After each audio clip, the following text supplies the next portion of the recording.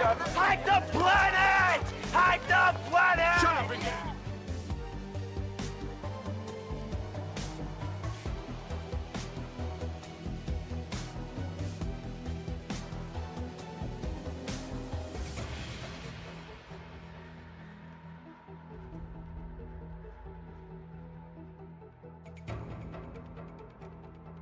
Hack the planet! Hack the planet! Shut up again!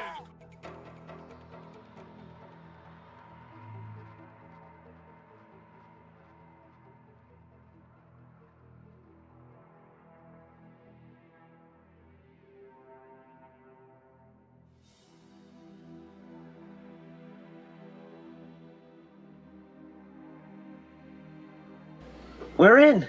Shall we play a game? How about global thermonuclear war?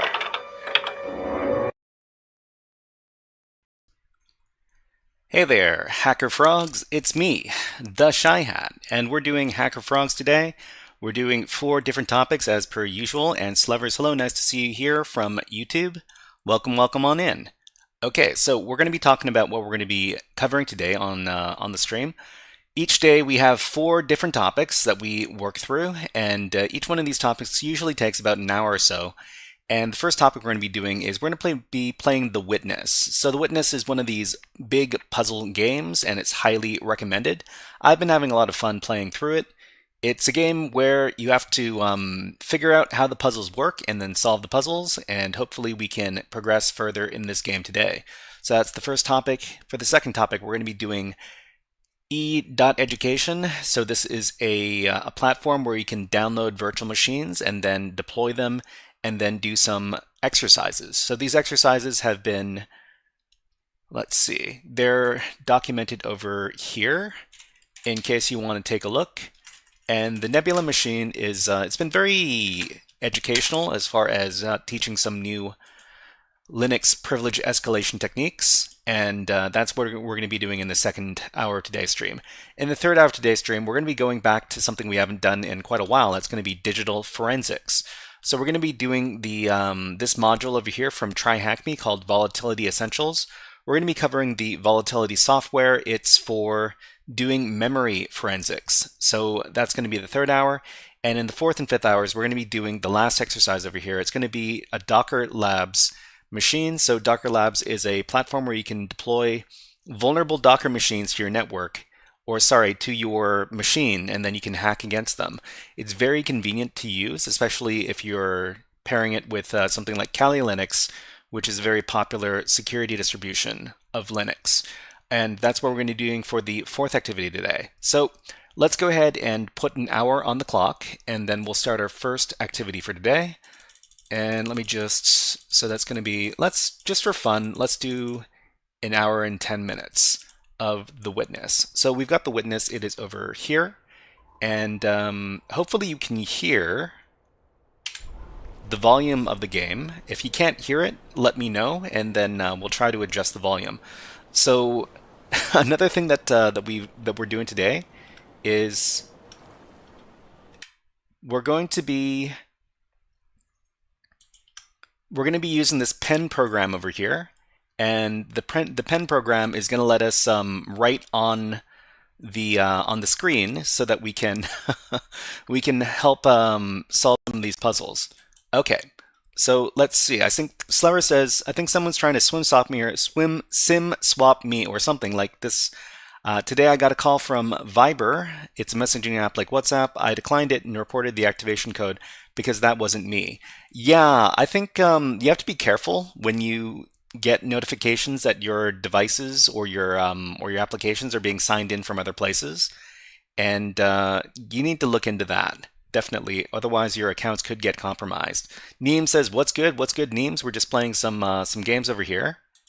And let's see. Slever says, "I called my service provider and they said no one was trying to get into my SIM, and a Spanish number. I declined it." Okay. Well, I mean, you got to be careful. Otherwise, you could get your services compromised, and that would be no good.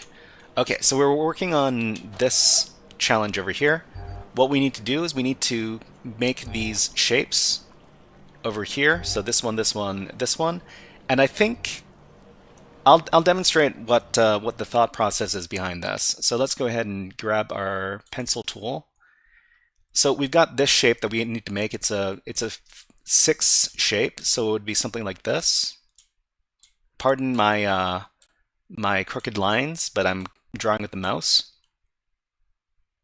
So I've got the 6 shape that we need to make over here, and then we've got these L-shaped pieces over here.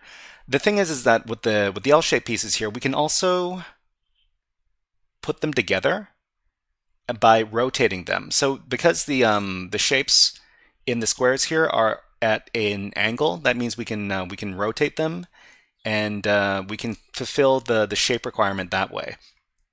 Sever says, I don't have any account with 2FA with my number only email for this reason. Oh yeah, right. So 2FA is well, I mean, 2FA should be more secure than not using 2FA, but I guess there's some situations where 2FA is less secure. The other way, yeah, email. So 2FA with email might be more secure in that way. Tori says, "Hey chat, hey Tori, what is up? We're just playing a little bit of the witness over here. So I think what we can do is we can make a shape that looks like this. So this L shape here looks like this, and then we can stack the other L shape on top of it. So the other L shape would look like this.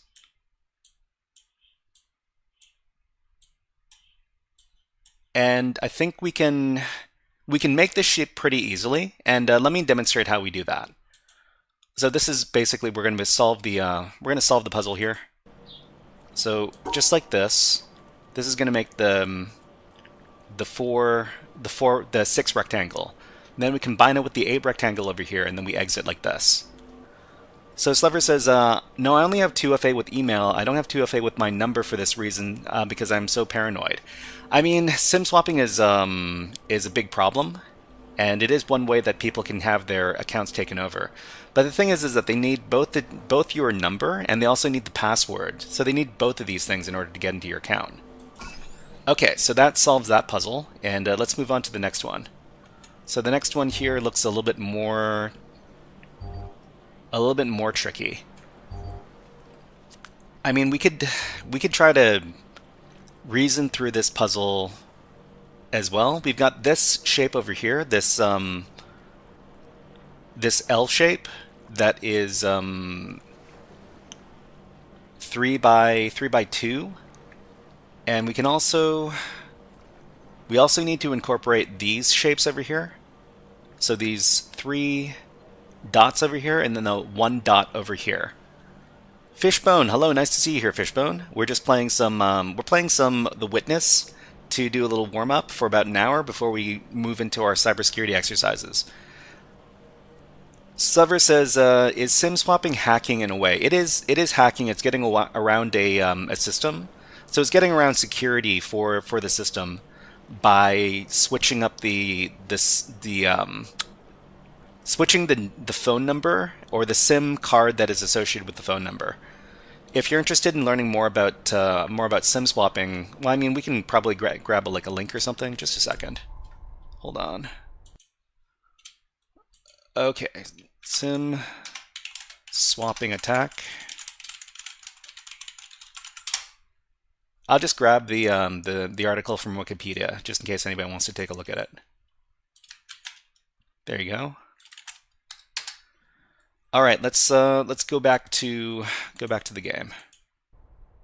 Sever says, I know about it. I've researched a lot. I mean, if you're the target of this kind of attack, then you're well within your right to do a lot of research. Okay, so how are we going to do this? Let me grab my pen. Okay, I think we can clear the screen and then we'll draw a new thing. So in this case, we've got these 3 dots. So the 3 dots over here, we've got 2 of them. I don't think we can combine them. What if we rotate them? If we rotate them, then we can do them back to back. We can do them like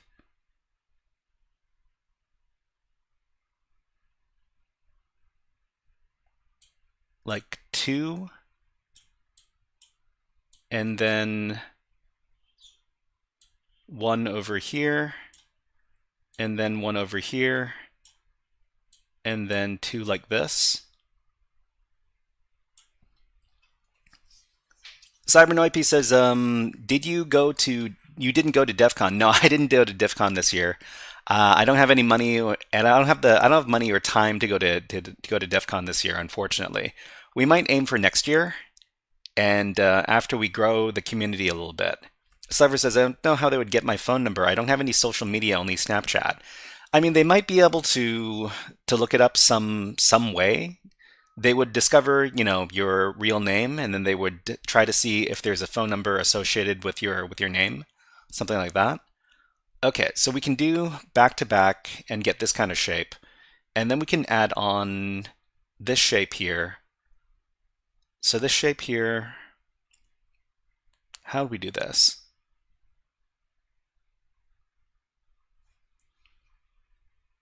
So this shape is a 3 by 2, like this.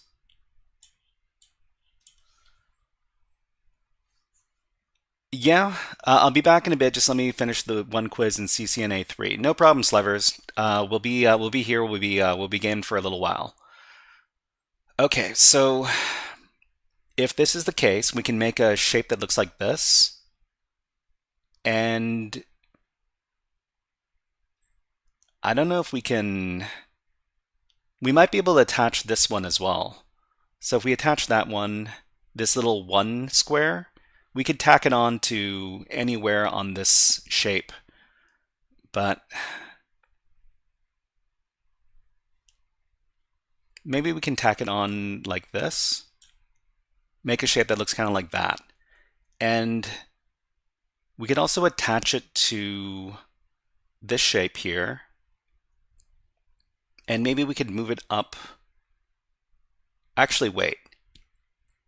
We would probably want to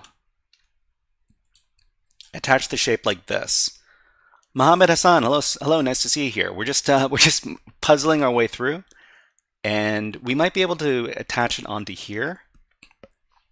So a 3 shape like this, and then add on the shape like that. But that's going to look pretty messy.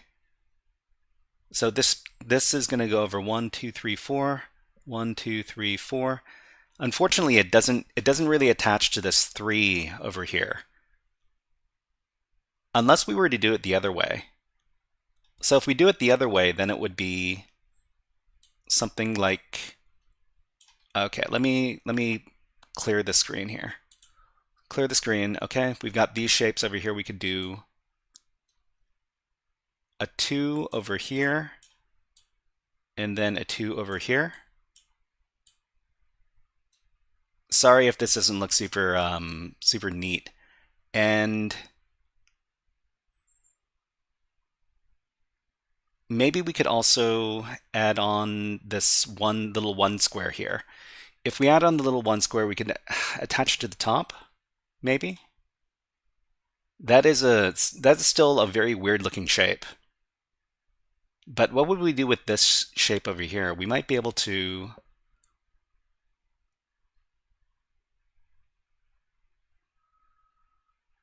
We might be able to attach it to the end, like this, 1, 2, 3. Yeah, that's a really ugly looking shape. And does it even get there all the way?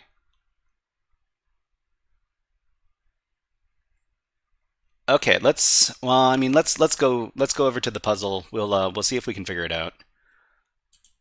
Okay, let's close this off.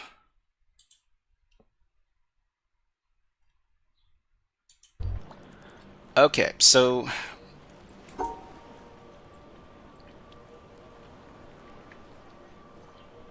we would do an L shape like this, and then we would attach the weird patterns. So the weird patterns, we could do it like up here and then across like this. It is indeed a weird looking pattern. Okay, so up here and then imagining this spatially is really weird.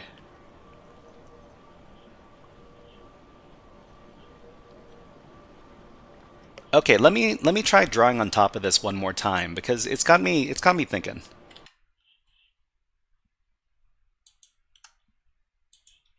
Okay, let's just draw straight on top this time.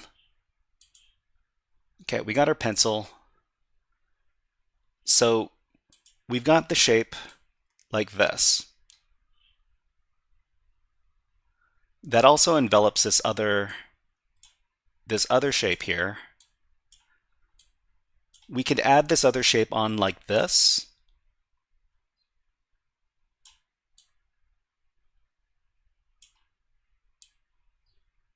Like that. And the thing is that we really want to include this shape over here, because otherwise we're not going to be able to get that done, because it's a really weird shape to include. But how do we include that?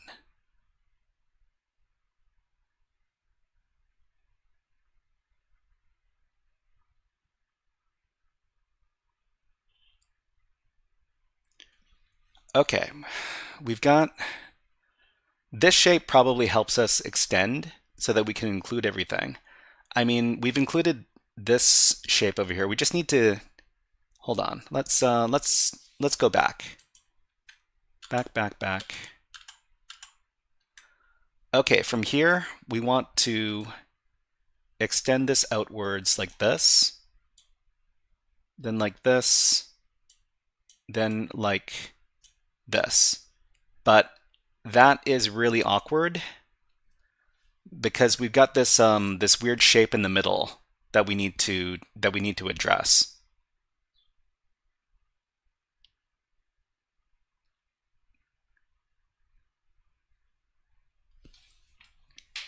The problem is that we need to stretch all the way from the left to the right. What if we, let me clear the screen. Let's go back. So what if we do this instead? So what if we got our shape that goes like this, and then it extends out like this. So which means that we have this shape included. I guess we could also go this way. Either or it's gonna work out. And then we extend onto the shape with one of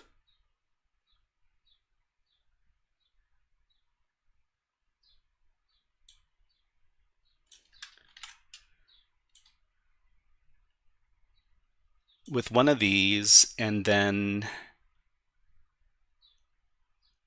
oh man, this is really weird looking.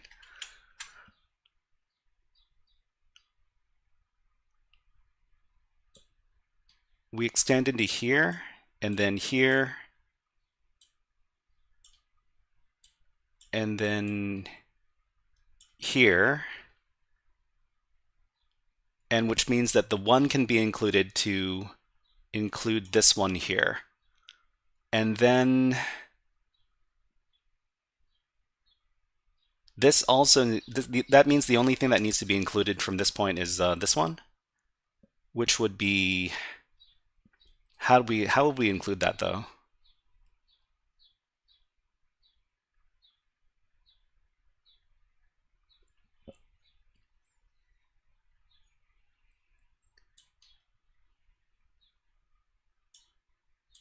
Because this doesn't work.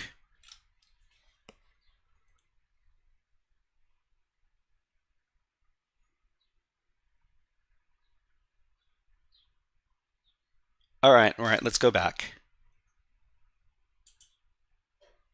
So we've got this extending up 3 squares.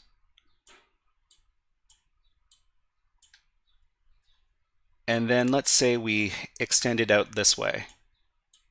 If we extend it out this way, now we've included this square, and then we can include this pattern. We want to include the pattern, so it'd be up, over, and then we want to get to the exit. We also want to include this shape over here, this one square. So if we include the one square like this, then we can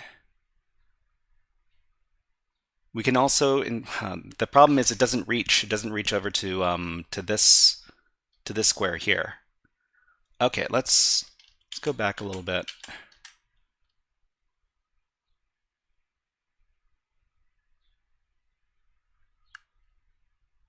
How do we connect this? There has to be some connection that, so you've got this formation here, right?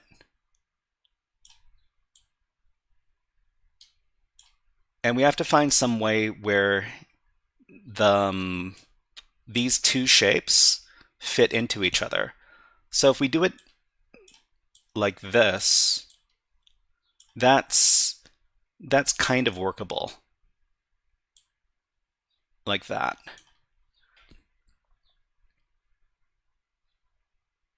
So this takes up 2, I mean, we can't fit this shape into what's remaining in the grid over here.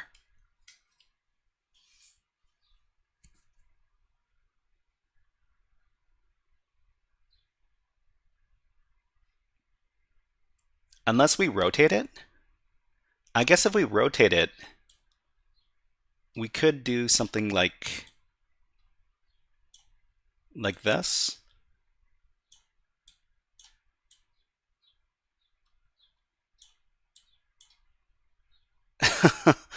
And then maybe we could include, yeah, I mean this could work. It looks really weird.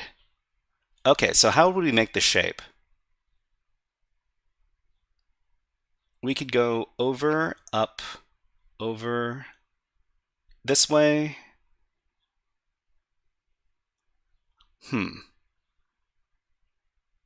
Over. Yeah, it's a weird shape to make.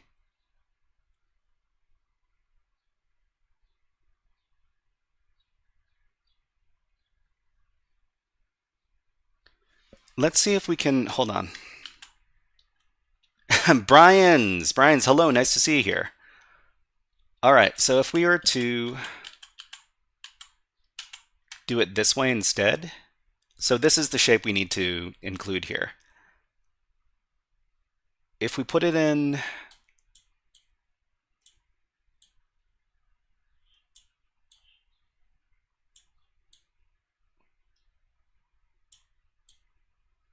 like this instead, does that help us out? We would have to go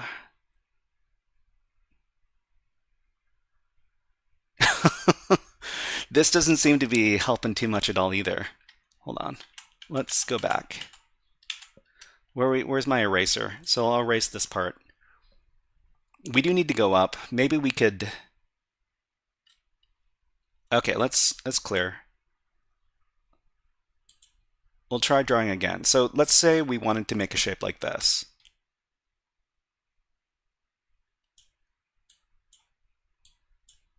So we got this shape. Now we need to incorporate a shape that looks something like this.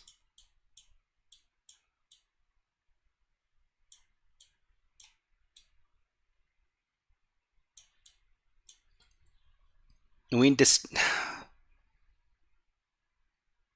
we need to we need to stick it on. Oh my gosh.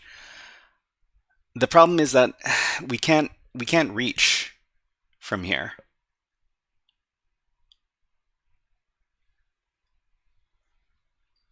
So even if we can form this shape, it's not going to reach all the way across. I mean, if we do it like this,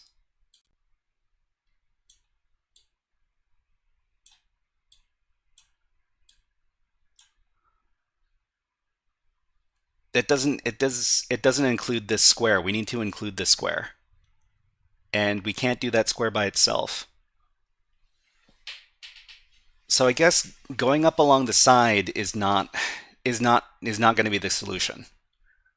Which means we need to go back. And it absolutely has to be this going up like here. And then it has to extend, say, in this direction. Actually, yeah, say it needs to extend out in this direction so that we include this shape. So if we got this shape,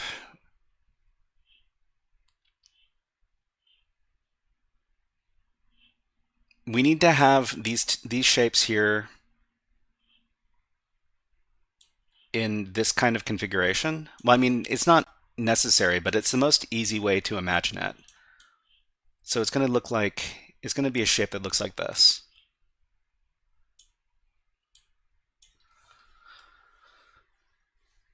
Okay, and how can we fit it in?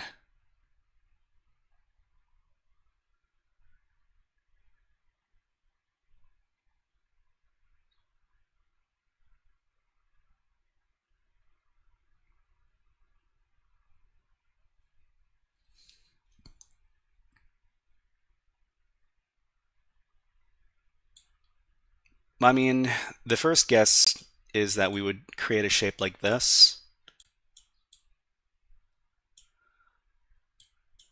But that's not going to work. We could do something like that. But we can't make a shape like that. We can't make a shape like that and manage to exit out from the top right corner there.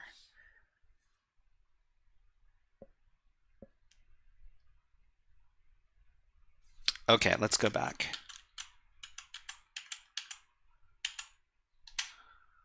All right. So maybe there's something I'm really missing here.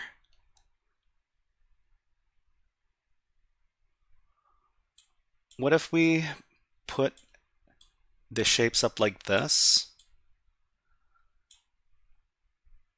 But I mean, if we put the shapes up like that, we can't reach the other shape over here. Okay, so we really want to include this shape. So if we include this shape like this,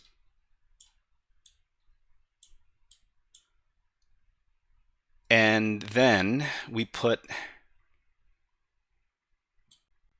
the shape like this maybe. The problem with that is that there are two holes in the middle here. So there's a hole over here. There's just one hole. Okay, well, let's go back. All right.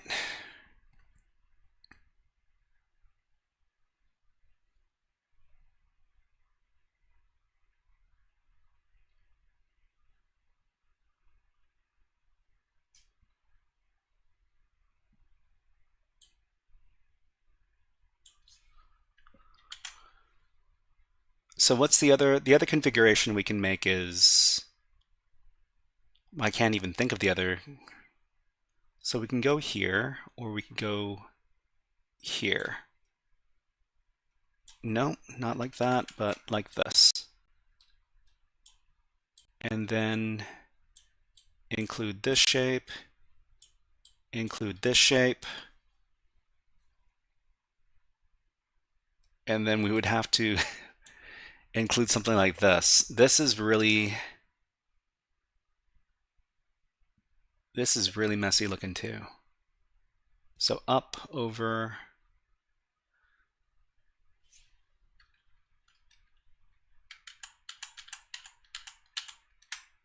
Okay, so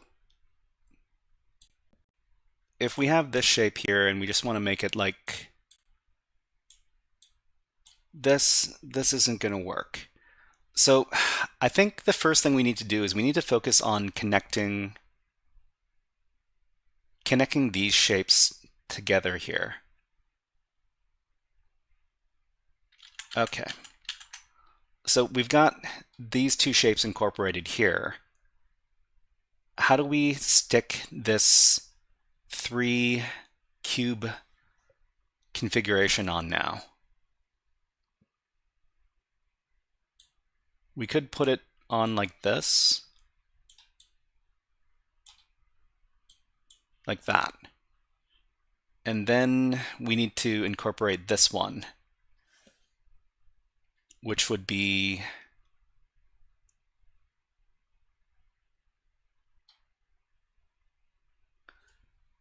oh, you know what? Maybe what we should do is this.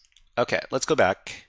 We'll do a shape that looks like this to capture these two shapes. So if we captured these two shapes, we can try to extend over to try to capture this third shape over here on the left-hand side. So how would we do that? Maybe like this? Oh no, this isn't going to work.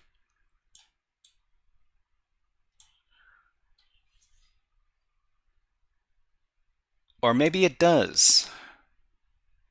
So we can put this on top over here. It's still a pretty weird looking shape. Up, over, up, down, like this. The problem here is that we haven't included this one square. We want to include that one square, otherwise it's not going to work. You know what? I want to see if this could work. Okay, let's go back to the game.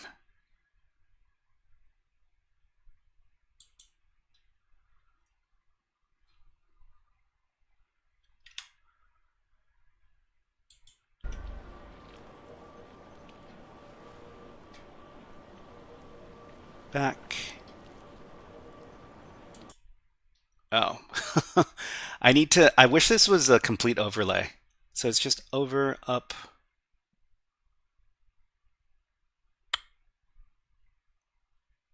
How do we turn this thing off? Cursor, pen, line. I guess I could take a screenshot. And then after I'll just save it to the desktop. I don't know where it's actually saved to. Let me take a look. Oh, it's saved, okay, over here. Okay, so I've got my screenshot over here. I'm gonna be working off of this because I can't see it when when the game is actually on. Turn this off. Okay, let's see if this works.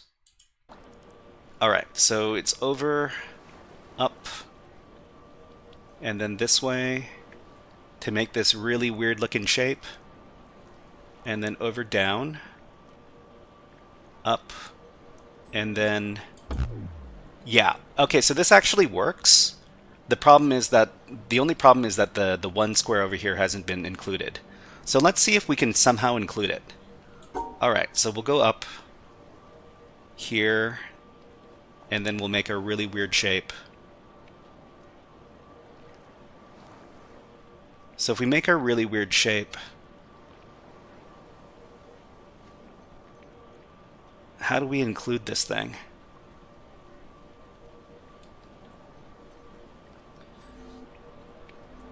The frustrating part is that this includes everything, but the only thing that's in the way is that we're not including that one little square. So we need to find a shape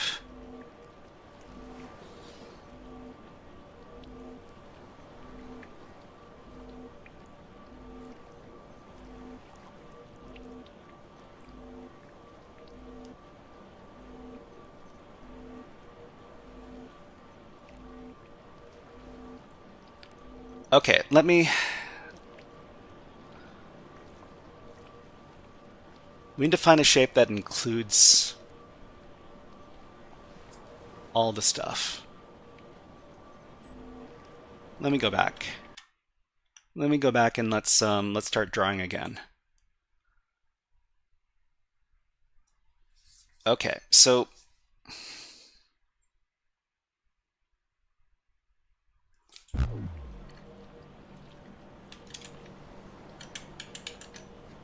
we got our pen.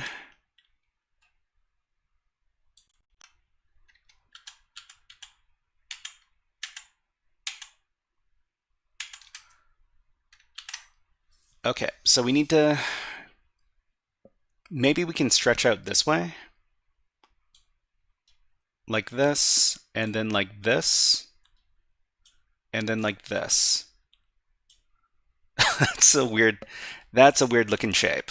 But if we can include this, it would have to be like this, and then like this, and then like this. But it's kind of an impossible shape because it's got holes in the middle.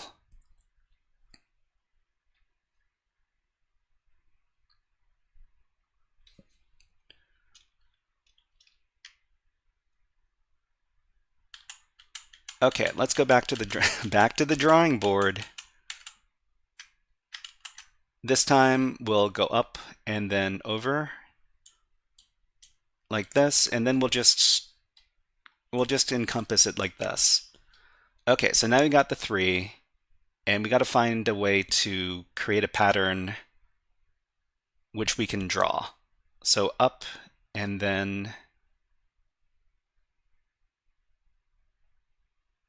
after we do this stuff, that's gonna be awkward.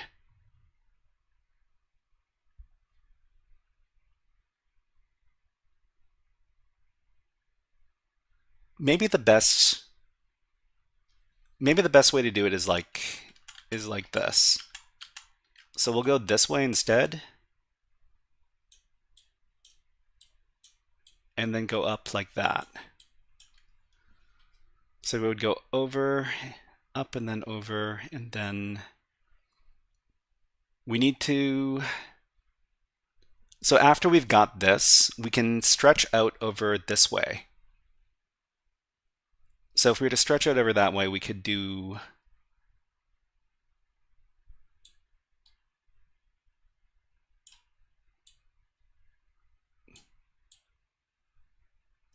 this, and then we could do a repeat of the pattern like this, and then we could also include this. But how do we make this shape? That's a really weird shape to make. It would be up, over. Yeah, I mean, the thing is that we need to escape. We need to escape from this afterwards. I mean, it comes pretty close.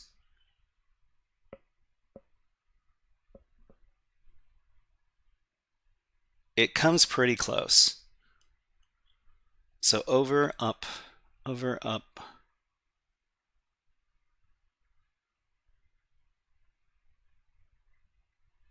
The problem is that we can't cross any of our previous lines.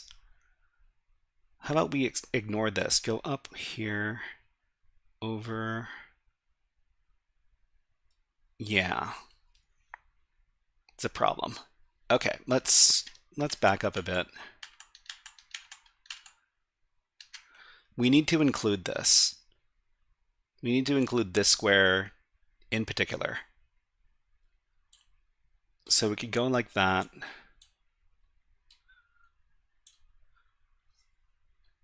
And then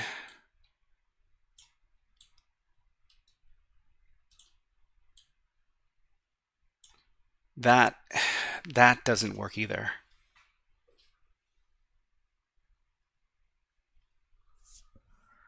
I mean, if if anybody has any suggestions, I'm happy to hear them because I've been working on this for quite a while now. Okay, so we got these two shapes here. We got this one. We need to attach.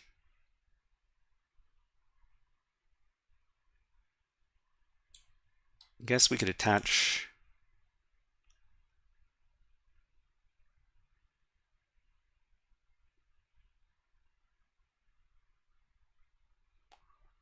up over.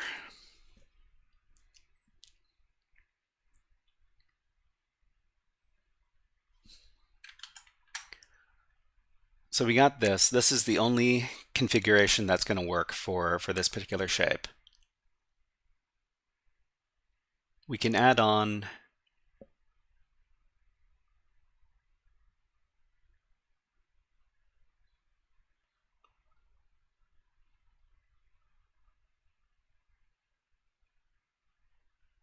a box here, a box here, and a box here. The problem is that we can't leave any holes in the middle of the shape. Otherwise, we're not going to be able to create it.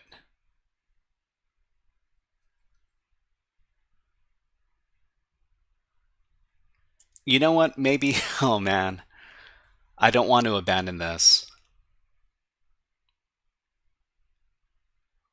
Okay, we've got a shape that looks like this if we combine these three box shapes. Where can we include this that's going to... Okay, let's approach this from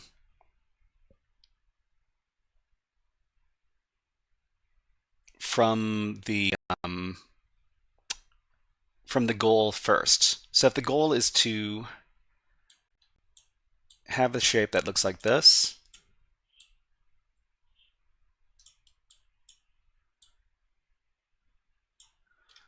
okay, and then we would add on this shape, say.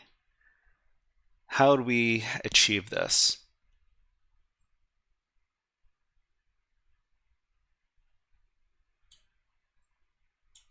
Maybe like that. How do we make this shape? There has to be something, it's got to be something I'm really missing here. Okay, let's go back.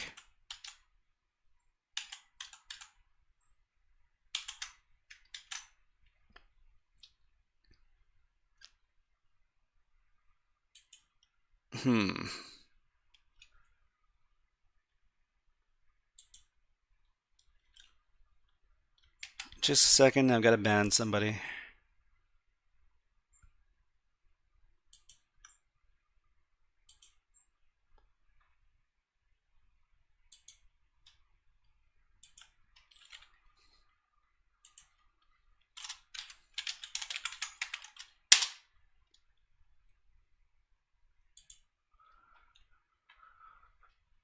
Okay, so are there any other so if we've got two of these shapes,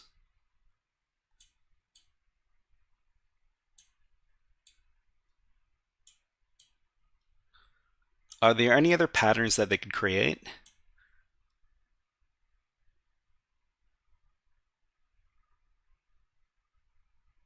That are going to create a shape that that is kind of manageable to use? I don't think there is. I think it has to be this shape.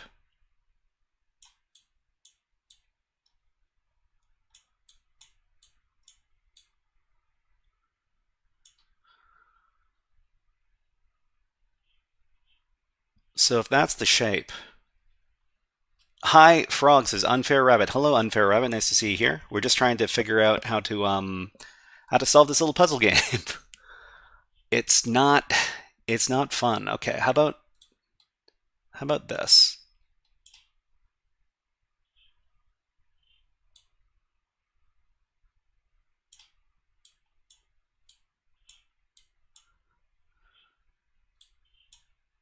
So if we make a shape that looks like, man, that doesn't seem very practical either.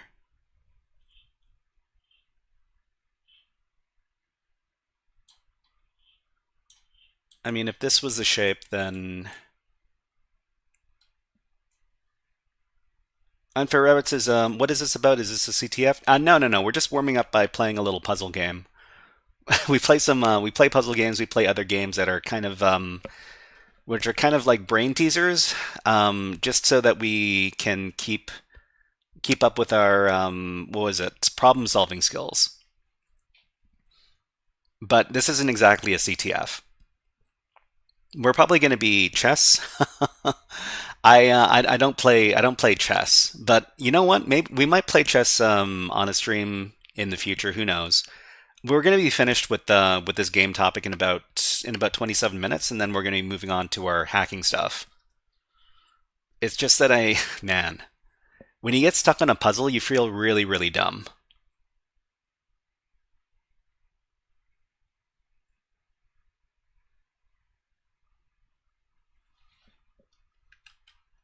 You have a very cool voice. Thank you. Well, I mean, I guess I'm lucky to have it then. I mean, no worries. You can. I mean, I'm sure everybody's got different advantages and disadvantages. I'm sure that you've got. I'm sure that you might be a tall person, or you might be really good at math, or you might be good at something else. Everybody's got different advantages and disadvantages. Okay, so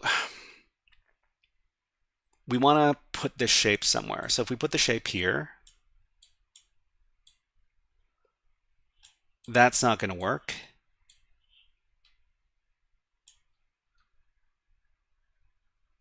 Or is it? So if we could put... That's not going to work either, geez.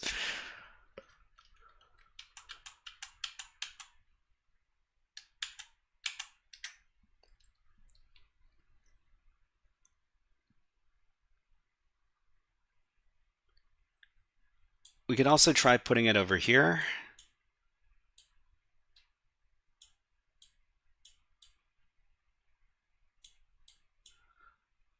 And then we could tack this on. And then the problem is that we don't include this here. Can we include...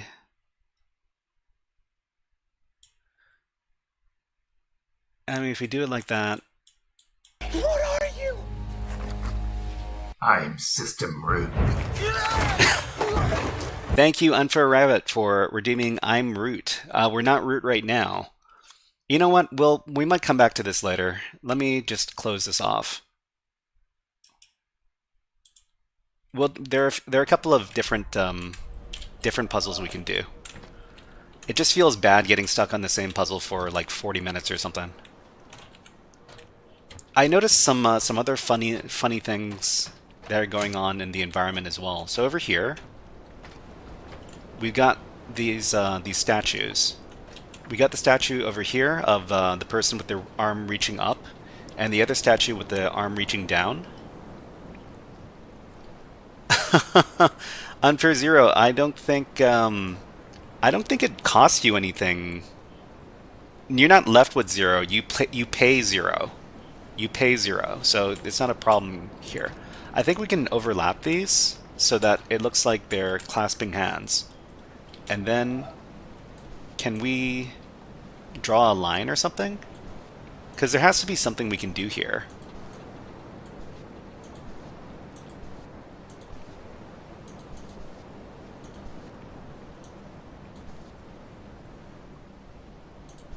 I hear that there are all sorts of these environment puzzles in the game. Alright, can we...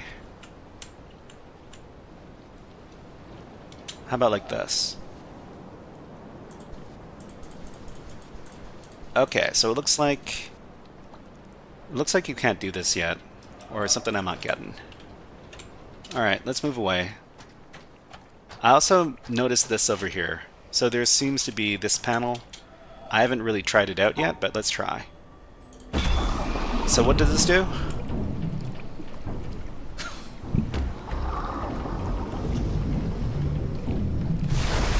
Oh, there's a boat.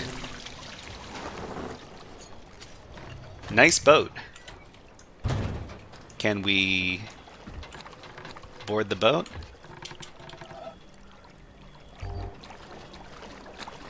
Do we select where we want to go?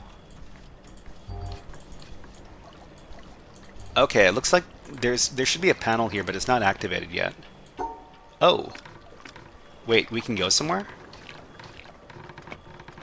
How about we go over to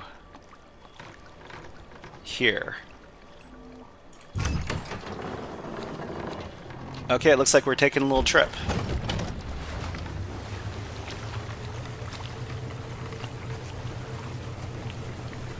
See you later, puzzle I can't solve.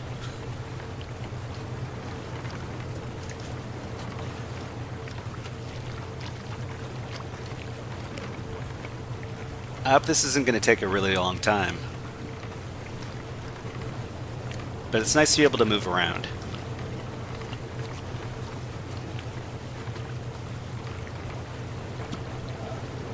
Can we draw on here as well?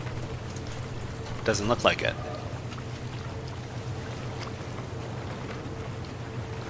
The boat is kind of slow. I mean, it's probably a lot faster than walking. Slevers, hello, nice to see you here.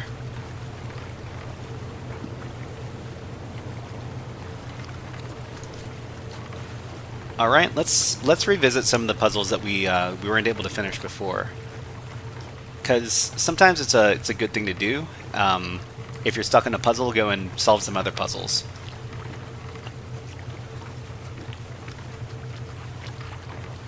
So there's a big... I think we've been up there. That green room?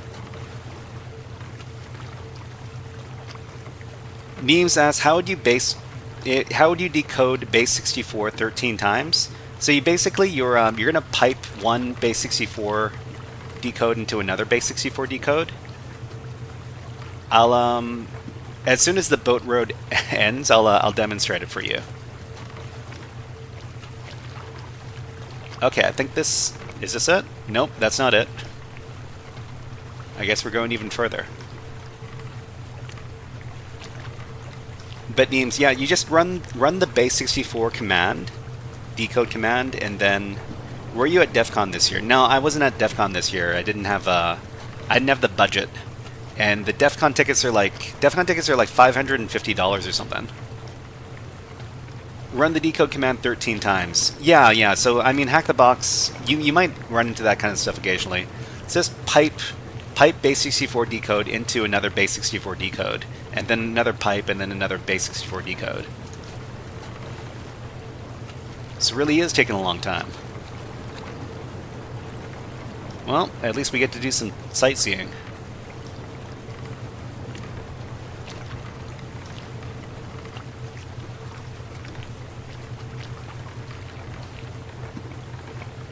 Oh, we get to see ourselves progress here as well. Wow, it's going to take a really long time. I'm kind of regretting this.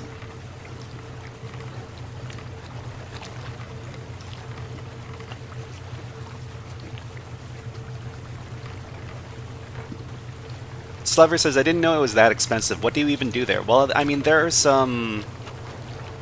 all sorts of specialty villages you can go to. So, for example, if you wanted to go to the Red Team village, or if you wanted to go to the lockpicking village, or if you wanted to go to the social engineering village, there are sections of the convention that are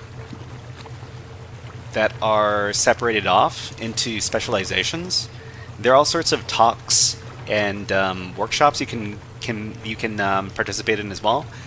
Bear in mind, I've never been there before. This is just what I've heard. So you just hack there. Basically, you do a lot of hacking. So we could get off here, but we're not.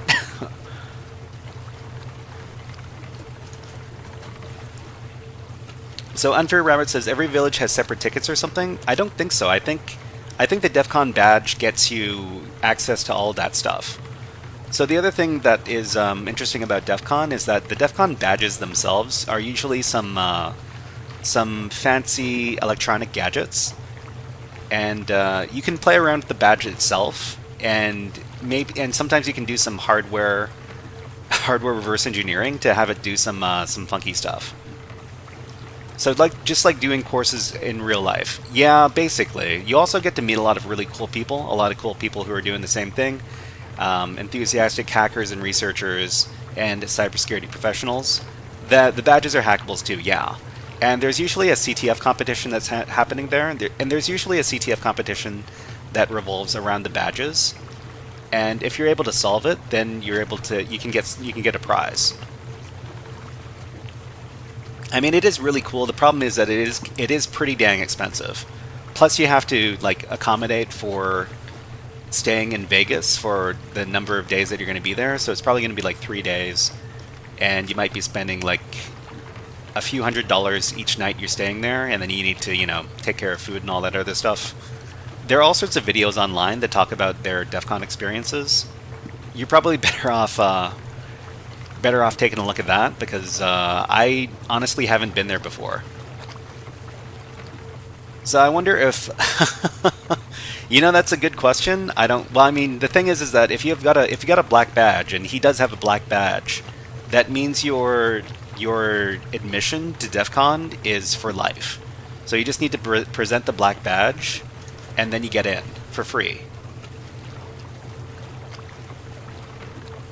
So I don't know whether or not, that guy is, well, I mean, I don't want to pass judgment too early. There's a lot of controversy around that guy.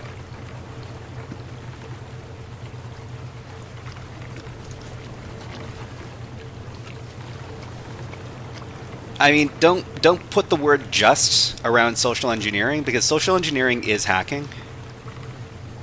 I mean, ScriptKitty, I don't know. The thing is that people who do technical hacks shouldn't be looking down on people who do social engineering, because social engineering is very effective, and social engineering can be the start of every major hack. Every major hack gets done because somebody did some social engineering.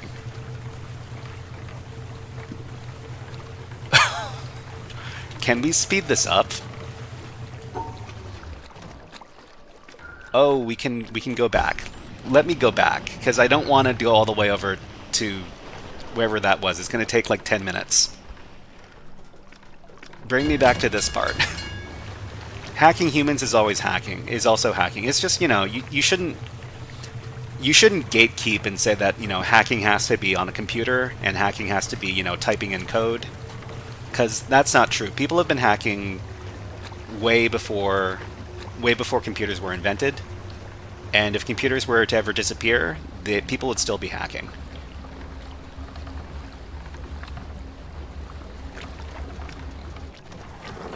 Okay, are we here? Please let us be done.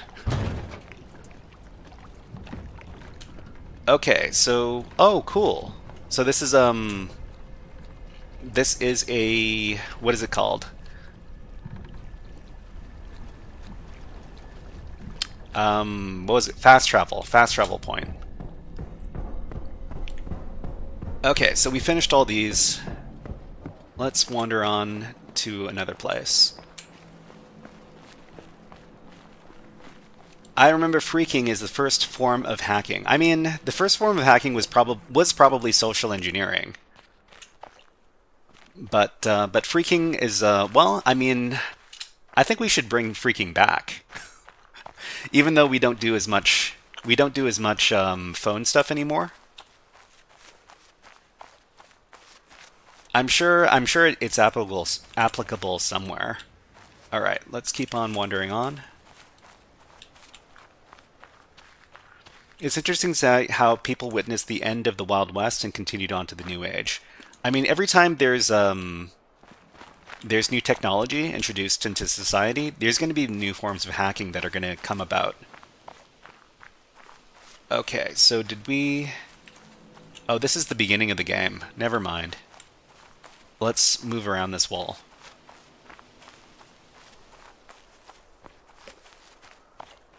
Sometimes it's about getting lost. Oh, what is this? Oh, okay. This looks...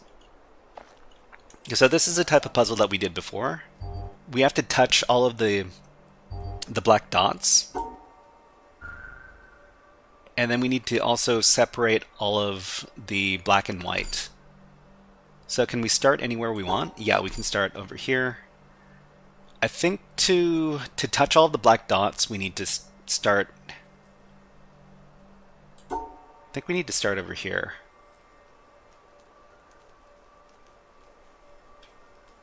Okay, touch the black dots, make sure that the black dots and the white dots are separate. So this separates the black dots from the white dots. Man, this... Ooh, that looks... This is another tough puzzle, huh? Okay, so touch these dots, separate this, isolate that. Eventually, we need to get over to this corner here to exit. But before that, we need to wander on over here.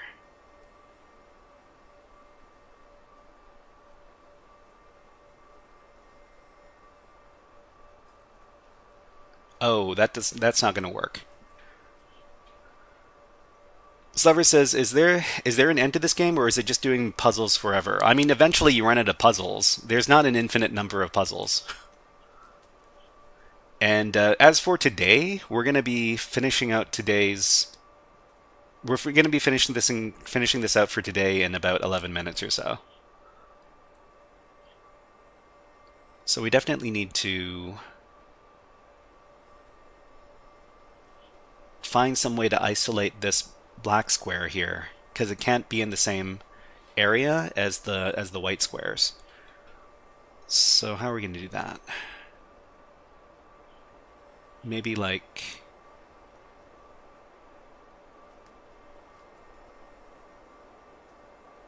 Nope, not like that.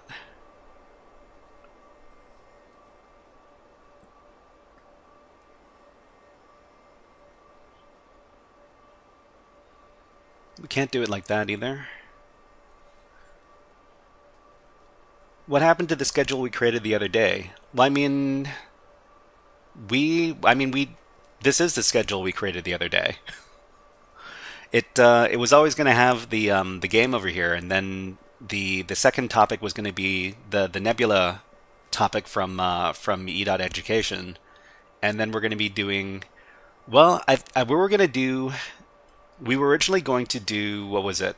Proving Ground from Offensive Security, but that platform is actually really...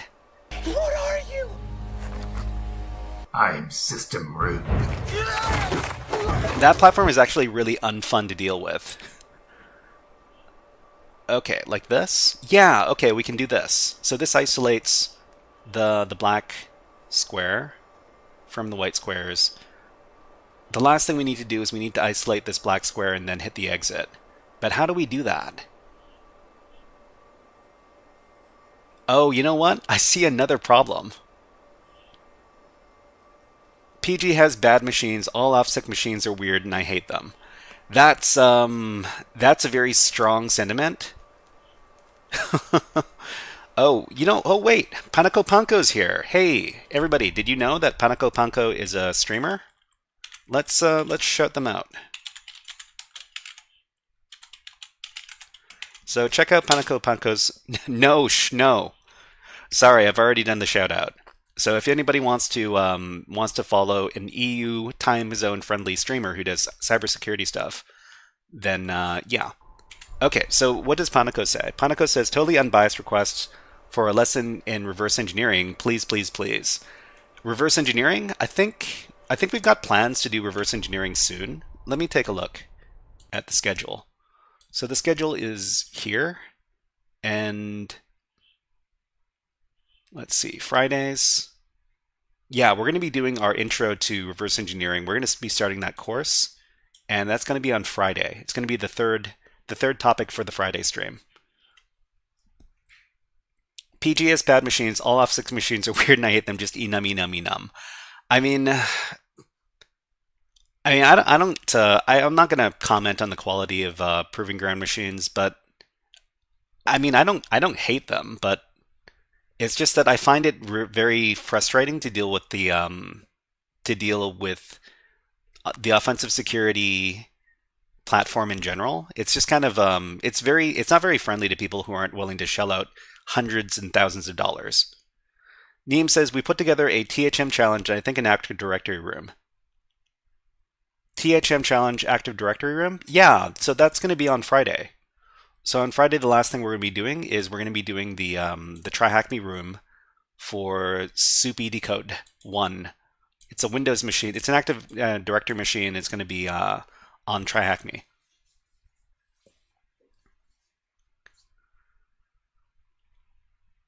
Okay, let's get back to the game, and I don't know if I'm going to be able to solve this in the time allotted. Okay, we need to figure this out. Let's go back. Got 6 minutes, huh?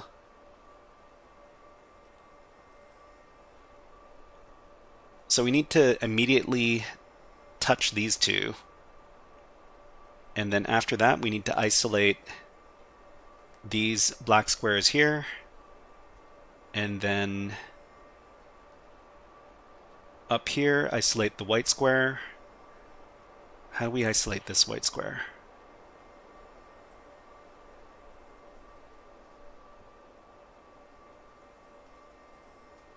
That's going to be tough.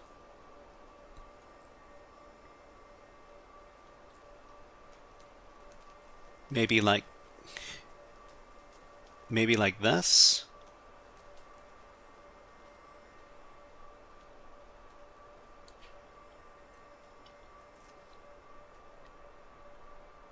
Nope, that's not going to work either. I mean, this would work if we could get out again, but I don't think we can.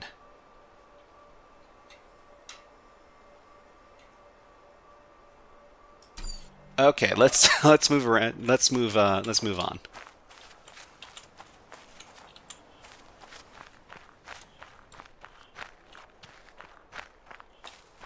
So what's going on over here? Oh, this is the I keep on coming back to the entrance for the entire game.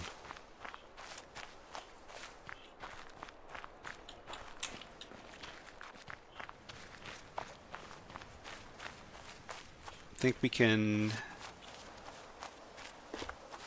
So that's the place with the trees. What about over here?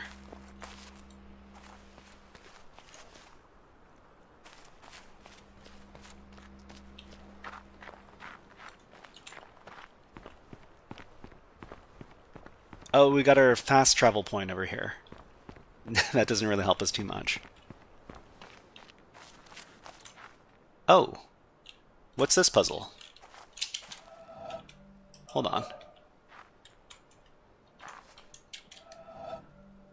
So this puzzle... Nope. What are we supposed to base... What are we supposed to base this on? So are we going up above the trees? And then avoiding them and then going, nope.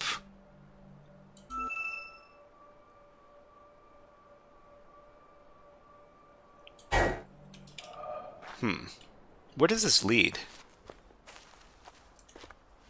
Oh, to all these ones over here.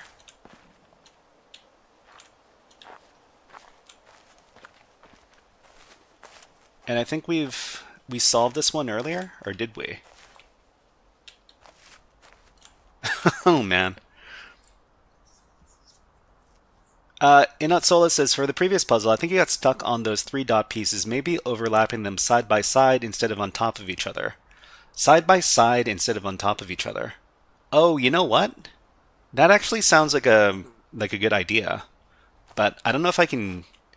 I've only got 3 minutes left in for this part of the stream. But you know what? I'll take your advice. This game, yes, sometimes you have to take your clues from the environment, or there's a puzzle you need to solve that you haven't solved yet. So yeah, Punko, if you if you ever wanted to do some gaming on your stream, I think this game would be really good, unless you've already solved it. But even if you already solved it, you could show people how the game works, and I think they would really appreciate that. Neems asks, where would you recommend for starting web pen testing? So I'd probably start with I've got some resources. Let me grab the resources. Oh, you know what? We've got the Discord as well. So if you ever wanted to join the HackerFrogs Discord, you can follow this link right over here. And hold on. Yeah, so we also have a lot of education resources on the GitHub over here. And this is the recommended resources for web app hacking. So we got some web app education first. So there's a bunch of different modules you could do from Hack the Box and TryHackMe that teach you about how web applications work. It's a pretty essential part to doing web app hacking. Otherwise you're going to have a really hard time. So there's also, after that, there's the Portswigger Academy. Then there's some challenges over at Over the Wire Natus and Pico CTF as well. Okay, so maybe we can... Where'd I come from? Which direction did I come from? Oh well, I guess I'm just gonna wander into some place and solve some puzzles.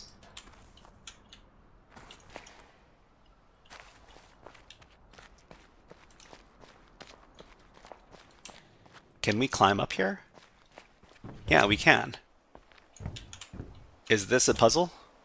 Nope, not a puzzle I can see. I guess what we need to do is we need to solve some other puzzles first.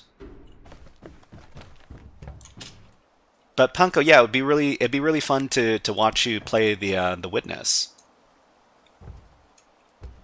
Even if you've played it before, I'm willing to bet that you don't remember how to solve all the puzzles. So Alistair in his radio says, "Hey Shy, hey Alistair in his radio, nice to see you here." Okay, so what is this person looking at?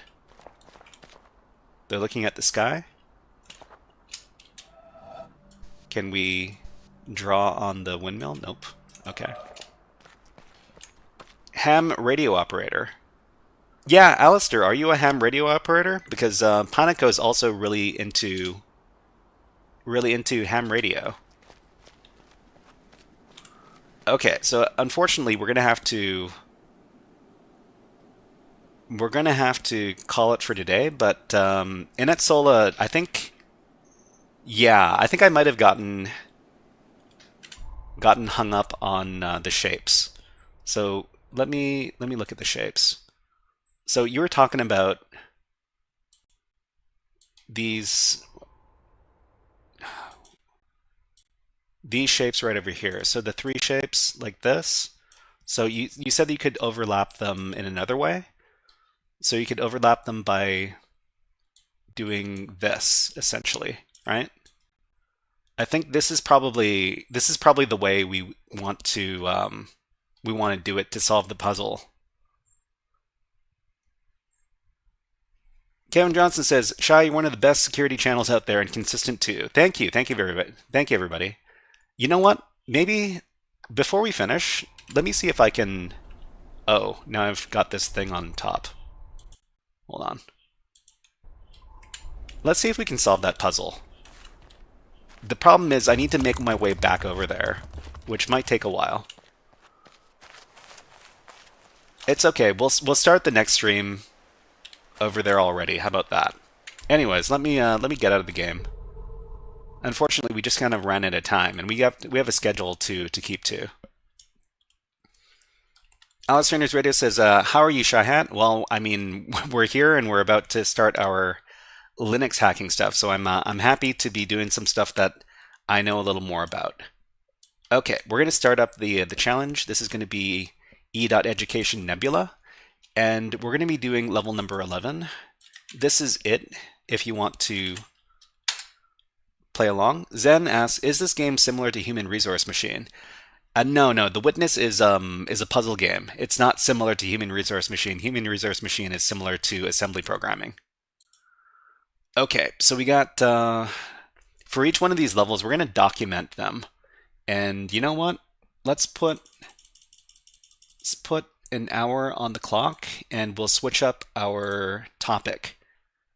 So topic 2 is done. We're now doing topic 3. No, we're doing topic 1. No, we're doing topic 2. Sorry about the confusion, everybody. Okay, so we're right now we're doing Linux privilege escalation challenges, and after that we're going to be taking a look at the Volatility tool for memory forensics. Alistair, hey, have fun blasting music. Hope you have a good day. Larvine, by the way, says hello, Frog. Hello, Larvine. Nice to see you here. All right. So for each one of these levels, we're going to document how to finish them, and because if you didn't document it, it didn't happen. So let's see. Let's go ahead and get started with our walkthrough. So this is going to be for walkthroughs. It's going to be for e.education Nebula, and this is level number 11. So let's go ahead and create that file. So level 11.md. So for which one of these levels, we need to record a couple of things. So the username/password. Severs asks, what are we learning today? So each one of these levels has to do with Linux privilege escalation, and the environment is vulnerable in some way. So we're just going to try to figure out how to take advantage of the environment. It's usually a vulnerable binary, and we're going to figure what exactly is going on. So the concept for this level we don't know yet, and the method of solving the level we also don't know yet. But we do know the username and password. So this is level 11, so the username is level 11, and the password is level 11. We're going to be logging in through SSH, and let's see. I'll just rename this. We'll call it our remote shell access, and we'll give this tab a different color. Let's say red, because red is a pretty color. So Larvine, by the way, says, I was about to grab coffee, question myself, why didn't Frog stream today, and then finding you. Thank you, Larvine. Let's see, SQL map and nmap maybe will work. Are you talking about for these challenges? For these challenges, it's a little bit different. So the e.education machine, let me see if I can locate it. I've got too many windows open on my desktop. Just a second. So it's running over here, and we just need to locate it on the network. So I think it's, yeah, so this is the IP address here. So this is level 11, and the password is level 11. You just said finding vulnerabilities. Finding vulnerabilities. I mean, finding vulnerabilities, yeah. Well, the thing is that we're dealing with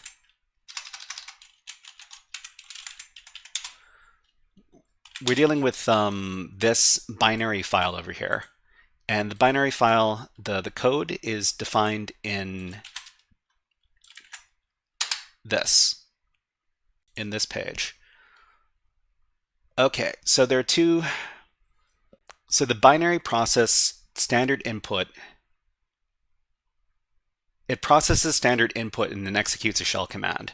Okay, so let's record this in the instructions.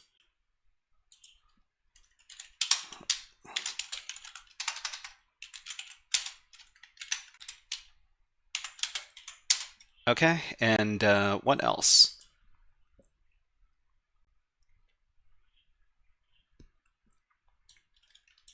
So to do this level, log in as the level 11 account, and then access the account with the password level 11. Files for this level can be found in home flag 11. Okay, we include this little tidbit, and then they've also included the source code for the binary that we're dealing with. So this is the source code over here. Let me copy it into my walkthrough, and then we'll take a look. So Tori says, similar layout to over-the-wire bandit. Yeah, it's kind of similar to over-the-wire bandit. You have to SSH in, and then you need to solve the challenge from there. But, okay, so we're not playing any music right now, and that kind of bothers me a little bit. I need to play some music. Okay, cool. So let's take a look at how the binary works. So if we just run the binary, flag 11, it takes invalid header. So invalid header, invalid header. Okay, so it needs something called a header in order to work properly. I wonder if there's any help information for this binary. Nope, there's no help. That's okay. Sliver says, no worries, no worries.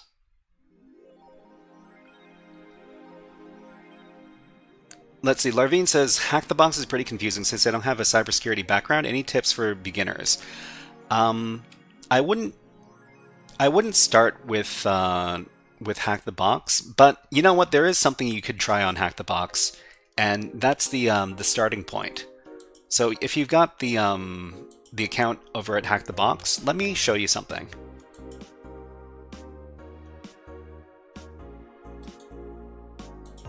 So if we go over to the HackerFrogs education resources,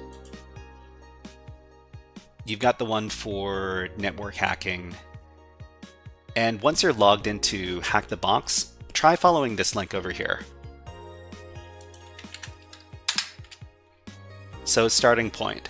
So the thing about the starting point is that while you're solving the starting point, you can do the complete walkthrough. You can just read the walkthrough and then follow the walkthrough. Try to understand exactly what is going on while you're compromising those machines, and you'll have a better time with Hack the Box if you're following the starting point there.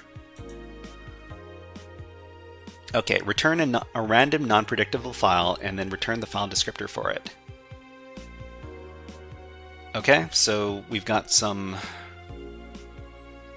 TMP equals get environment for temp. Get environment temp.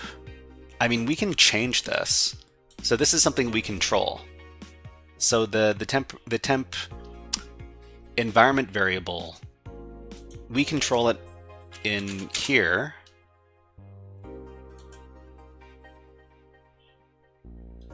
We can create something in our environment variable. So we can create something, export temp equals, oh, I don't know, we could set it to any file we want to.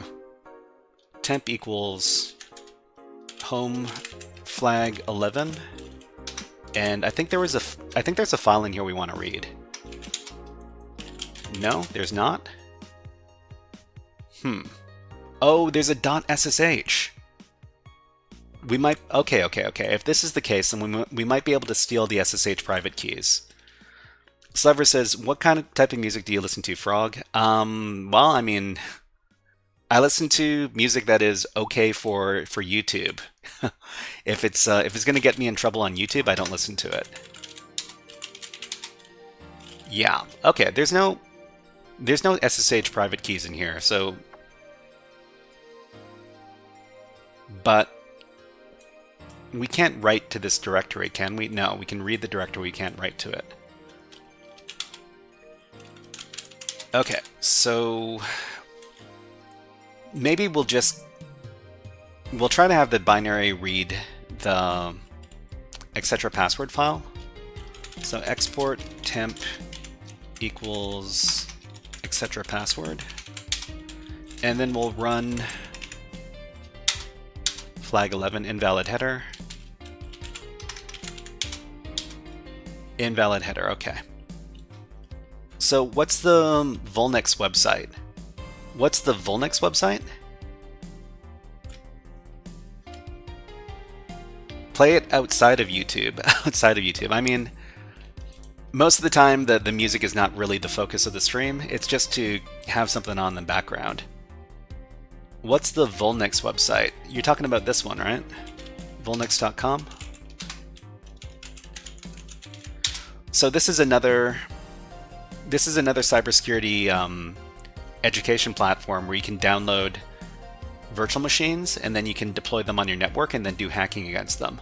So if you want to learn about how to hack on the Volnix network, I think I've got a YouTube video on that. Let me see if I can grab it.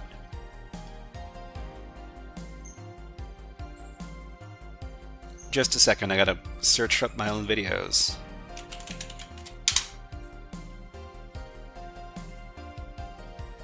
Okay, so Volnix challenges. I probably explained sensitive teeth. No ads. They're killing me.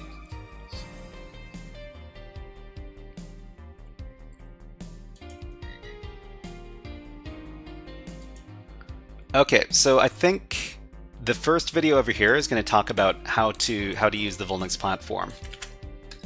So you can take a look, but basically what you're doing is let me take a look at the video.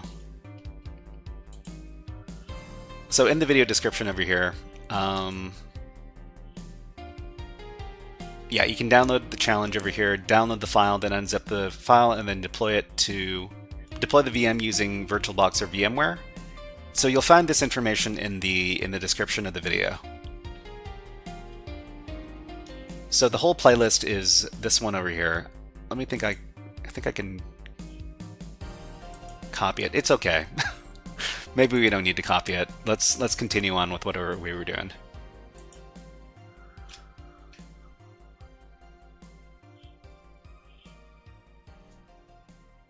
Okay, so string compare CL, string length of CL, invalid header. Thank you very much, Dr. Wolf, for subscribing on YouTube. Thank you very much. And you know what we haven't been doing in a while? We haven't been doing our video redeems. How about a Hack the Planet?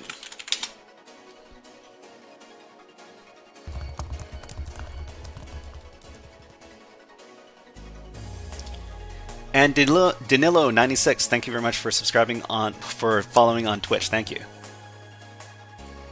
Hack the planet! Hack the planet!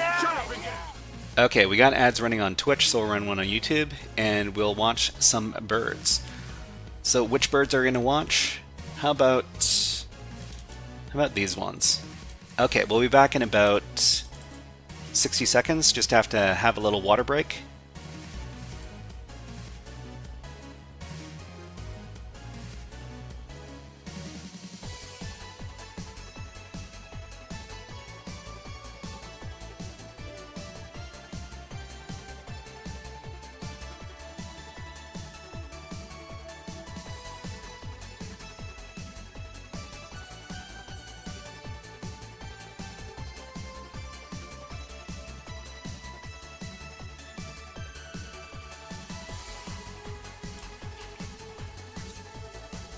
So I put on these birds while we have our little break so that you guys aren't missing anything.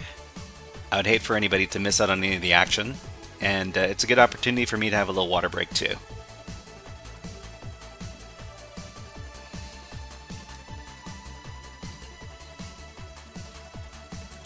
Okay, put the birds away, get back to the hacking. 3D Code Warrior, nice to see you here. Hello, hello. Welcome to the stream. Let's give you a fun welcome in. How about a Nyan Cat?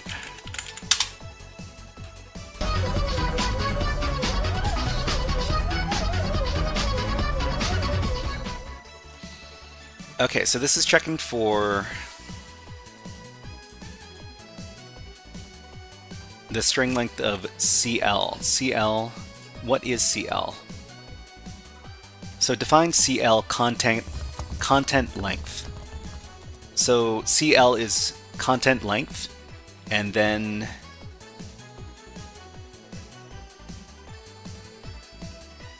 do we need to include this as an argument? Content length? I mean, if that's the case, Joel2893, hello, nice to see you here.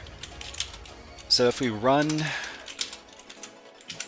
the binary and then we give content length, I don't know, 10, invalid header.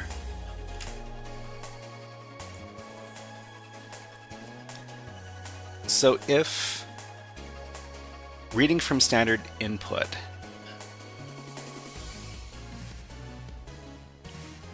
so if gets line size of line standard in equals null, reading from standard input, invalid header, fread length. Okay, well, this is why I'm trying to learn about C code. So if I plug this into an interpreter,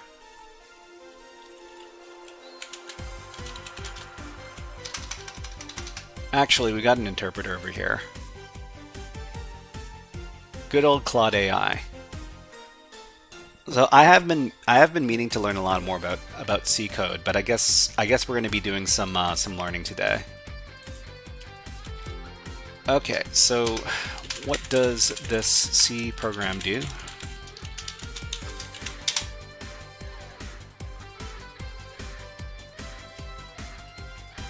It's dangerous, it says. It's a dangerous web-based command execution backdoor that receives encrypted commands via HTTP and executes them on the system. So what we're going to do is we're going to try to understand all the code that is being explained over here. Sometimes when you're dealing with a programming language that you're not familiar with, you're going to need to get some help. So the AI can help you. You have to avoid having the AI just do your work for you. And if you're having the AI interpret some code, you're going to have to try to understand what exactly is going on in the program. Otherwise, you're not learning anything. So what do we have here? Receives encrypted commands via HTTP and executes them on the system. So input processing reads HTTP style input from standard in, expecting content length X header. So this is something that I haven't really encountered before.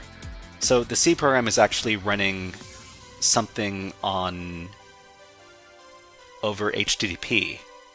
So parses the content length to determine how much data there is to read, reads encrypted data, reads the encrypted command data following the header, data handling, 2 paths. So small payloads, runs directly into the buffer, processes immediately. Otherwise, it creates a temporary file using the getRandom function, streams data to the temporary file, memory maps the file for processing. So file is unlinked immediately after its creation. It's deleted, but the FD remains. Heck Shadow, hello, nice to see you here. Welcome in. So decryption and execution, the process function. So process function, so the key is going to be the length. XOR decrypt each byte, update the key based on the decryption command, execute the decrypted command. Okay, so arbitrary command execution, system buffer executes whatever is sent. Weak encryption, simple XOR cipher with predictable key derivation. No authentication, anyone can send commands if they can reach the program. Buffer overflow risk, fgets could overflow, race conditions, temporary file creation as race condition windows. Encryption weakness. So backdoor usage. To use this backdoor, encryptor command.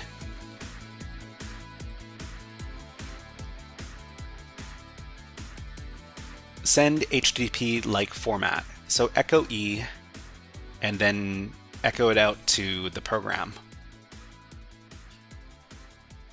So content length something and then who am I? So content length, well, I mean, the content length is the number of bytes, right? So Hack Shadow says, what are we doing today? So we're currently doing this level over here from e.education. Where is it? Here. So we're basically reverse engineering this binary over here to figure out how it works. So I guess what we're doing in this case is we're echoing out some sort of instructions.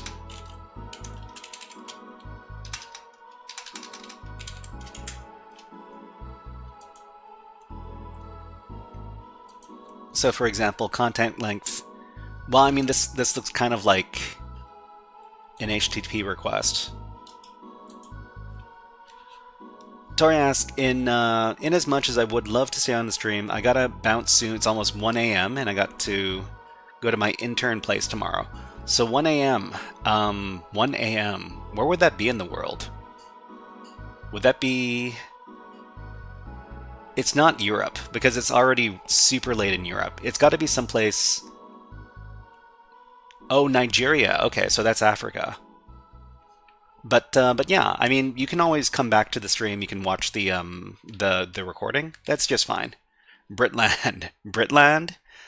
Not Britland in this case. So, Panako. Panako's still here. Nice to see you here, Panako. We're just trying... Have you ever done this particular exercise? The one from e-education? This website over here. So it's basically a bunch of virtual machines that you can deploy yourself. It's been pretty educational. Oh, that's not what I want. I want to do content length.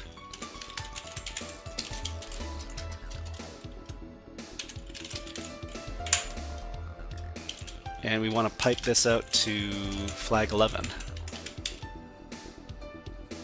F-read length success.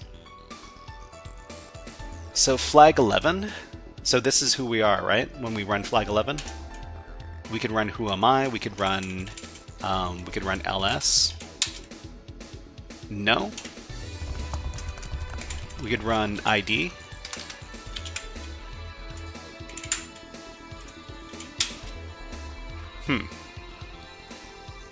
I haven't done any of that. Where are you finding these? Where are you finding these? Thank you for following. Wow, somebody's people are following Panako. Panko. Our favorite Swedish hacker. Okay, so what do we got? So I mean, we're not executing the command, which is unfortunate.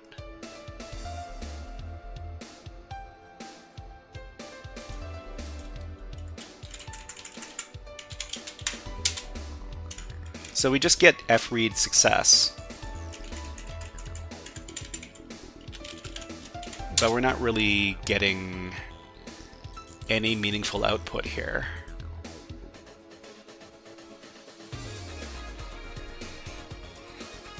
Okay, so let's take a look at the code one more time. What the message we're getting from the binary is fread length success.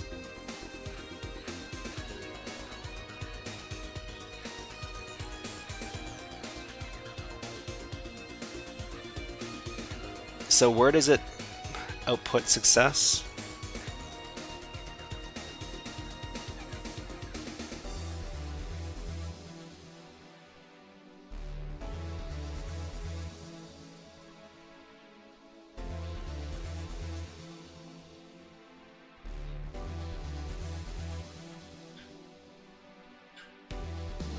Okay, so Neem says, would you recommend starting with Portswigger or something easier? So, Neems, you're talking about web app security stuff, right? I would say... So the thing about Portswigger is that there is a lot of stuff there. It is very good.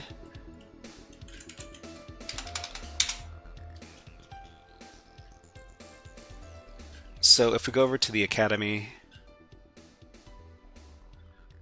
there's a lot of different things you could learn about here. So I mean, I would say that the first things you want to learn are some some very common techniques. So let's view all the learning materials. So for example, when you're first learning about web app security stuff, you learn a lot about, I don't know, let's say like local file inclusion or SQL injection. You could spend a really, really long time learning about just SQL injection. So for example, you could just dive into a topic. So just learn about SQL injection, learn everything you can, do a bunch of different modules. So for SQL injection, there's PortSwigger. There's a bunch of SQL injection stuff over at PicoCTF. And another thing you could try is you could try learning by solving stuff over at the Dockerlabs from Over the Wire. So Nodus Over the Wire over here. It's a pretty good series for learning about different web security concepts. Panko says, a lot of the training is fantastic, but the most important thing is that you stay consistent with it. I mean, you need to stay consistent with it, true. You also need to take some good notes. So every time you solve one of these challenges here, you need to write notes on how you solve the challenge and what you learned during the challenge. If you want to start with Nodus, I've got a playlist on YouTube covering the first few levels of Nodus. And I try to explain the concepts in the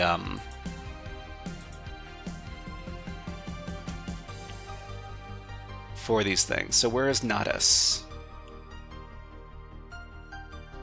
Too many of these. Okay, these ones. So I've got the first 8 levels of Over the Wire over here. You should try giving this a go. It actually covers a lot of different web app security vulnerabilities. And maybe after you take a look at these, you can decide for yourself which ones you want to pursue further. Okay, so it just says length success. I mean, that doesn't help us. Maybe, let's see.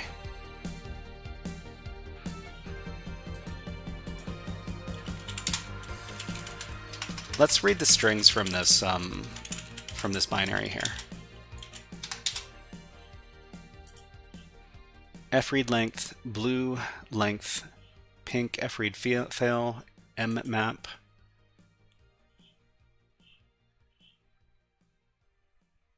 Yeah.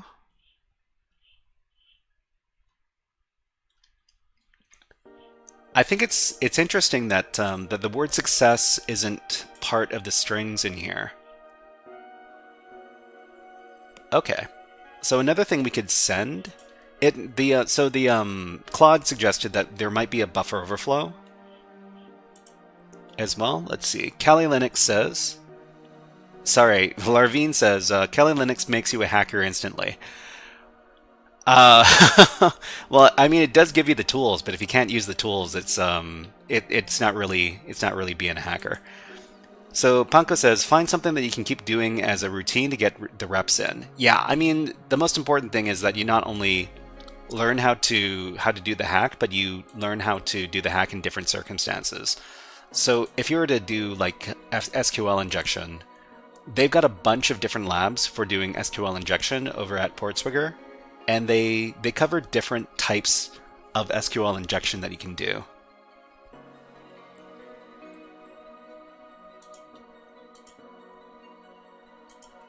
Okay, so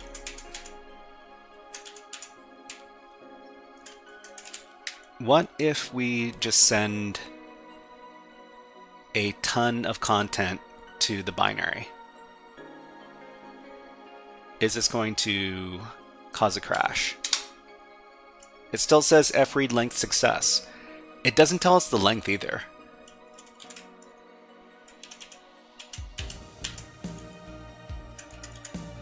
So if we just make this blank, we'll get an error, right?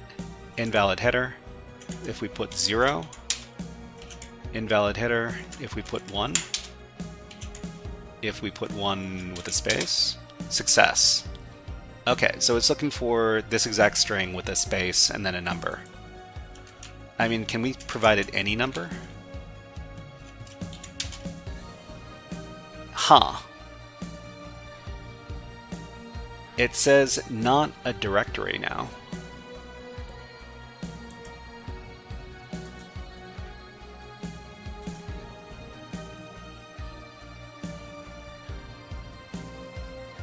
So it's trying to... Is it trying to read something? Binary processes standard input and executes a shell command. So the shell command we need to... Zen says, what are some OSINT tools that you usually use? I mean, most of the time I'm doing challenges that don't require OSINT. But if you're interested in doing OSINT,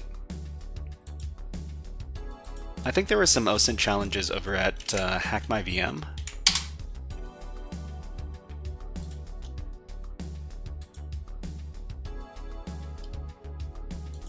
So over in challenges, they've got some OSINT stuff here. So there's 15 challenges. That's quite a bit. Make yourself an account. make yourself an account over at hackmyvm.eu, and then you can try out some of these challenges. Let's just take a look at this first challenge for fun. Decryptor says, tuning in for the second stream, looking good. Thank you, thank you. Okay, so who is she, flag format, something. HMV John Wick. Okay. So I guess this is going to be a picture of somebody, right? Okay, we're going to download this file. Let's just do this one for fun as a little palette cleanser for what we're doing right now. So this is the OSINT challenge. It's a JPEG file. We can XTG open. Whoops, we don't have that file. So 003.jpg. Oh, you know what? We've done this one before. Yeah. So what do you want to do for this kind of challenge? It's if you just want to identify somebody from a picture, you can probably Google this. So Google image search. So just go over to, say, google.com, and then you can do the image search by image. You can select a file. This is in the downloads. Okay, and then this is I guess this could be considered an OSINT tool. And after you do that, we can scroll down. And then related search Gata Katana. So I think this is the name of this person, Gata Katana. And we can, I don't know, look them up. Wikipedia.org.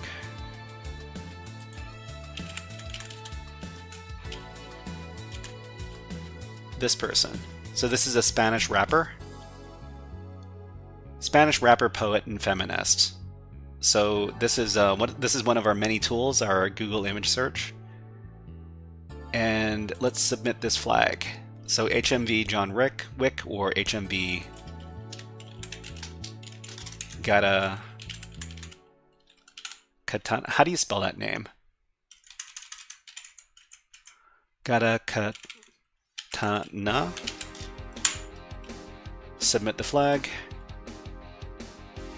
Submitted the flag successfully. Okay, so that was fun. Okay, let's get back to it. So I guess one of the OSINT tools that we could use is Google image search. It's pretty good for locating things based on real life pictures. Where are we? Okay, so it says not a directory. So what prompts that?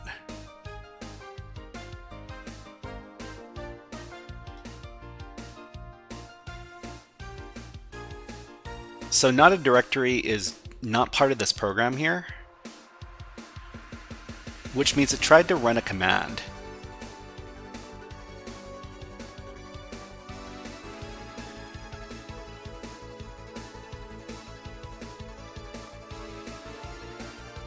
Nice, appreciate it. Yeah, no problem, no problem. I mean, I don't do very much OSINT, but that's a pretty common one.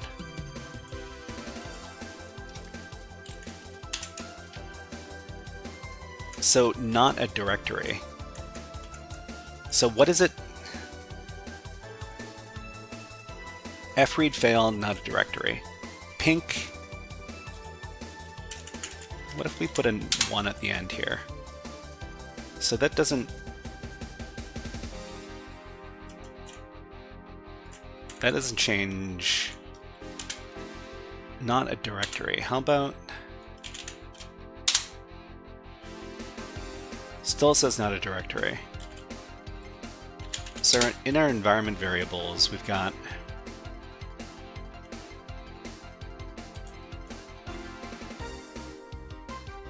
We define temp over here.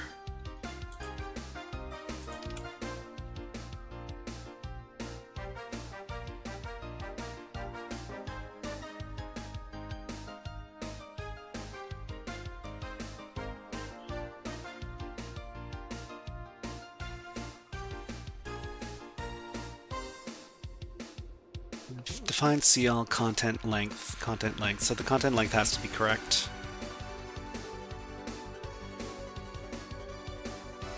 Get env for temp.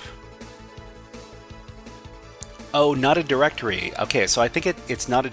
It gave us that error message because we specified a file and not a directory. So let's try setting a new one for the temp environment variable. So export temp equals / etc.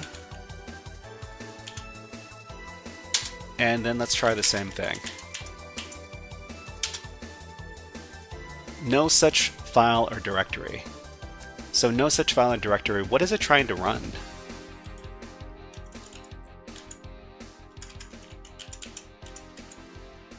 So if we set this as an actual file, so this is a readable file. It says not a directory. But if we set this as an actual directory, it says no such file or directory. I mean, I don't get this. We know that it is interacting with the temp thing. Hold on.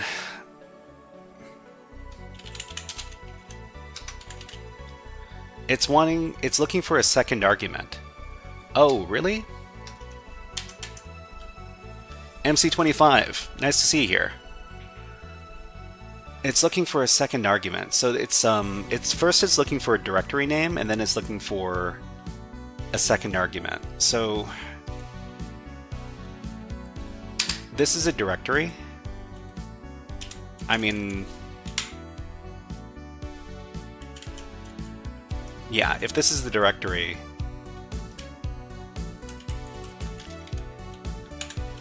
maybe we can give it the second argument over here. So let's say the second argument is password. Bad file descriptor. Okay. I wonder what command is trying to be run here. So what OS command gives us an error message, bad file descriptor?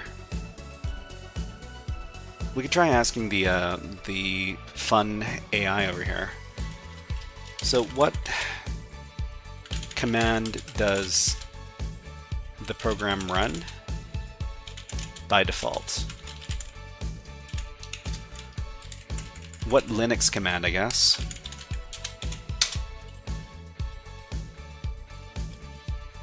Why is this so slow? Okay. The program only executes commands that are sent to it via standard in the format this.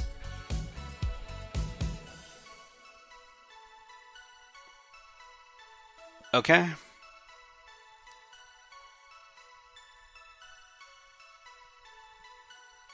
So what happens without input? So if you just run the program without any input, it'll wait for standard input, execute nothing by default. So when we run the program,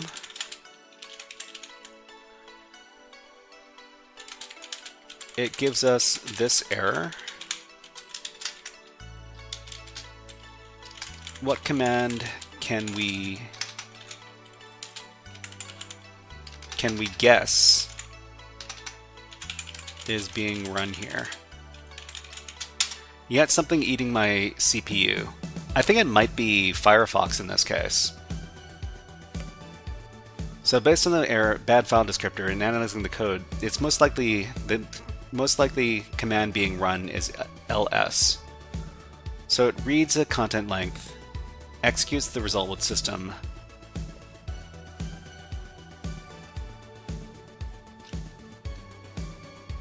okay.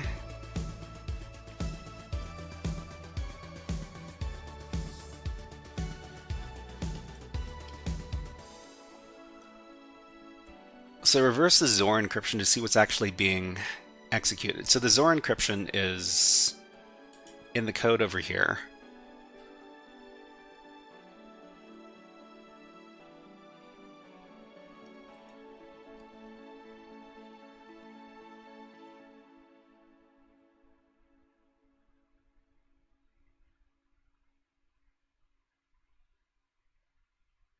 Get random.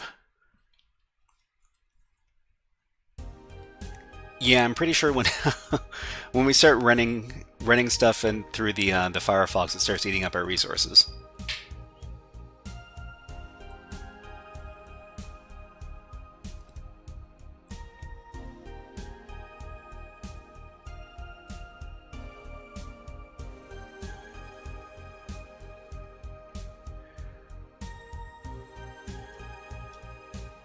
Key equals length and hex ff.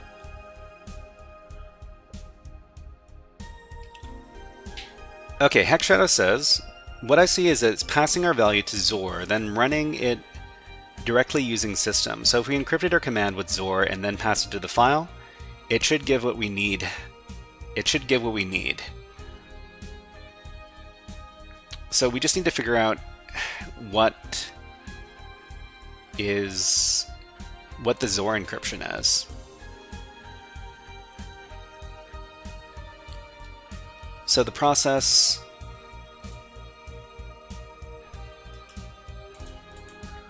the key for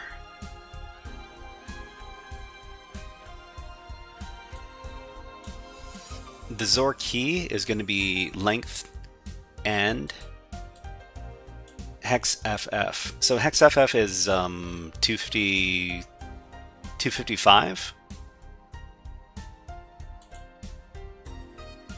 So the key is going to be 255. I mean, if we go over to... Wait, why do I have two of these? I shouldn't have two of these. Just a second.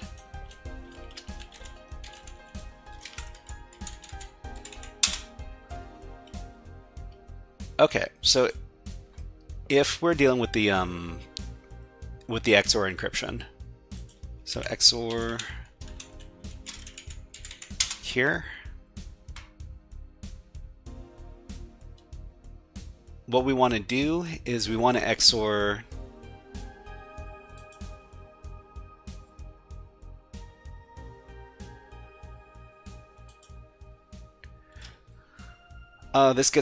this might get a little bit messy because whatever is being XORed is probably going to be a bunch of bytes, and we can't actually type the bytes in.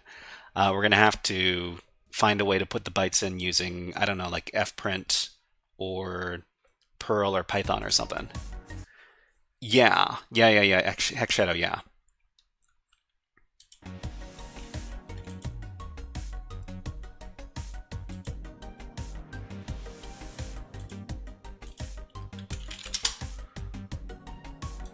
So we're looking at this part of the code.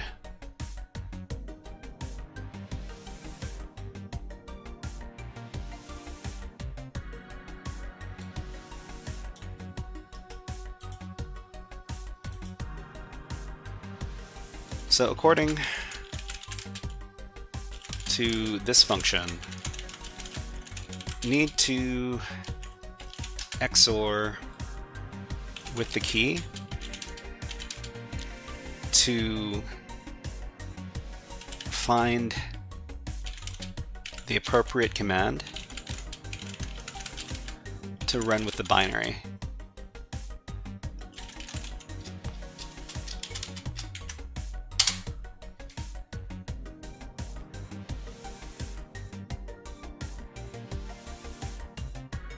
Okay, so the initial key is the last 8 bits of length.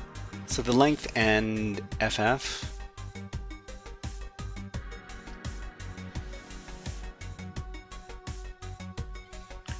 Reverse engineering process. To find the original command, you need to capture the encrypted data. You need to see what the encrypted data the program is receiving. You can run with the debugging to see the raw input. Check if there's hard-coded data in the binary. Monitor what gets processed to the process. I mean, we could do some hard reverse engineering on the binary, but we should be able to tell just from the source code.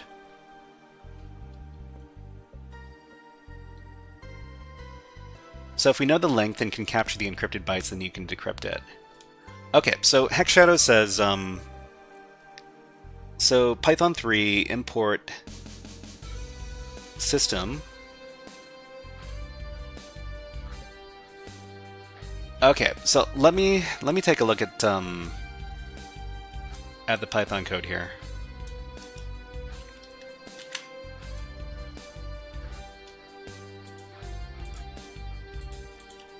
We're working inside of this window.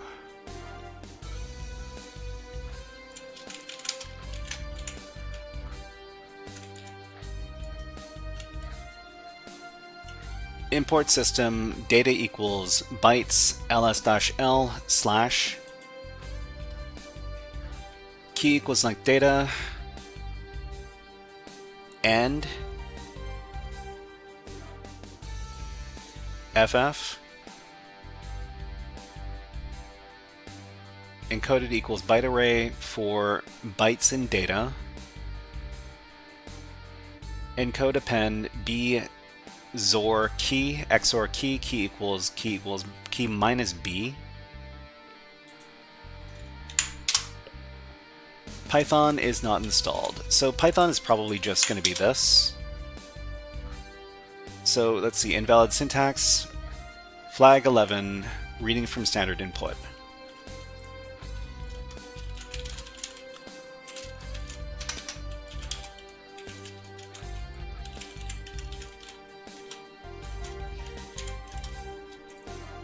So I think the problem with the code here is that we need to, well, okay, we did include the content length here, but we're getting an error message.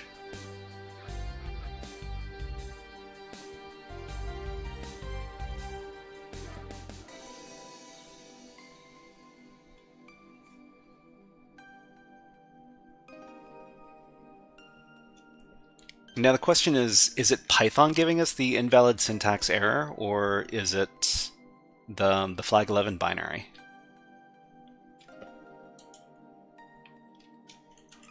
So let's leave this part out and just run this. Yeah, okay, it's Python. It's Python giving us the error.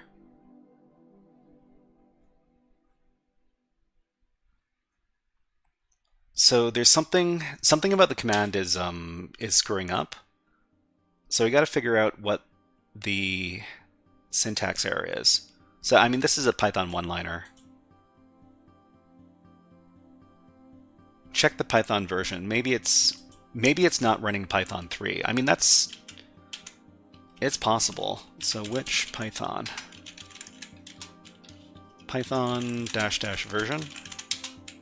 Oh, this is Python 2.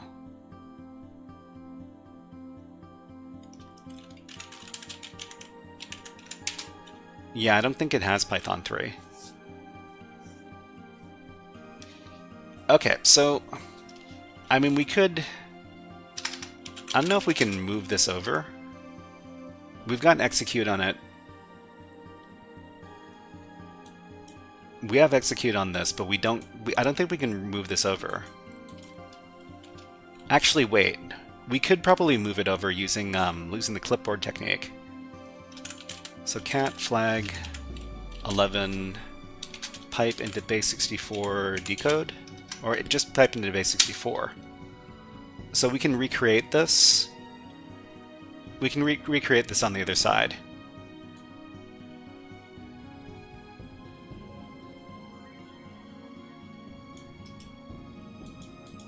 Okay, and then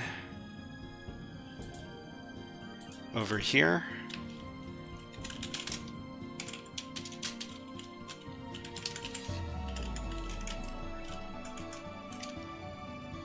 actually, wait, I don't want to put this in the downloads directory. I want to put it in the temp directory instead.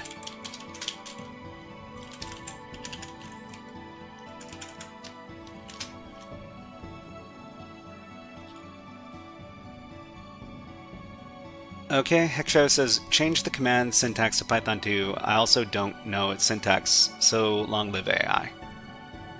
I mean, it's okay, we can just move it over to another system with Python 3 actually installed.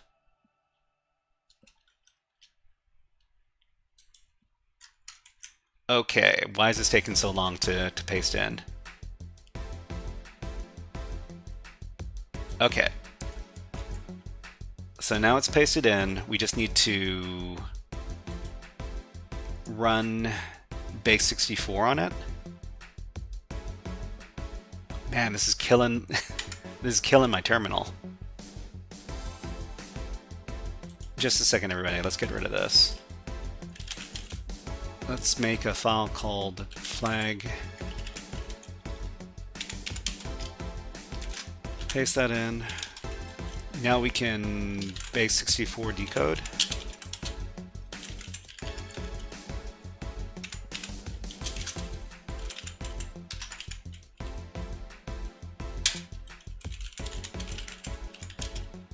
Okay. All right. That is done. Now we can just, well, let's remove this other file. And we'll try running that command again.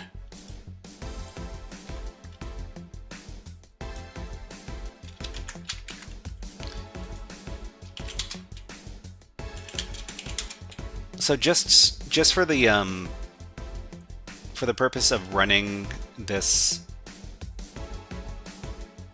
file over here, let's make this file owned by root.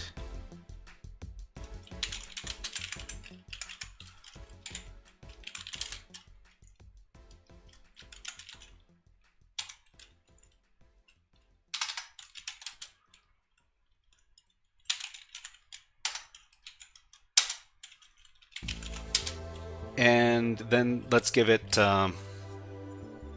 yeah, we'll also give it SUID, SUID so it can run as root, just for fun. You know what? What would be really funny is if the binary is actually set up to, you know, destroy my file system. But you know what? I'm gonna take that risk.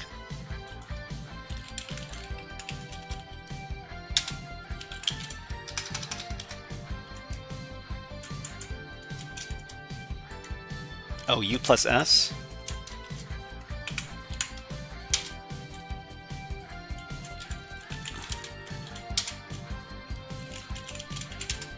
Okay, now let's try running the file with the funny Python code. Okay, so it still says that we've got some invalid syntax going on in the Python code.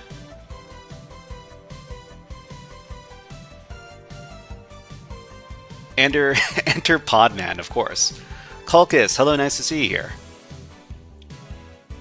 So for B in data, e.append. I guess doing the for loop as a one-liner can be kind of tricky.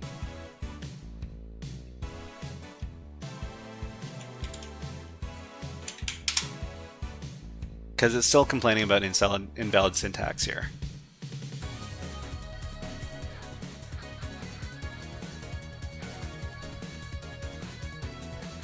So data equals these bytes.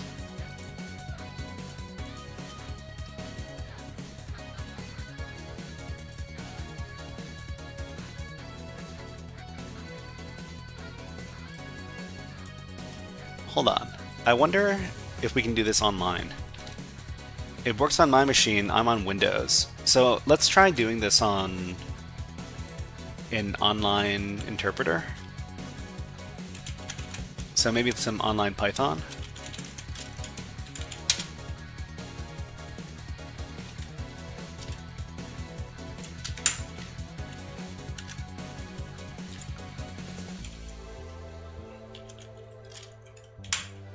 Okay, and if we run this, we're probably gonna get some bytes, right?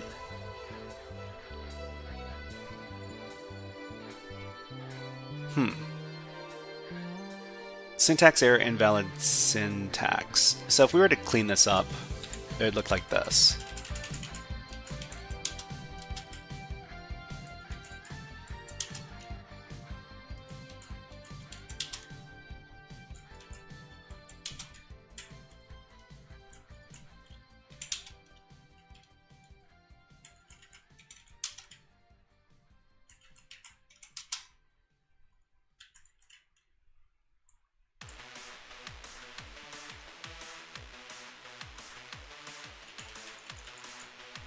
So this ends with the for loop, I'm assuming.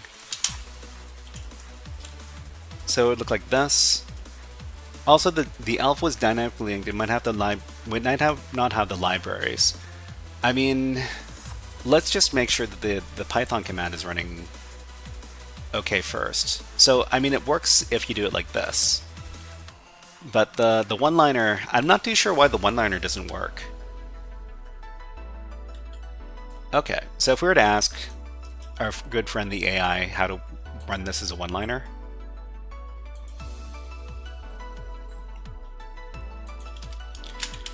we want to run this Python code as a one-liner.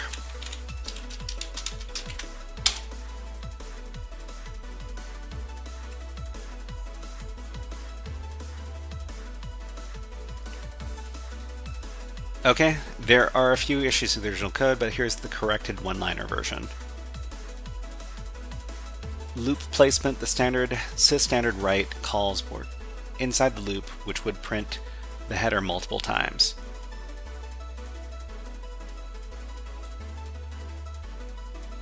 Okay, so the other thing is that we need to make this Python 2. Okay. What if we want to run it with Python 2?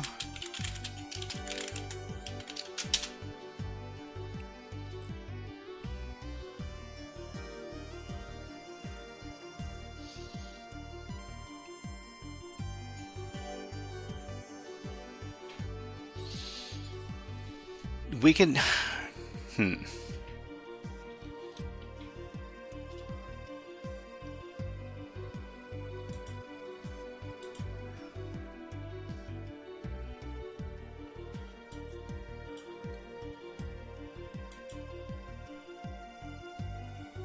Like and subscribe, thank you very much.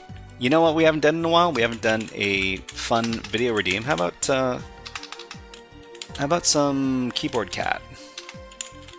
It's one of my new favorites.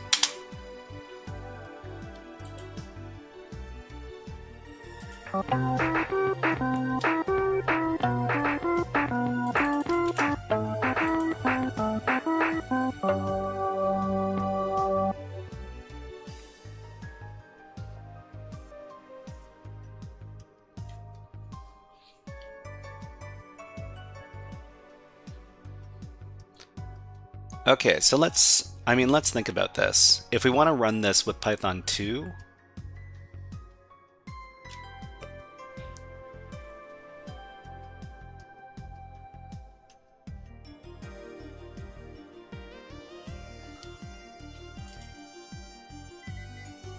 Anyways, okay, so we've...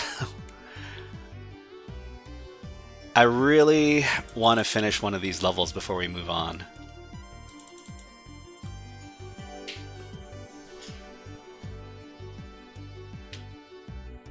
But what are we going to be doing next? So the next thing we're going to be doing is we're going to be doing this module over here from TryHackMe.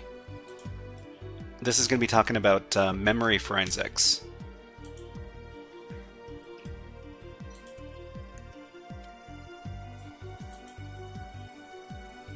Sorry, I'm just going to try to clean up some of these tabs.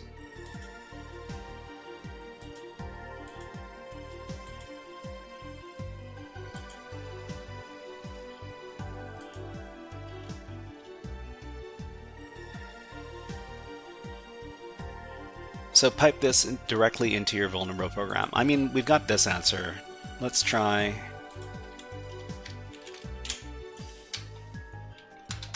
Vulnerable program is flag 11. Broken pipe error, broken pipe, exception ignored.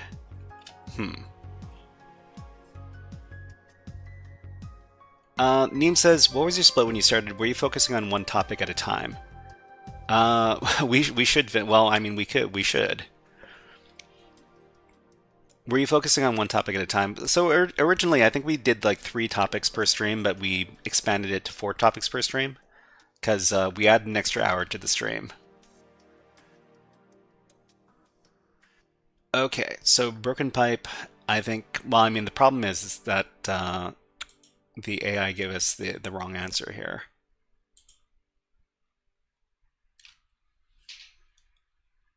Okay, execute the shell command.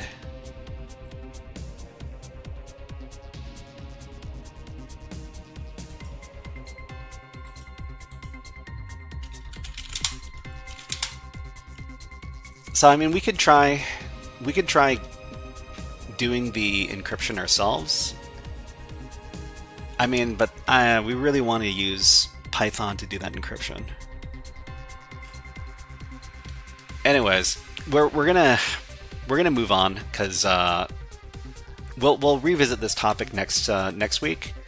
I'll do some research and then we'll talk about how we solve this level next week. Because I really don't want to. I really want to keep to the schedule, but yeah. Let's switch topics. So topic 3 is on, and topic 4 is on deck. Okay, let's do 60 minutes. Alright, so we haven't done any digital forensics in quite a while, but we're going to be doing some memory digital forensics today. So you don't need to have a premium account over at TryHackMe to do this room. Just go over to the link, and I'll provide the link one more time. And I guess we're not finishing with this file today. Let's go ahead and commit those changes.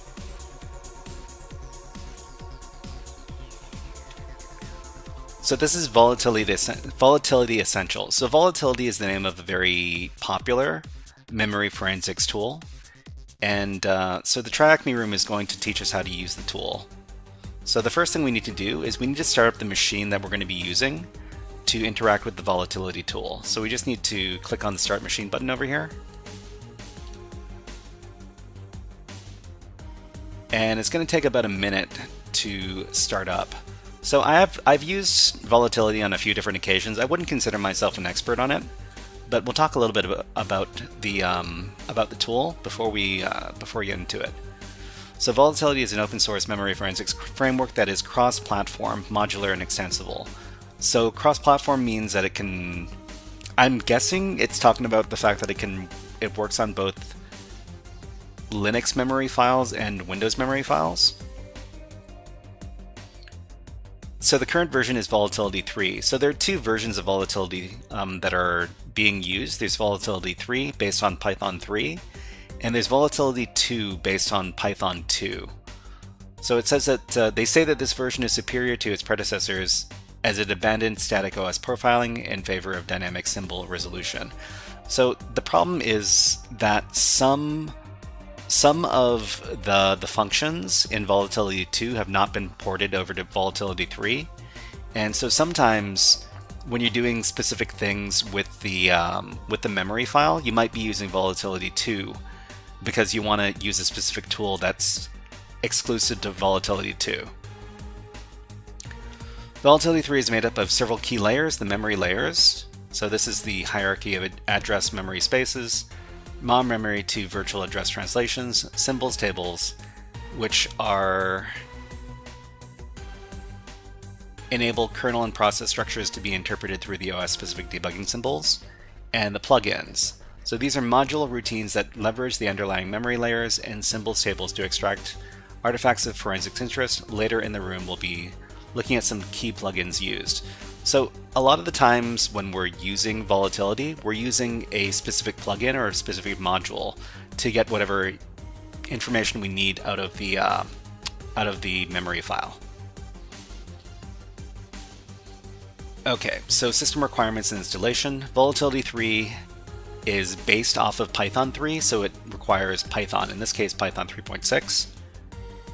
And we need a few different libraries. So if I were you and I wanted to use Volatility, I would run it inside of a virtualized environment, because sometimes managing these Python dependencies can be a real big pain in the butt. Volatility has been installed in the machine attached to this room and can be accessed under the desktop Volatility 3 directory. Okay, so after the machine loads up, we really want to put this machine in its own browser tab. So we can go to the center of the screen here, we can go down to the bottom, and there's this button at the bottom that's in the middle labeled View in Full Screen. You want to click on that.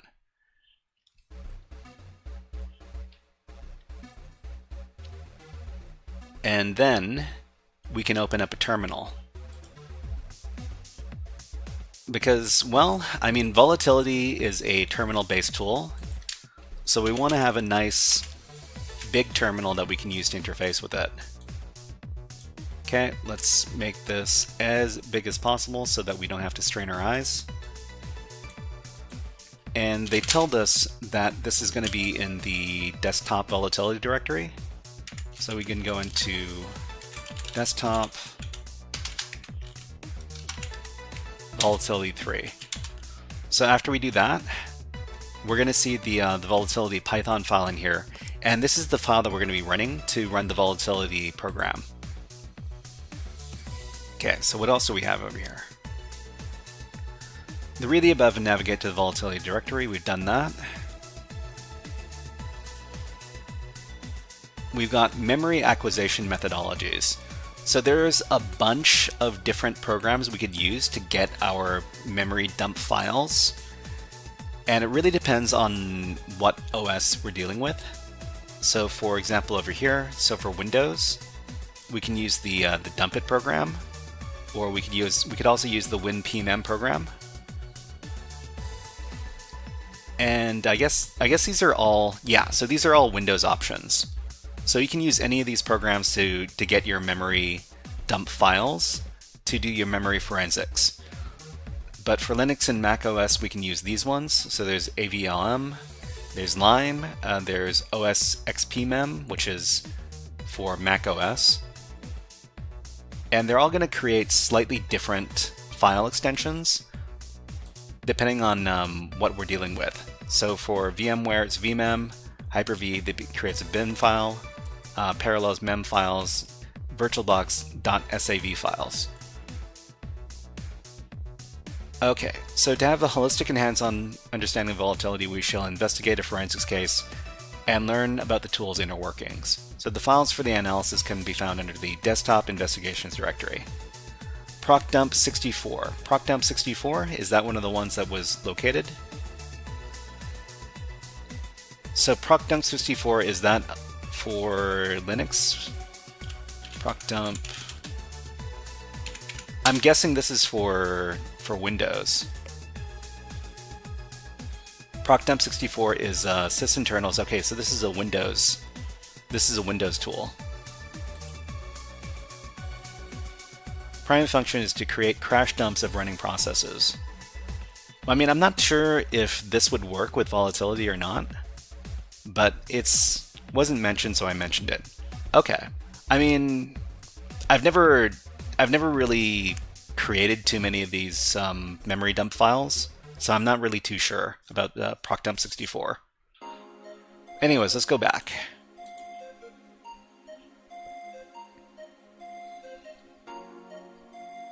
Okay, so it's in desktop investigations.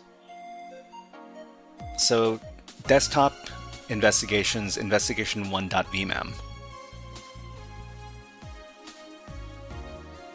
Okay, let's go over desktop investigations. Actually, I think we can create a couple of different tabs for this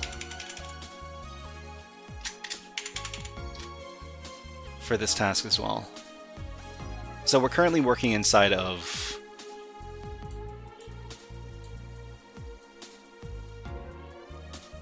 the virtual machine over here that also has Volatility 3 installed. Let's move into desktop investigations.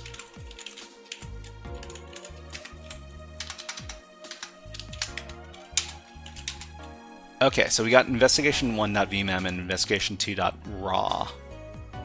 I think we're dealing with this one first. So when we're running volatility, we should probably run it out of this directory here so that we don't need to constantly refer to the full file path, which would be a really big pain in the butt. And what do they want us to do? Cypher Enigma, nice to see you here. What emote is that? Iron Mouse Wave, hello. I guess, hello Cypher Enigma, nice to see you here. So you've been informed of a suspicious IP in the connection with the file that could be helpful. So we got some plugins, we got Windows info, Linux info, pslist, pstree. I guess we could get some image info first.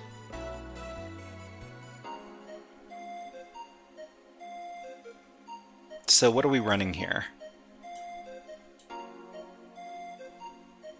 Yeah, windows.info. So I mean, we can guess what is actually being covered in the memory dump file, because it's only going to be one of two operating systems most of the time. It's either going to be Linux or it's going to be Windows. Volatility is my CTF nemesis. A lot of people have well, I mean, the only way to get better at using volatility is to use the volatility. Okay, so this is the command here. And I guess I can give it to everybody else as well. This would be the command. Okay, so we're running Python 3, volatility.py, so this is a big Python script. And we have to specify the file that we're going to be running. In this case, it's going to be desktop investigations, investigation1.vmem, Windows info. So we're just going to get some basic information about the memory dump.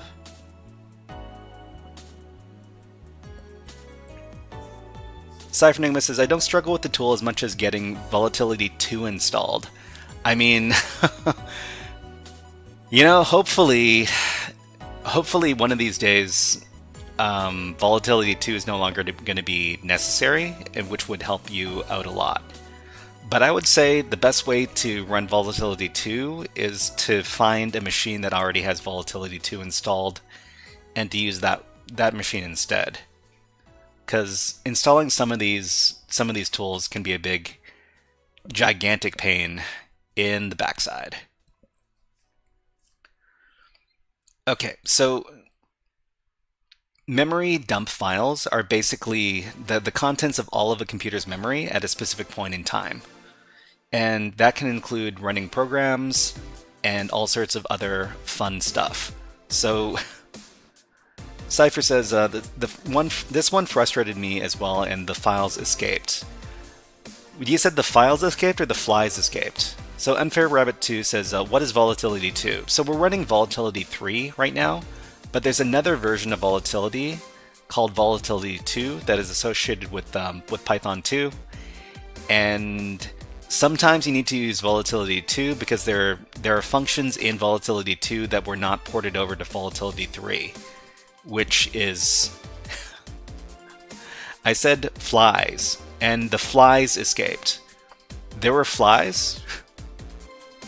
Anyways, after this really long running process, so I guess some of these memory dump files can get really, really big. Cypher Igma says, or plugins made for Volatility 2 that haven't been ported. Yeah. So what do we got? This actually doesn't tell us a lot, but it took a really long time. So this is a Windows system that we're taking a look at.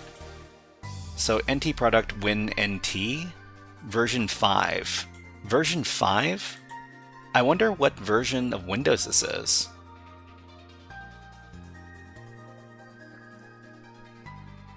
Okay, we can search this up on the internet.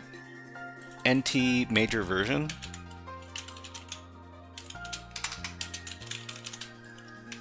Version 5.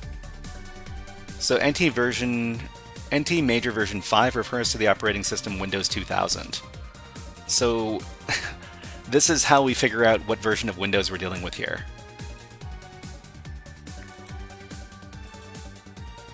Okay, and is this a 32-bit system?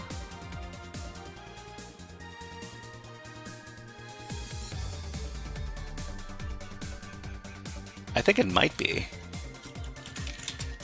So the other thing we need to keep in mind is the size of these files over here. So this is either 50 gigabytes or 5 gigabytes. I can't tell. Okay. Let's look this up just for fun. Is this megabytes or gigabytes? Well, I mean, is this DU-H?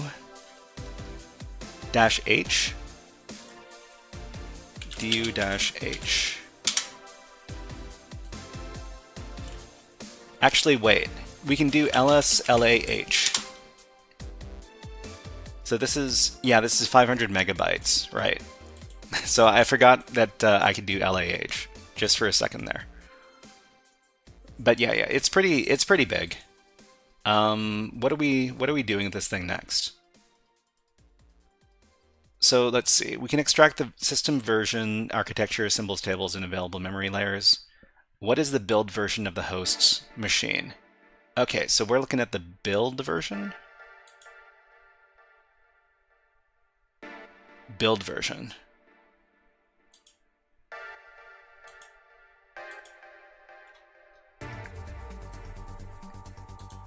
Oh, we need to run the thing again, geez. Okay, so here's a tip. When you're running Volatility, you might want to save each one of your scans into a specific file.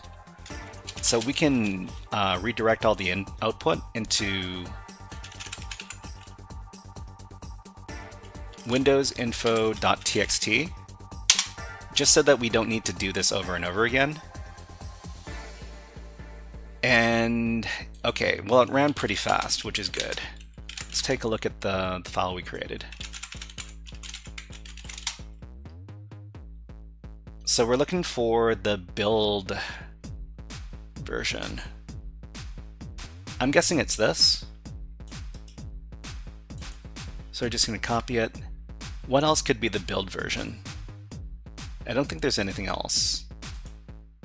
Okay. So the other annoying thing when you're dealing with the virtual machines from TryHackMe is that we need to deal with the clipboard over here. We need to copy from the terminal and then copy it to the clipboard and then copy it from the clipboard before we can use it. Okay, so this is it, I think. Yep, that is correct. Okay. At what time was the memory file acquired in case 001? So we're looking for a timestamp.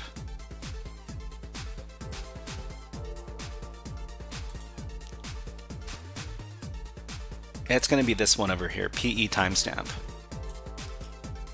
Okay, copy that.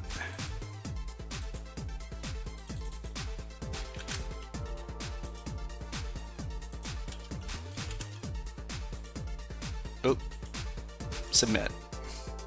Nope. The answer you provided may not be in English. Is this not English? What do they want? Hold on. Okay, so they want a bunch of stuff and then number.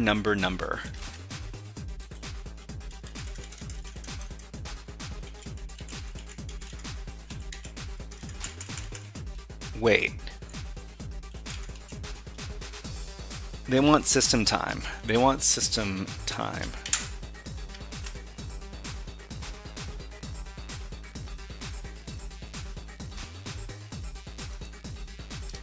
Okay, let's get the hint. So the hint says utilize the windows.info plugin to uncover information. So I mean, let's take a closer look here. Oh, system time. I mean, maybe. Okay, let's try this one instead.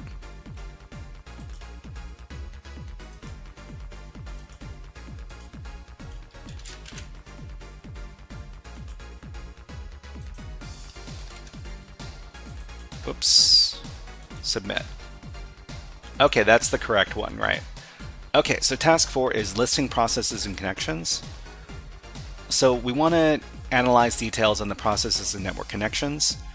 So active process enumeration, so we can run PS list.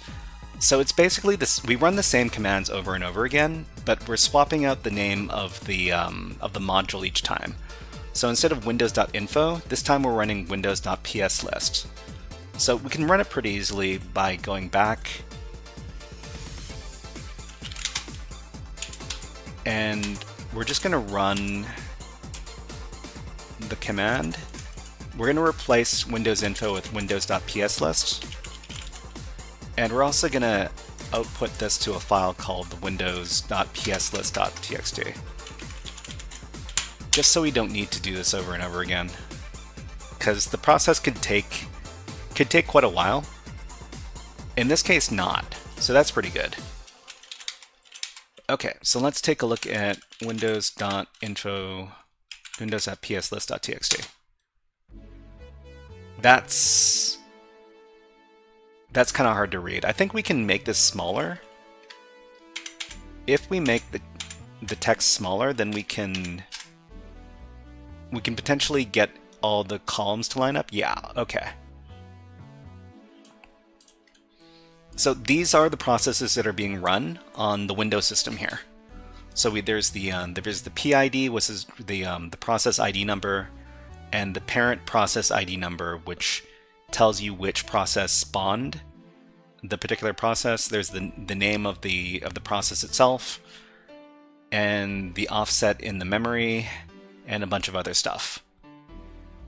Okay, so there's these are all pretty typical Windows processes. So there's services.exe, service host. There's explorer.exe. These are all pretty well, most of them are pretty normal.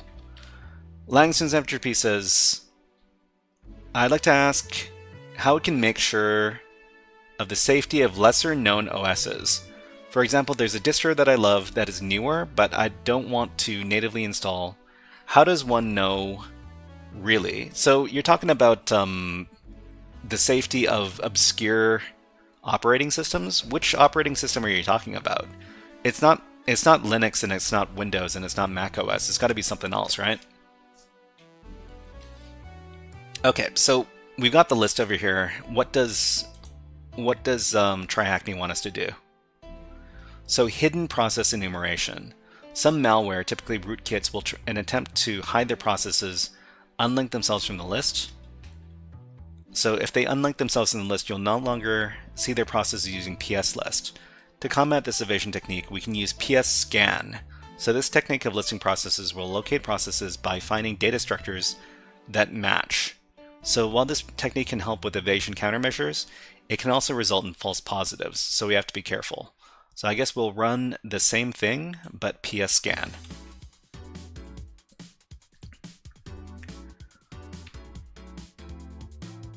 So, I mean, Unfair Rabbit says that you can't be sure about the safety of obscure OSs. The thing is that, yeah, the more popular something is, the more people are going to be able to spot any potential problems with it. Rhino Linux is very awesome and cool, but I don't know if it's really safe to run natively outside of a VM.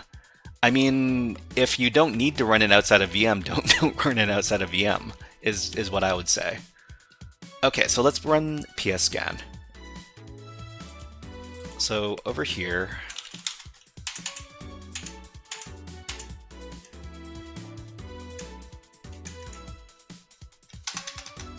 psscan and windows.psscan.txt. Run that.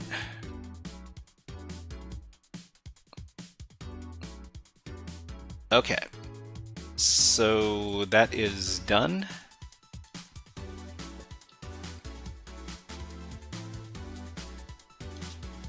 I can't tell if it's done or not. Looks like it's not done yet.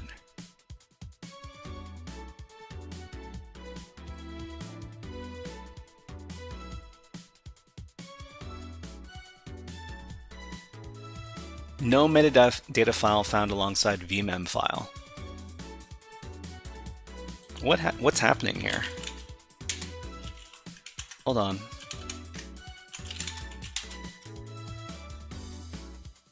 Let's take a look. So windows.psscan.txt. Okay, so I mean it was able to output some stuff, and let's see if there's anything suspicious over here. I mean, maybe this process could be considered suspicious.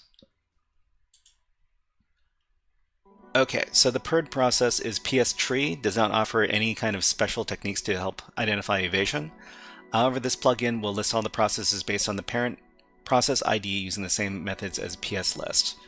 So, okay, so I guess we'll run pstree just because we can.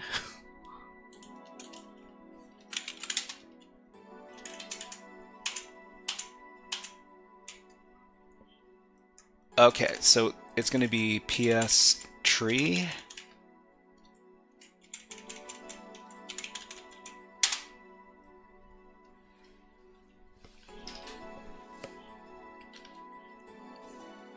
Langston's Entropy says, Windows 11, I think it's pretty good running on top of Hyper-V all the time, if I'm correct. I mean, I actually don't have very much experience running Windows 11. Most of the stuff that I do is in Windows 10, but I guess I'm going to have to get used to Windows 11 because there's going to be a lot more Windows 11 in the future. Okay, let's take a look at this pstree.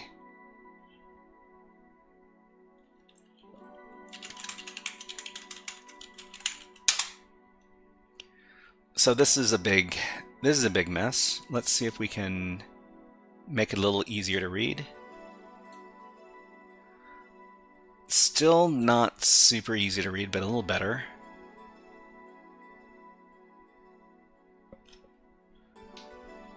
Okay, so Cypher Enigma says, Rhino Linux, if you want a way to audit some of their work, you can cross-check the binaries against the Ubuntu development branch, which is what the distro is based on.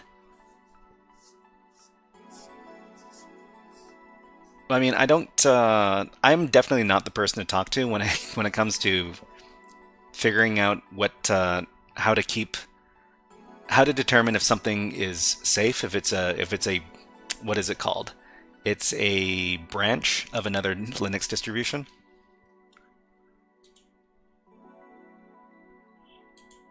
Okay, so let's see. File, registry, and thread enumeration.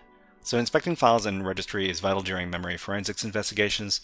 We can use the plugin handles to take a look at the details and handles of the files and threads from a host. And we can just run this windows.handles.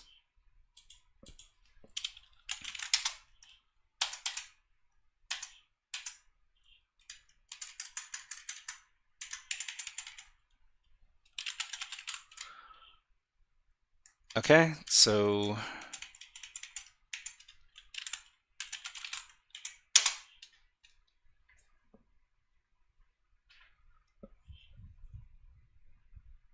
the good thing is that it's not taking a really long time to run each one of these commands, which is nice.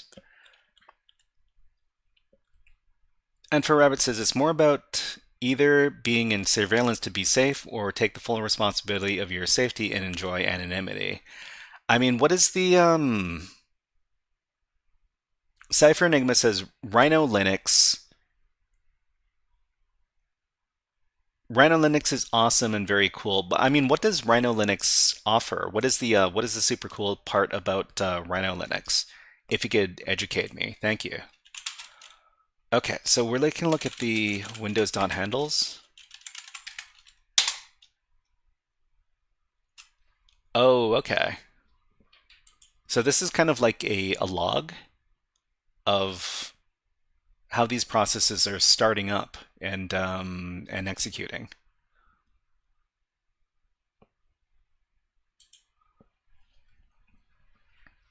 Inspecting files. Okay, so files and registry. Use the plugin handles to look at the details and handles of files and threads. Okay, and then we've got network connection enumeration. So this is another important thing to do when you're doing your forensics investigations. You need to figure out what servers the computer was connected to.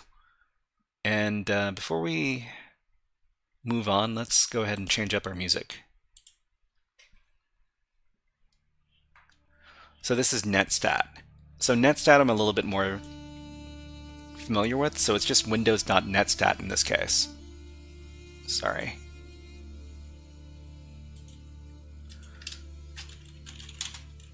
Okay, so we run the same command, but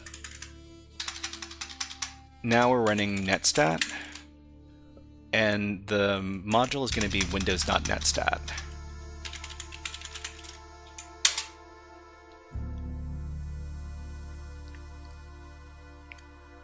So Cypher, let's see, Cypher says, it sounds like Ubuntu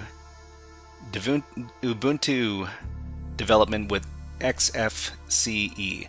Langston Entropy says it's a rolling release Ubuntu with Flatpak, snaps, apt, Nix, packet manager, etc. out of the box, and has their own package manager, which is very tasteful.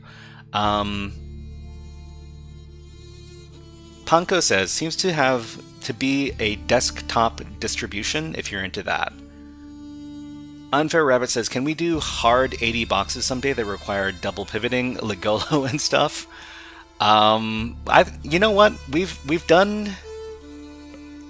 I don't know. We did a stream previously where we did a lot of pivoting, and we covered this box.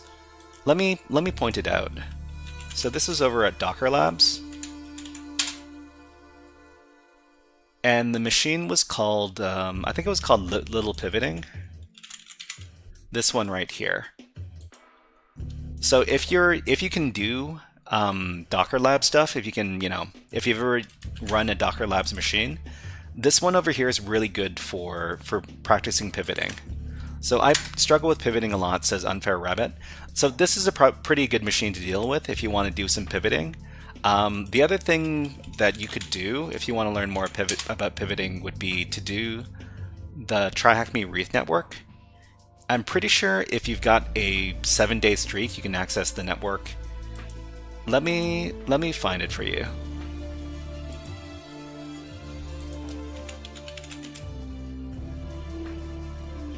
This one right here.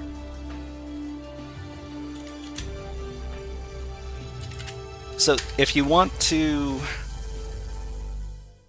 try out a bunch of different techniques for pivoting, this one's pretty good.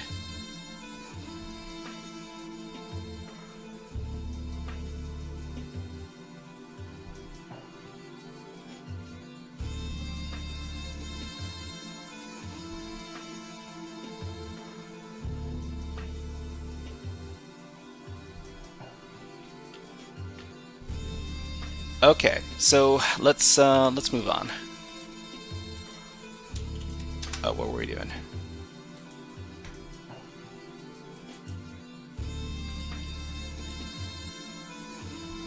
So netstat. Netstat, why are we getting so many errors? Okay, so windows.netstat. It didn't output anything. That is no good. So windows.netstat. Let's just run without redirecting to anything. It might be this version of Windows is not supported. Oh.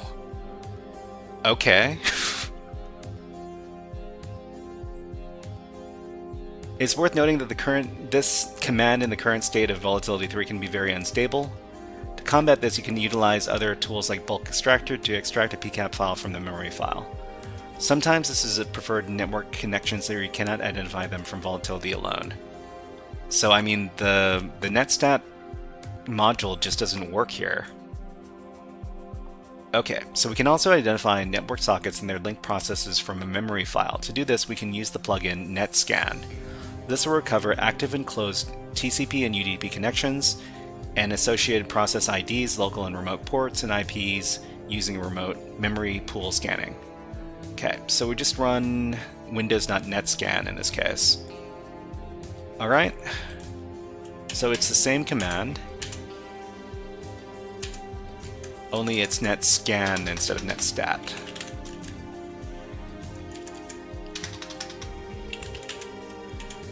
Okay, so let's see if this works.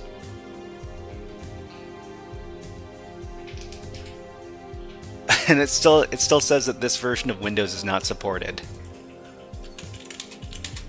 That is no good. DLL enumeration. So I wonder if the people at TryHackMe knew about these problems.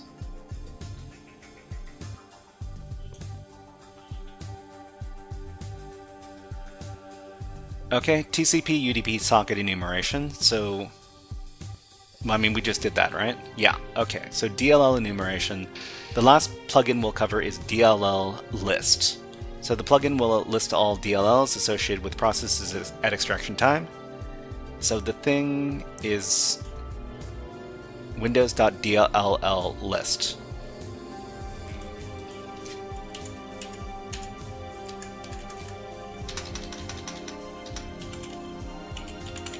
Okay.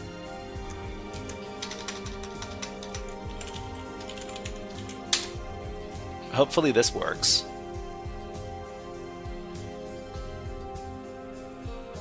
The good thing is it seems to be running pretty fast.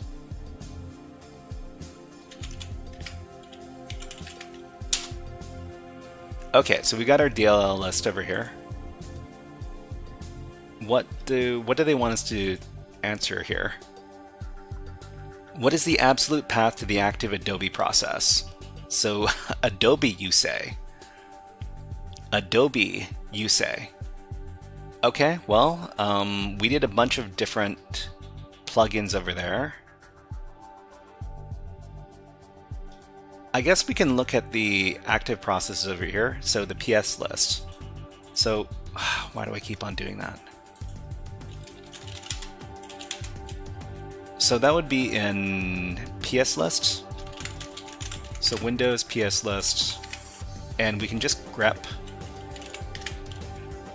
We can just grep for Adobe. Nope. How about Adobe with a... No? Okay, so it's not in there. Was it in PS Scan?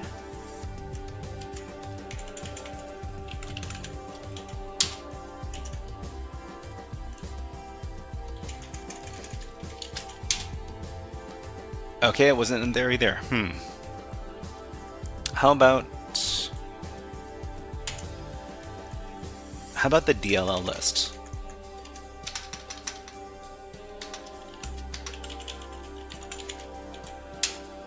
Okay, here we go. So this is the full file path for the Adobe process. Don't know why we had to look at the DLL list to find it, but there it is. Okay, so DLL list is here. What is the parent process of this process in case 001? So the parent process, we need to look at the parent process for the Adobe process. So the Adobe process is reader sl.exe. Let's go back.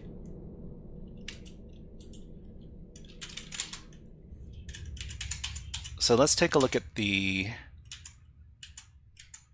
PS list. We'll look for reader. Yeah, so reader here. So the first number, let's make this bigger. The unfortunate thing about taking a look at the output for volatility is that sometimes you need to have really wide Windows output, otherwise the columns are all going to get squished together.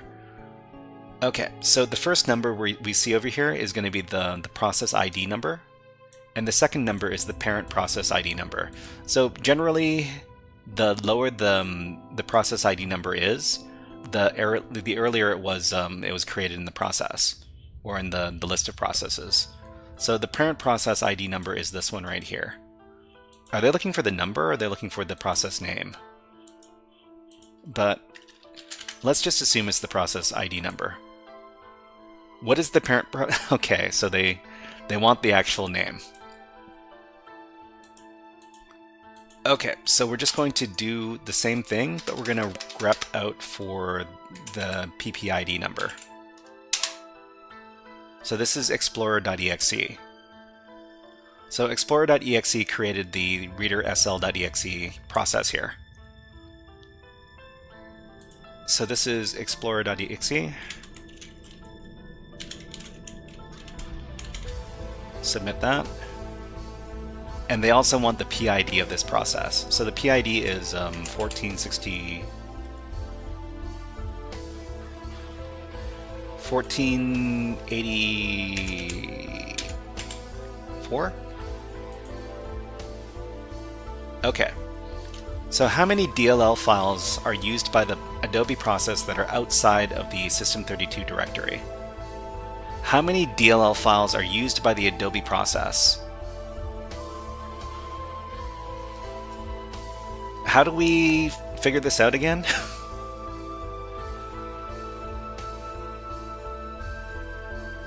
So DLL list, maybe it's DLL list. Let's take a look at the contents of that file now.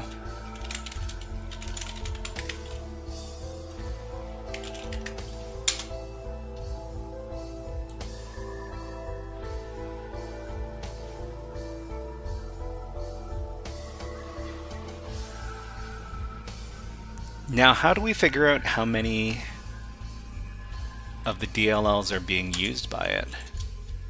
I mean, we can grep for Adobe, or I think it's called reader. Ah, okay. So these are all of the DLLs that are being used by reader sl.exe. So we just need to count up how many are not in System32.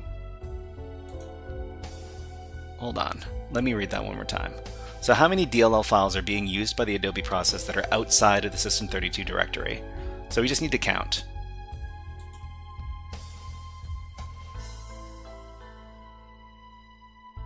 So these are all System32. This is also System32. This is not System32. So that's going to be 1, and then 2, and then 3. So it looks like the answer is 3. Okay, I'm gonna answer 3.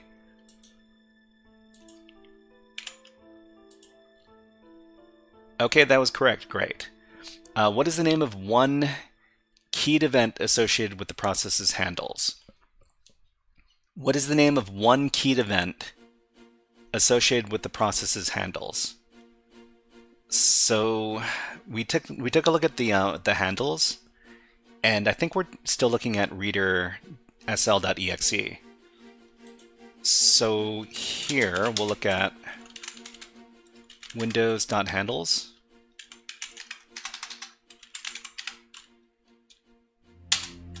So that's a lot of stuff, but we're gonna grep out reader.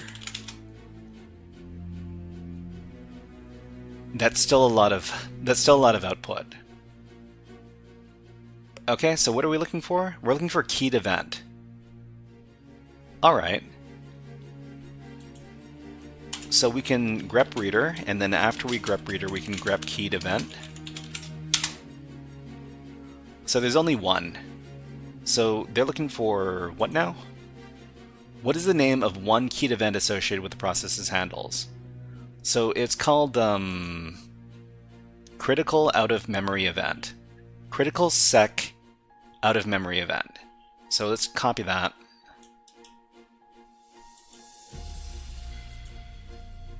And then let's provide that as the answer.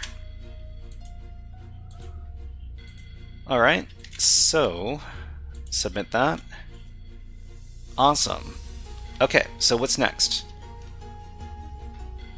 So we still have, man, there's so much in this room.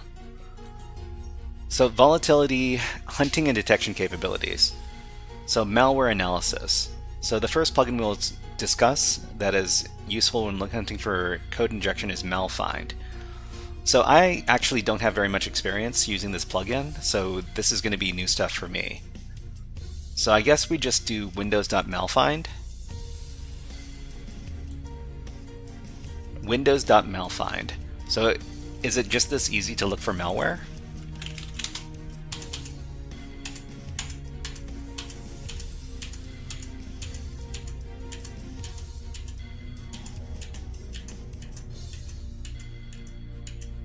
Just a second.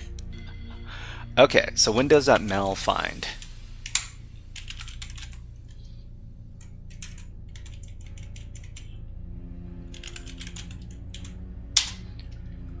So like I said, it's pretty handy to output all of your commands into different text files, because some of these commands are going to take a really long time to run, and having to rerun them over and over again can be a big pain in the butt. So let's take a look at windows.malfind. Okay, so it's finding some, I'm guessing this is shellcode or some sort of malicious assembly instructions. Because these look like memory instructions to me. Yeah, so like assembly code.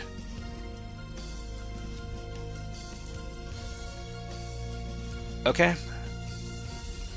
So another helpful plugin is the VAD info. VAD info, what does VAD stand for? So this displays detailed information about virtual memory descriptors, which is helpful when manually investigating suspicious memory regions in heap allocations. So I mean, let's go ahead and run the thing, because we're here and they're asking us to. So VAD info. Okay, so we'll just run the command again. So instead of malfind, it's VAD info. And same thing over here.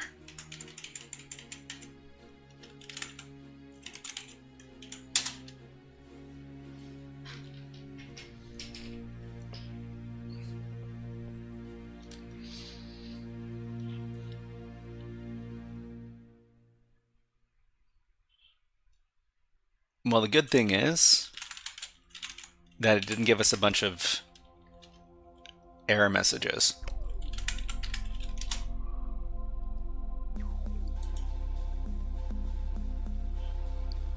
Okay, found a bunch of stuff. Looks like we gotta extend the machine timer. Okay, so what processes in the case 1 memory file contain a header that points to a Windows executable file? The answer is process 1, process 2. What processes in case 1 memory file contain a header that points to a Windows memory executable file? Process 1, process 2. So I think the output we're looking for is in the VAT info that we just outputted here. And we're looking for .exe files. So grep for .exe.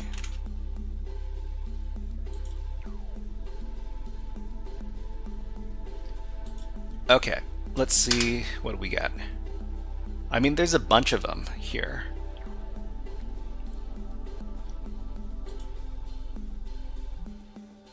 I mean, I guess it's the same executable file over and over again.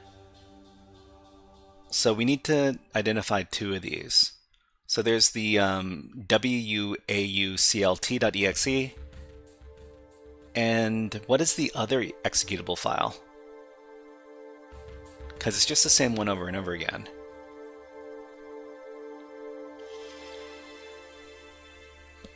Okay, let's, I guess to identify the one that we want, we can grep out. So grep v on WA.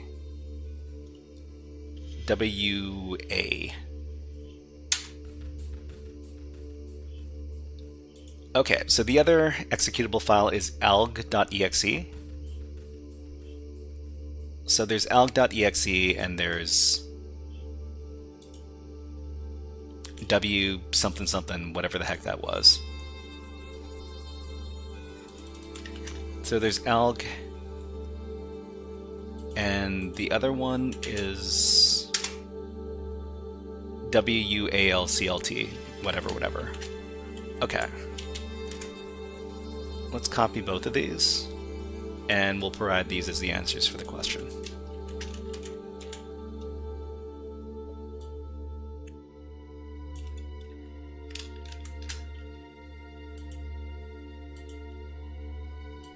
Okay, let's grab this. Let's answer the question.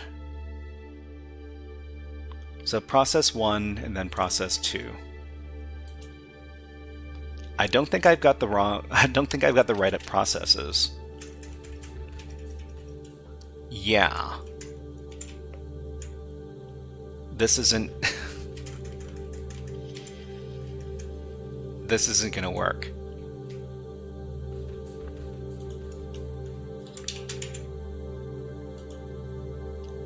Okay, so there's a header that points to a Windows executable file.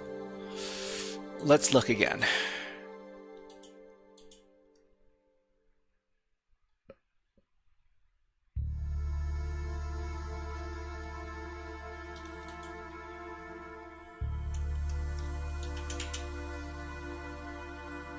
So maybe we're not supposed to be looking at VAT info, but malfind instead.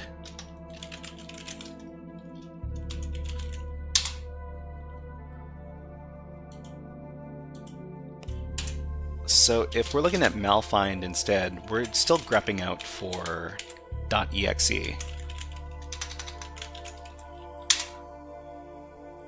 So we got winlogon and explorer, but we're also looking for headers. Okay, so the header is over here. So that's explorer.exe and reader.sl.exe. So I can remember explorer.exe, but reader.sl, I'm going to copy and paste this. Okay, so the first one is explorer.exe. Explorer.exe, and then this thing. Okay, done. Great. All right, so we've only got about 8 minutes left in this part of the stream. We'll see how far we can get. I think we've got a lot of the gist of what the module is trying to teach us. So advanced adversaries often imply hooking. So this is not this is not something I know very much about, but I should probably learn more about this. So hooking is a technique that allows malicious software to intercept and potentially redirect system-level functions for evasion or persistence. Hooks are not inherently malicious. Antivirus and debugging tools also use them legitimately. So one of the most common hooking strategies is the system service descriptor table hooks. Okay. So what are we doing here? So Volatility 3's Windows.ssdt plugin enables analysts to inspect this table for any irregularities. System service descriptor table. So this is the plugin we're running next. So Unfair Rabbit says DLL hijacking and hooking is the same stuff. I should probably check.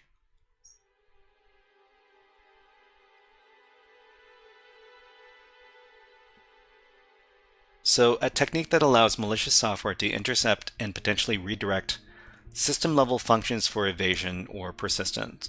So is hooking and DLL hijacking related? I mean, my guess is yes.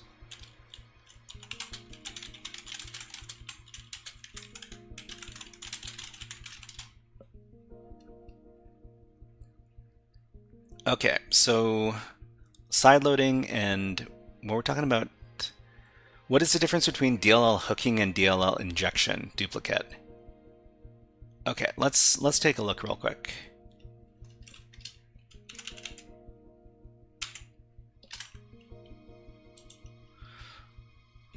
So it says here, hooking uses an operating system feature to monitor events sent to the process, like low-level keyboard and mouse messages. Applications can utilize a targeted or global hook in order to keylog or listen for keystrokes. So DLL injection is what it sounds like. A DLL dynamically linked library is injected into the target process. So I guess they're not really the same thing.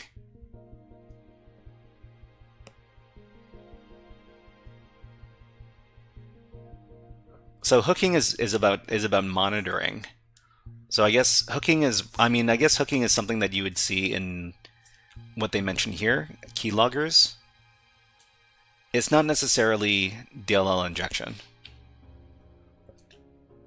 I mean, the important thing is that we ask these questions and that we can get some answers and try to understand why the answers are what they are.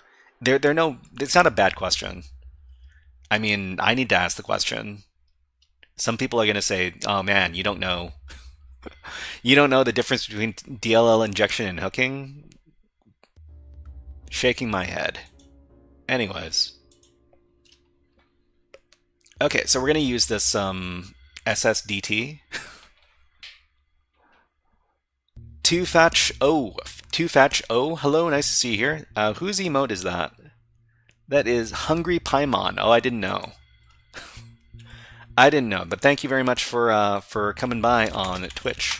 Let's give you a Hack the Planet.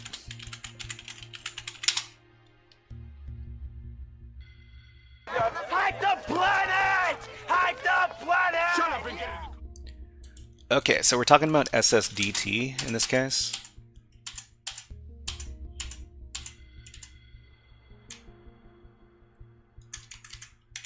So I do think that volatility is a very, very powerful tool. I don't use it nearly enough, but I'd like to learn more about using it. Because there's a lot of cool stuff you can get from these memory dumps if you know how to do it. Okay, so let's read the file to see what it can tell us.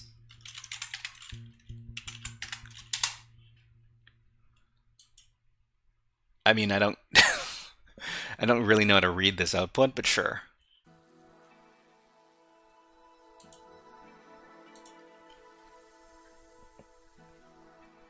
Okay, so we can inspect the table for any irregularities. So perform SSDT inspection after discovering suspicious kernel modules or abnormal process behavior. kernel module enumeration. So Windows.modules, it lists drivers and kernel modules currently loaded into memory. Okay. So Windows.modules. Let's go and run that.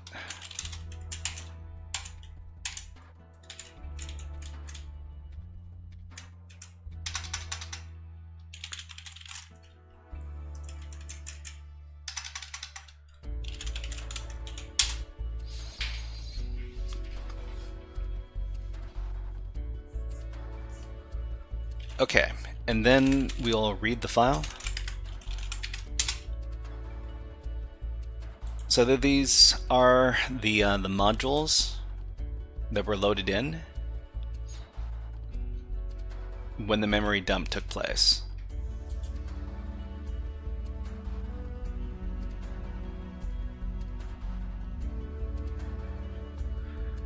Driver scanning. So modules list known drivers. The Windows Driver Scan plugin can scan raw memory for driver object structures that may have been unlinked from standard lists. So Unfair Rabbit says hooking is used in developing malware and RATs, remote access trojans, where you attach a malicious code to a system level call.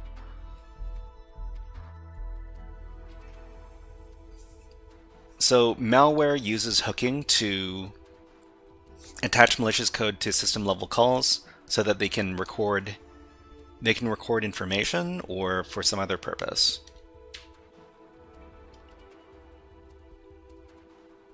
So use this plugin if you suspect direct kernel object manipulation or rootkit behavior. So this is .driver scan. I guess this is the last thing we need to run.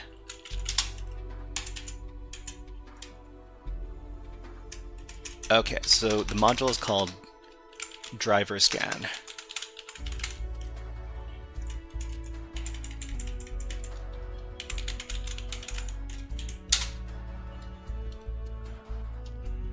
Okay, looks like it's running successfully. That's great.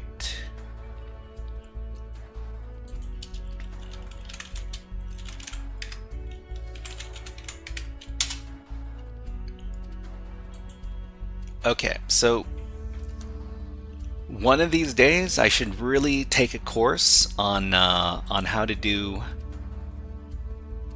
memory forensics, because I can run the tools. The problem is that I don't understand a lot about what is being output here.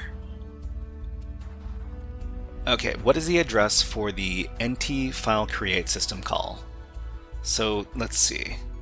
So we're looking for system calls. That was probably in the system service descriptor table. So SSDT, and we're scanning for NT file create. Okay, so I guess we would go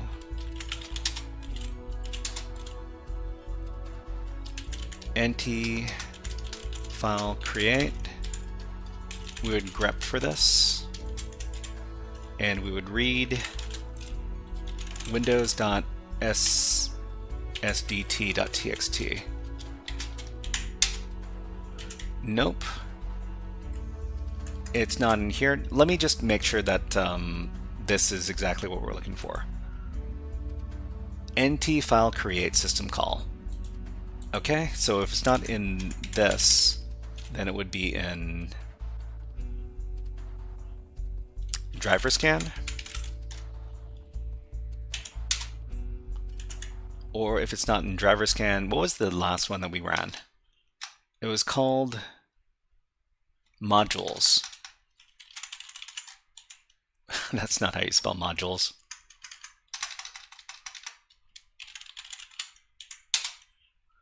Huh. That's funny. How about let's look for NT file create in the entire directory here. So we'll grep recursive in this directory.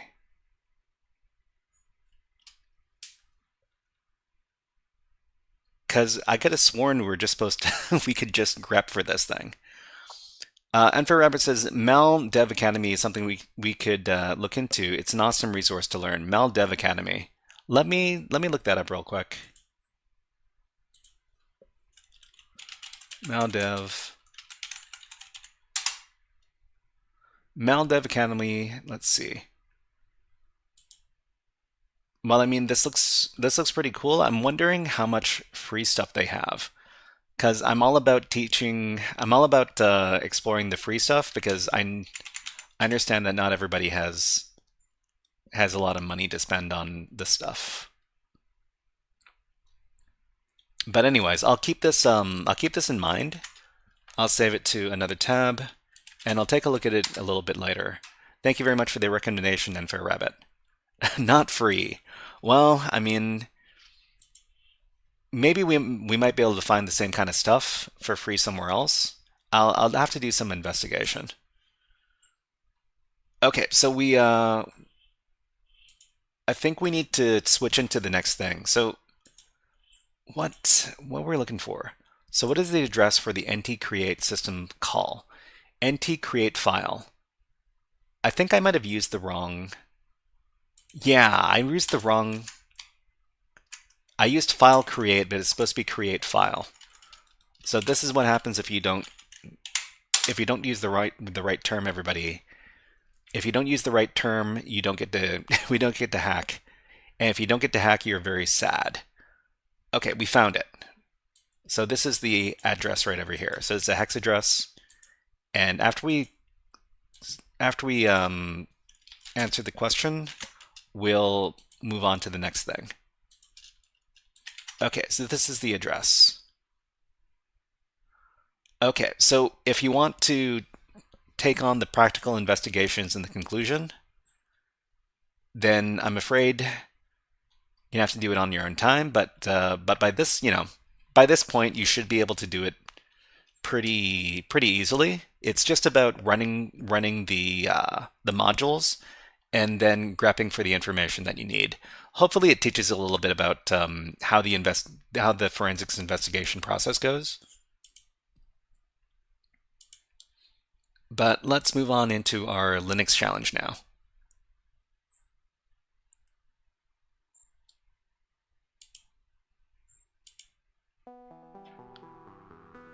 Okay, so we can just get out of here. We don't need these virtual machines anymore.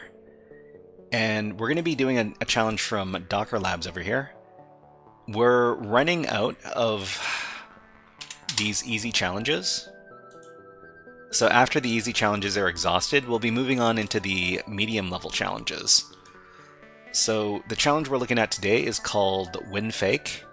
And if you're interested in taking a look at it yourself, then you'll want to download it from... Unfair Rabbit says, this is number 1 for malware development. Well, I mean... It's kind of an advanced topic. But, I'll look around. I've got too many things to work on these days, but one of these days, we're going to have to look into all this stuff. So eventually. All right, let's go ahead and get ready for the challenge.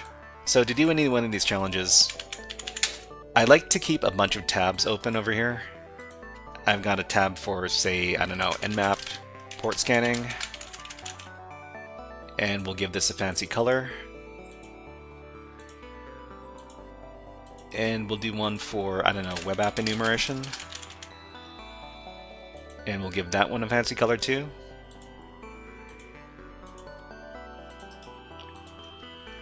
This one is for, I don't know, research.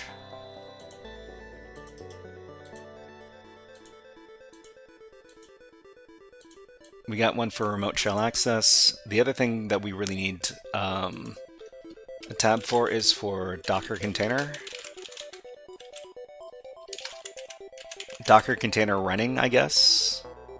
I don't know. Let's make this one brown. And localhost services. Eventually we might have one for, I don't know, something like brute force attacks and all sorts of other fun stuff. Okay. so let's set the topic up. This is topic number 4.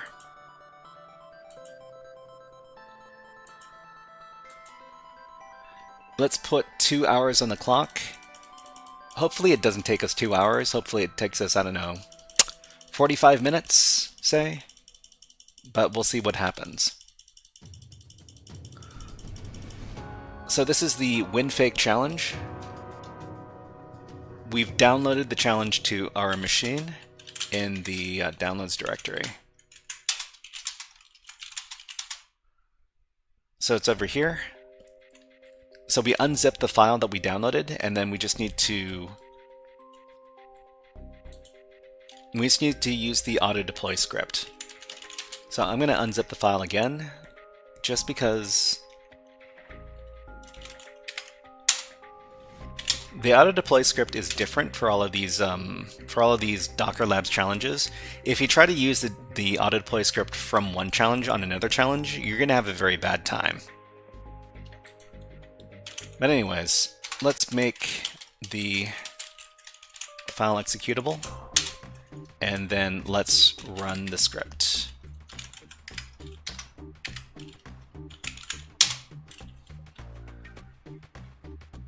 Unfair Rabbit says, "How do you stay motivated through all these challenges?" I only become dismotivated when I get stuck on a challenge. But it helps to be able to switch topics from time to time. Sykes says, "Don't click on sus links."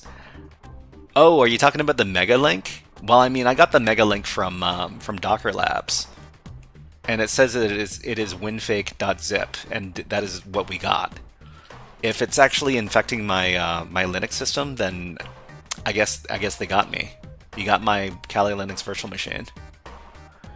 But Psyched, hey, welcome to the stream. You're right, we shouldn't click on sus links. Anyways, let's give you a oh, I don't know, Jurassic Park. Here you go. It's a Unix system. I know this. It's all the files of the whole park. It tells you everything. Okay, so I think, yeah, we got an ad break going on right now. So when the ad breaks happen on Twitch, we also run them on YouTube, and we'll also put on some birds. So why don't you hang out with these birds, and we'll be back in about 60 seconds, just have to have a little water break.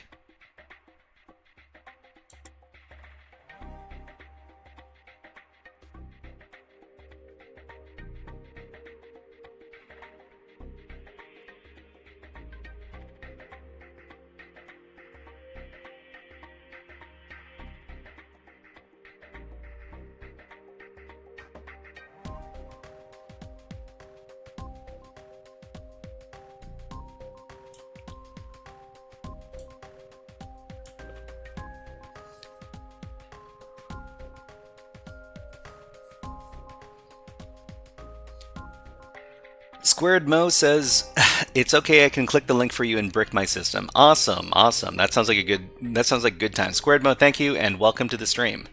You are now HackerFrog. Let's give you some fun redeems. How about go to hack? Mr. Hat, may I please be excused from class? Well, Kyle. Yes. You hear me? You go to Hack. You go to Hack. You Have a great day. Okay, I'm sorry if you heard that.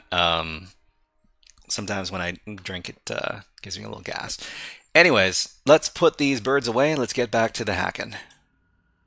So we just deployed the Dockerlabs machine. It is at this IP address. The great thing, well, it's kind of a double-edged sword, but all of these Dockerlabs machines are all going to share the same IP address. That does mean if you need to SSH into them, you need to flush the known hosts file pretty often. But what are we going to do with this IP address? We're going to scan. So we've got our Nmap program. It'll scan the remote server for any open ports. So we're just going to run it with 4 threads, which is fast but not too fast. We're going to run it very verbose, which gives us output before the scan is finished. We're going to scan for common We're going to scan common scripts. We're going to run common scripts and versioning information on any services that we find, and we're going to scan all the ports. So when we scan the machine, we see that there are two. There are 2 ports open. Squaredmo says this is one way to skip the ad. I mean, if you're a savvy user, you can switch from Twitch to YouTube, and you can get less ads. Cypher says, bit off topic, but I applied for a junior development role, and was just told that we would prefer experienced applicants. Can we make it illegal for them to do that? Those fill my inbox. So we prefer experienced applicants. I mean, Squared Mode says, I'm on YouTube now. Awesome. Awesome. So Cypher says, junior development role, experienced applicants. Did they tell you that did they send you an email that said that? Or, I mean, at what point did you receive that message? I don't think you would have received an interview if they told you that at the interview, then that's kind of a jerk move. So Cypher says experience means senior, not junior. I mean, I understand how you could take issue with that, for sure. But it's just kind of I think the people that are writing these job applications or these job descriptions, they're not doing a very good job. Which is ironic because they have the job. Okay, so Tech World Notice. So all the stuff on Dockerlabs is in Spanish, so we might have to do some Spanish translation from time to time. What do we got? Tech World News. Noticias? That's news? Okay. Well, I mean, today I learned the Spanish word for news. So Squaredmo says, usually when applying for a junior role, it's kind of understood that not all applicants of experience, kind of entry level, can be taught on the job. Unfair Rabbit says, that's a good question. I think, well, I mean, I'm pretty sure some people in the community, they're actually working in cybersecurity roles. Sota Rima says, with the rise of vibe coders, will cybersec sectors get more jobs? I think, yeah, I'm not completely sure what's going to happen with the number of cybersecurity jobs now that there's a lot of AI flooding the market. Tough to say. Okay, we got port 80, we got port 22. Usually, we note that port 22 exists and that we can potentially do SSH login, but we need to investigate port 80. So to do that, we can do a little bit of easy reconnaissance with common tools like Derb and Nikto. I'm starting to feel like Nikto and Derb aren't really super necessary because I haven't found anything with Nikto and Derb in quite a while. Actually, Derb, yes. Nikto, not so much. But every once in a while, Nikto is going to find something really nice. So Squaredmo says, working in Fortune 500 as a software engineer and wanted to switch into cybersecurity. Oh, Squaredmo, that's awesome. That's awesome. I mean, what kind of cybersecurity do you want to switch into? Do you want to do like web app security or DevSecOps or something else? Derb is very slow. Switch to GoBuster. Well, I mean, most of the time when you're running stuff on your own network, the fact that Derb is really slow isn't that much of an issue. It's definitely more of an issue if you're using it over a VPN connection. But let's, speaking of GoBuster, let's run some GoBuster now. So you can run GoBuster and do some more advanced directory busting. And Usually when we run GoBuster, we use a standard list, like user word lists, user share word lists, dirbuster, directory list medium, directory list 2.3 medium.txt. Huh. Do I got this wrong? Okay. Gotta spell everything correctly, everyone. So we got index.html. I don't think there's very much to this website. You know what? Let's go ahead and check it out. Okay, so that's going to be HTTP 172.17.02 index.html. Okay, well, I mean, there's a whole blog over here. We can translate this. So translate from Spanish to English.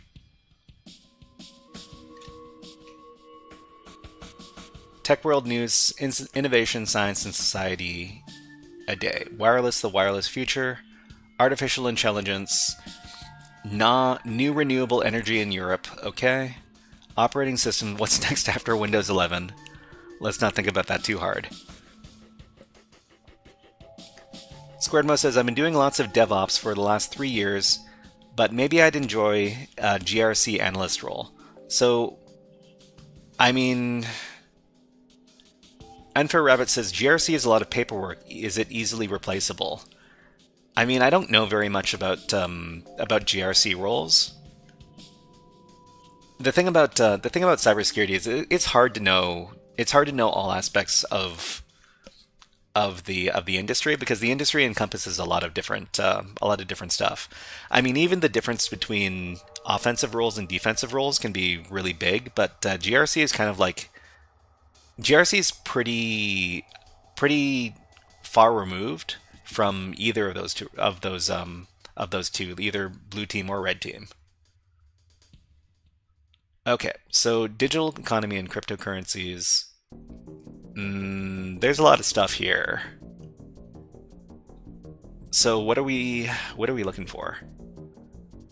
I think we might want to take a look at the source code for this page, just to make sure there's nothing really weird going on here.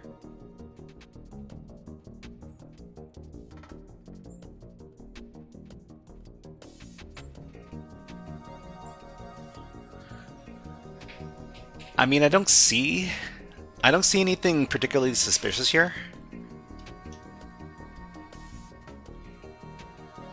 That means we should probably take a look at what's going on in the dirbuster. So the dirbuster scan didn't really give us anything good.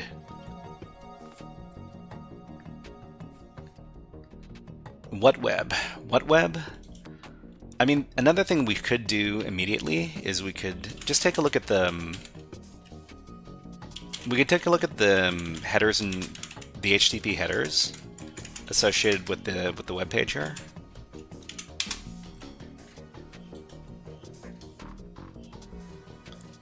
So what do we have for headers?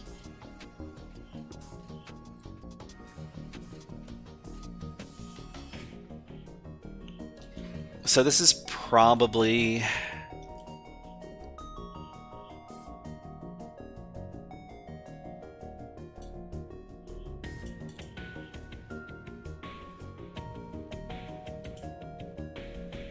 just for fun, I'm going to check the version of Apache that's being used here, just to make sure that it's not a vulnerable version.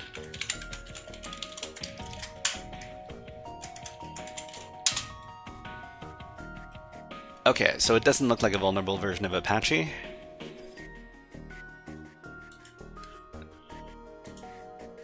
I'm kind of... We weren't able to find anything, huh? So we looked for zip files, PHP files, HTML files, TXT files, and back files. What web to check for the tech? I think we've got...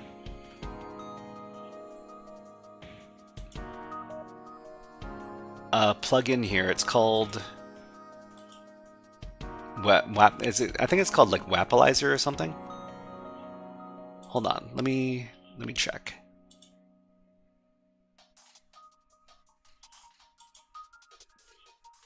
Wapalizer, yeah.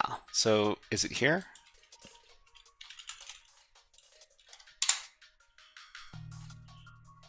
Wapalizer. Let's see if we can add this to Firefox.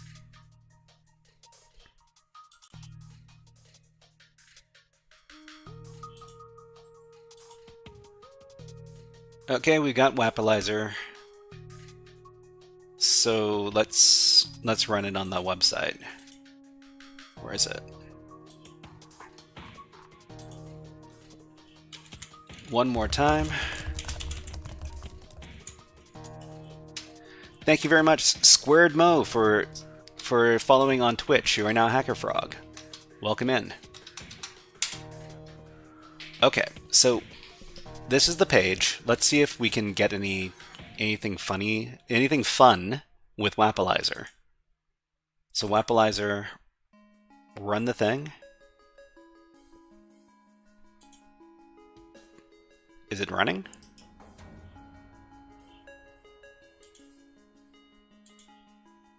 Oh, Wapalizer.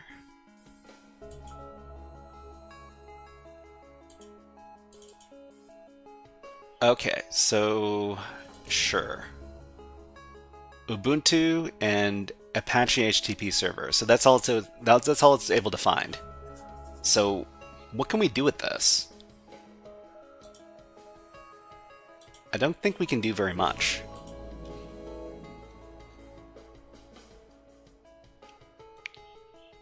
Let's take a close look. Let's take a close look at what's in the blog article. Actually, you know what we could do with the blog article here? We could turn this into a word list.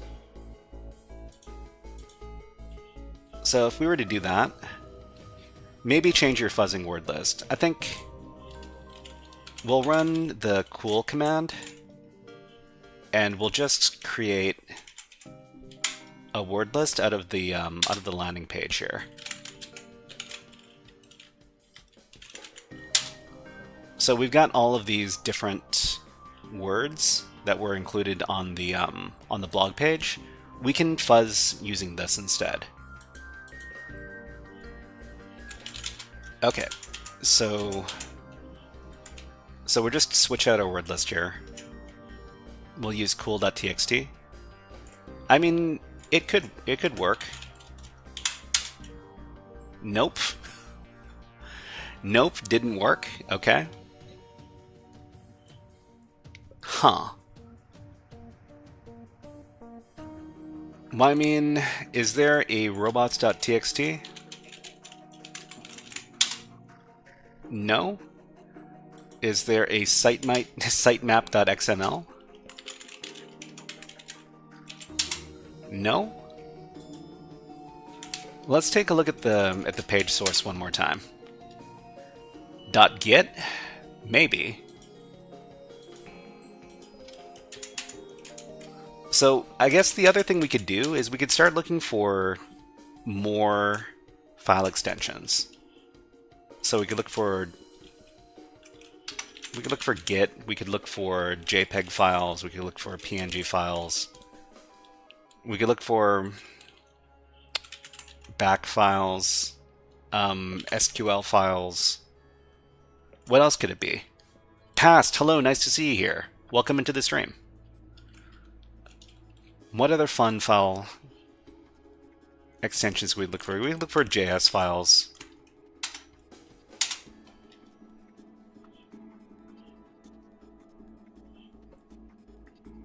Bigger list and vhosts. Well, I mean, the problem with vhosts is that we don't have we don't have a domain name. If we had a domain name, maybe we could do vhost stuff. Maybe, I mean, it could be like Tech World. Xmetric says in before sudo. Who do you do sudo? That's a good question. I mean, there are all sorts of topics on this page. Like it could be related to one of these topics here. So cloud security, wearables, exoplanets. I'm pretty sure it doesn't have to do with exoplanets. Computer photography, quantum computing. Encryption? Well, I mean, there's no encryption on this page.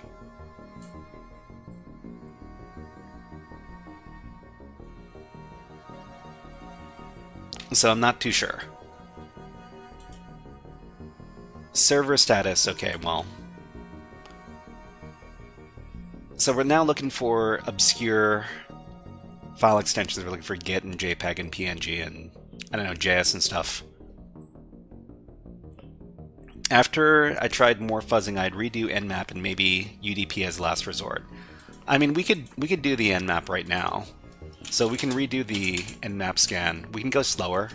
We can go at T2 instead of T4. Just to make sure we didn't miss anything. But I'm pretty sure it's only 2 ports. It's 22 and 80.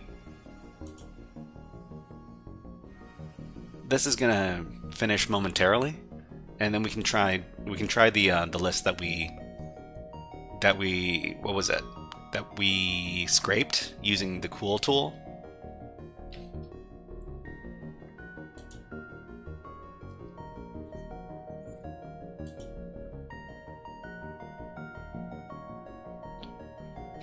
Okay, so we'll do the same thing, but we'll use the cool word list.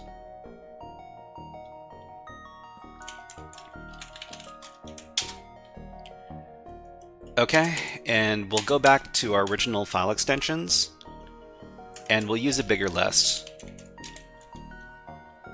So it's user share. Actually, where is the big word list?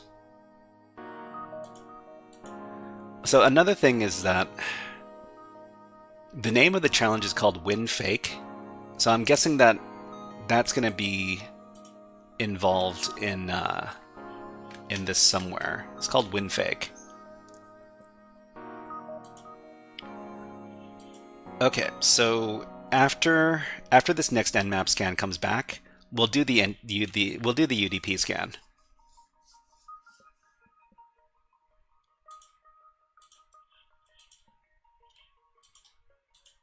Okay, so where's the big list? So let's look for seclist big. So directory list 2.3 big. Directory list lowercase 2.3 big.txt. Let's try this one.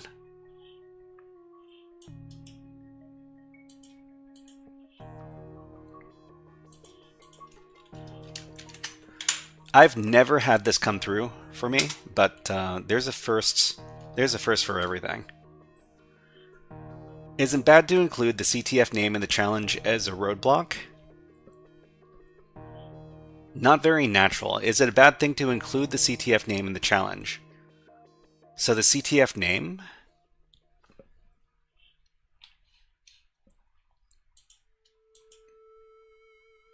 What are you... I'm not too sure what you're referring to. So WinFake... I mean, I'm not too sure. The name of the challenge should... I mean, I don't mind that the name of the challenge gives you a clue as to what you're supposed to be looking for. So WinFake, are we supposed to be looking for .win files? I'm not sure. Or .exe files? .exe files, .dll files, I'm not too sure about what we're supposed to be looking for here. 99% of online hacking is training wheels nonsense. Bubblegum, do you remember me? Should I remember you? Bubblegum? Can you refresh my memory? Unfair Rabbit says, HTB, hack-the-box machines do this, dude. Like, pass something CTF box name, which is very weird. Let's see. Xmetric says, all training wheels and hand-holding. We're in. Shall we play a game? How about global thermonuclear war? Xmetric says,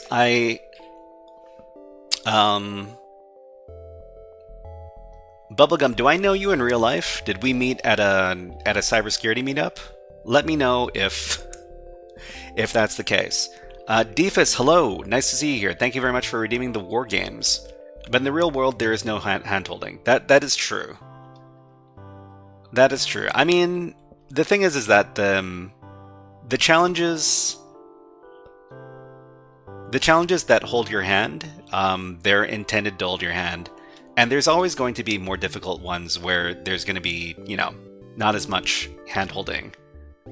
I think it's okay if you know, if you think that the challenge is too easy, just move on to another challenge that's that advertises itself as, you know, realistic and difficult. It should be okay. There should be, well, I mean, I guess there are different platforms, and different platforms are going to be more or less handholdy. I think Hack the Box is what most people think of when it comes to, you know, like being difficult. Hack the planet! Shut up and get in. They have those on HTB Hack the Box paid labs. Okay. Samurai Dante, nice to see you here. Welcome in, welcome in. Okay, the end game's on Hack the Box. So this is wow, this is a really big list. It's going to take a while. But win fake. Whoa, this is scanning way too slow. Okay, I'm just going to stop this. I'm gonna do another fast scan, and after the fast scan comes back, I'll do my UDP scan. So it says here that there are only 2 services. There might have been something really simple that I missed, but I don't think so.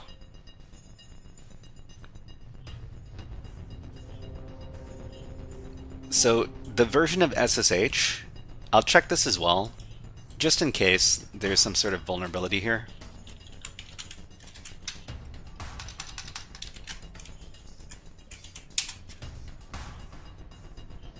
Okay, I mean, OpenSSH it's very rarely vulnerable.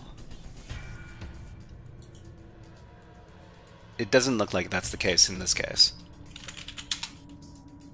Brian CGS is, you don't remember me? I'm always here, sudo. Oh, okay, okay. There's always one vulnerability with that version, but it never works. I mean, we'll see. Okay, so this is still chugging along. Tech World News. Tech World? I mean, if we had a definite domain, then we could do some subdomain enumeration. I don't think that's the case there. I don't think that's the case here, rather.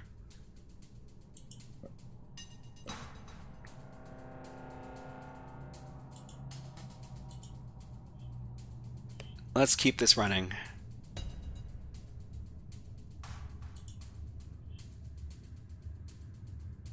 Well, I mean, is this operating systems? What's next after Windows 11? Technological evolution marks the way for new software paradigms. What's next after Windows 11? Is this? I mean, this is the only article with a question in it. Let's take a look.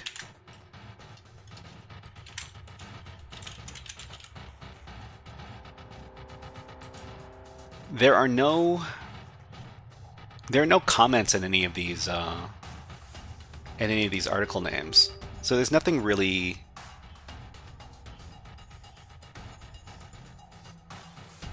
Acrostico initial, so initial. What is this word?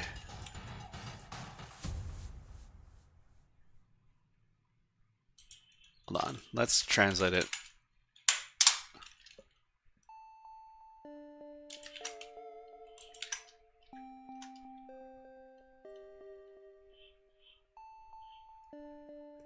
Initial acrostic. Acrostic? Acrostic. So if it's an acrostic, that means we need to take the first. We need to take the first letters. Yeah, the first letters of each one of the articles. Okay, let's de-translate this back into the original form. So when serve win server root fake. Win server root fake. Okay, so Xmetric says, I literally typed this up. This is the first step in hacking, is gathering information. Having the right tools makes all the difference. Okay, yeah, well, I mean, we obviously we need to pay attention to the code, right? Because we gave us an acrostic, which is win server root fake. Win server root fake. Let me check that one more time. So WINSERVER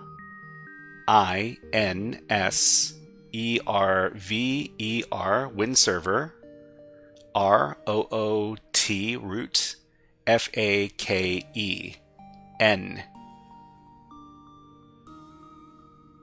NEWS.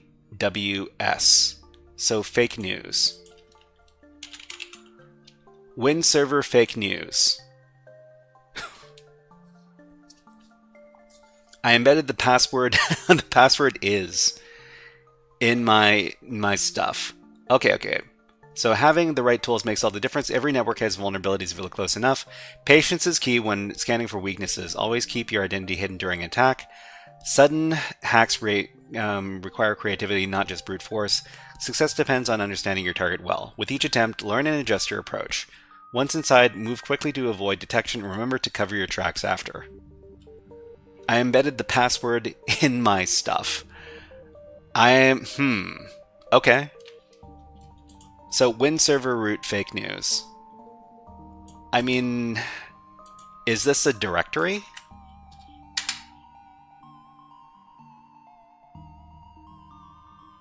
That's an acrostic, okay. Well, I mean, that's the acrostic. So let's check to see if there's a directory. Okay, or maybe let's, I don't know, .html or .php. Is it separate directories?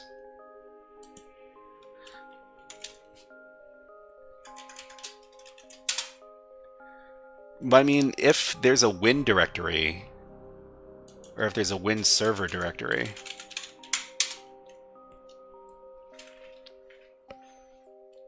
okay, there are ads. Okay, there are ads running right now. I'll run them on YouTube, and I'll put on the birds. So everybody, enjoy these birds.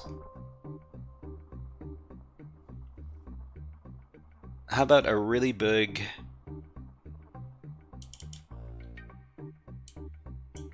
bird just hanging out. He's just hanging out. We'll be back in about 45 seconds. Gonna have myself a little water break.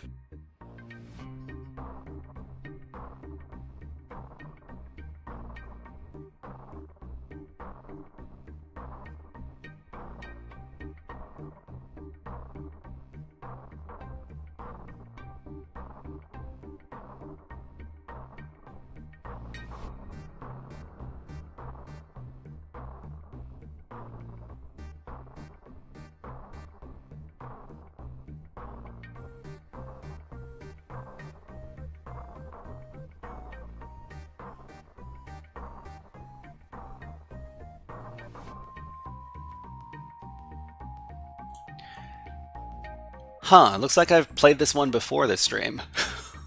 Sorry about that, everybody. Okay, let's put the birds away. Yeah, we just need to figure out... So, win server something fake news. Win server root fake news. I don't know what this means. Could this be like a username? Okay, so nano.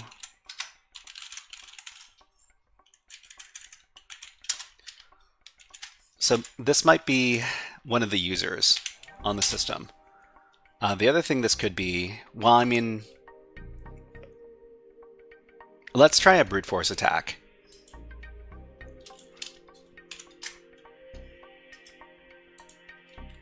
So let's call this brute force.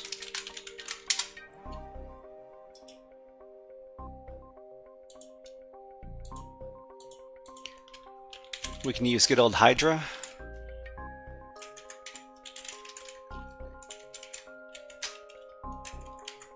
And the password will be... This is an easy box.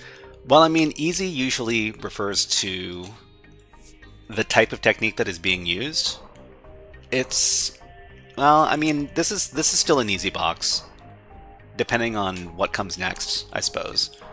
User share wordless rocku.txt. Before we run this, we need to make sure that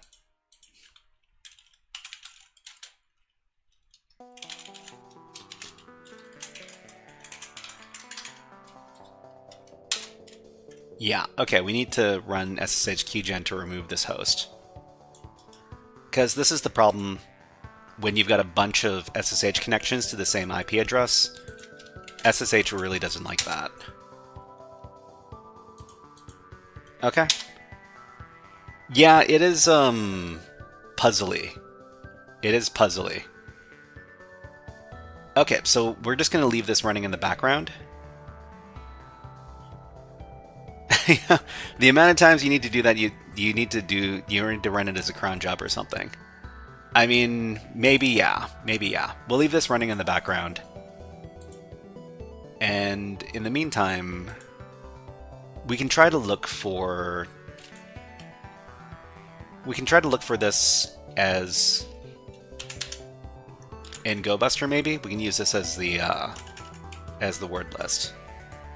So, I mean, it's just one word.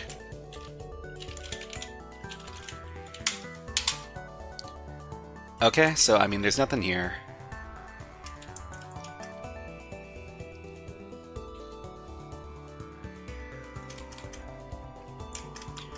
Or we could try using this as the password, and we could do a password spray on a bunch of different user accounts.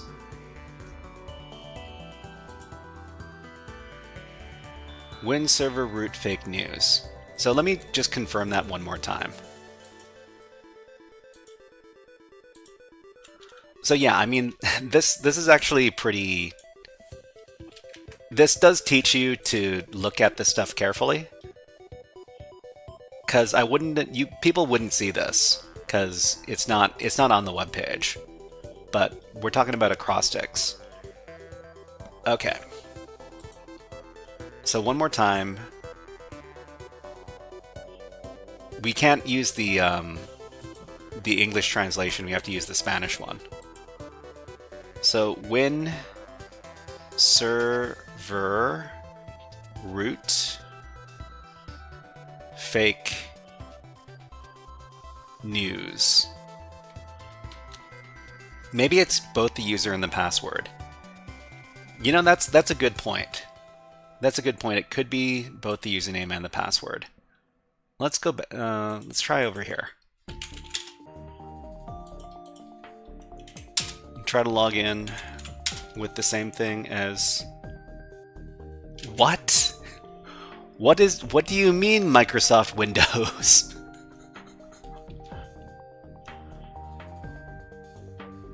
Win server root. So is it root fake news? Is it login as root and then fake news is the password?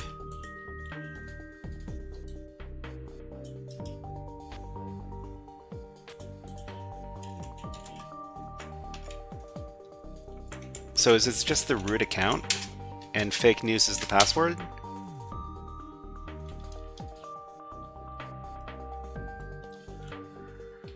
Oh man, VibeXVT, hello, nice to see you here. I'm learning JavaScript right now. Any tips? JavaScript, I mean, if you want some learning resources, I mean, I can point you towards those. So there's good old W3 schools.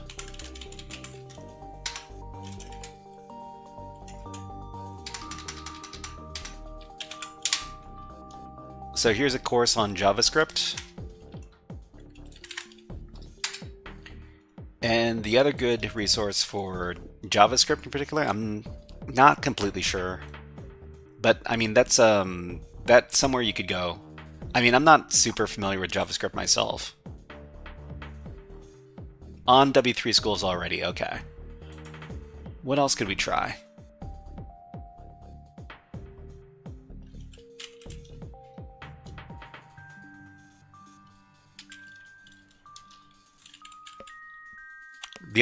Another good place that you could try is Codecademy. But I'm not too sure if the JavaScript stuff they have there is paid or not. If it's paid, then it's not as useful to you.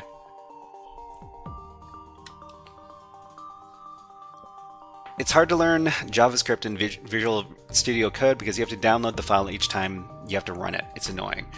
I mean, I can understand that. I mean, W3 Schools should have like an online JavaScript interpreter.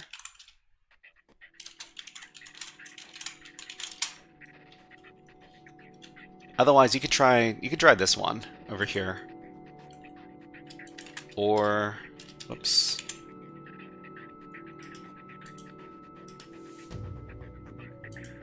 Or this one as well. So just to be able to run the stuff really quickly, you could use services like this, or like this one over here. Just figure out which one shows you less ads, and you should be okay.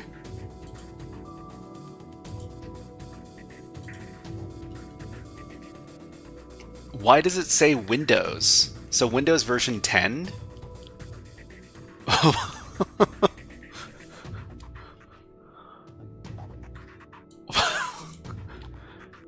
This is yeah, this is really weird. I mean, this version of Windows might be vulnerable to some sort of hack, right? So we're going to search for Windows.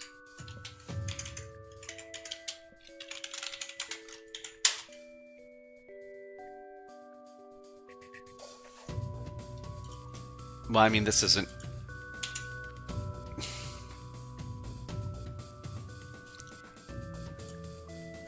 Just for fun, we'll search and see if this version of Windows is vulnerable to anything.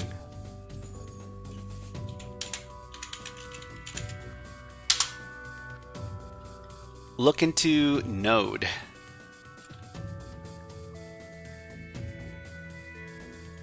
But Vibex, hey, welcome. If I could give you some advice, then I'm happy to do so. Let's give you a keyboard cat to play you off.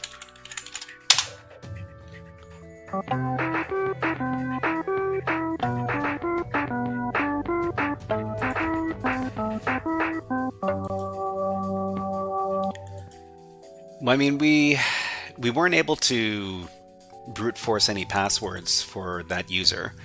But I mean, what else could this acrostic actually be? So win server, something's fake news. Win server root fake news.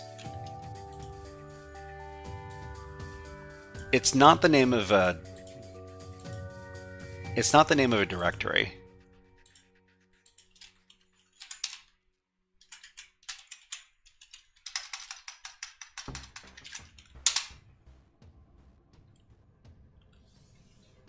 What are we missing? This is so tiring. I mean, it's a good question.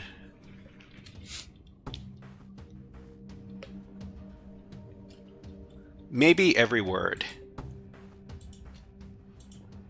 Win server root fake news. How many different ways can we separate this?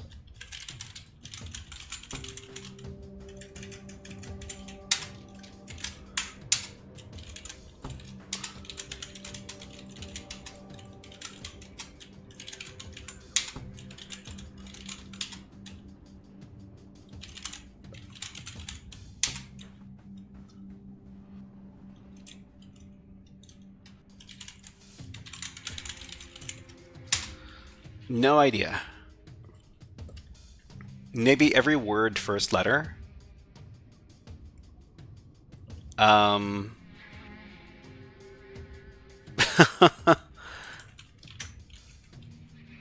Okay, we got another... Man, an ad break already? It feels like we just did an ad break. Anyways.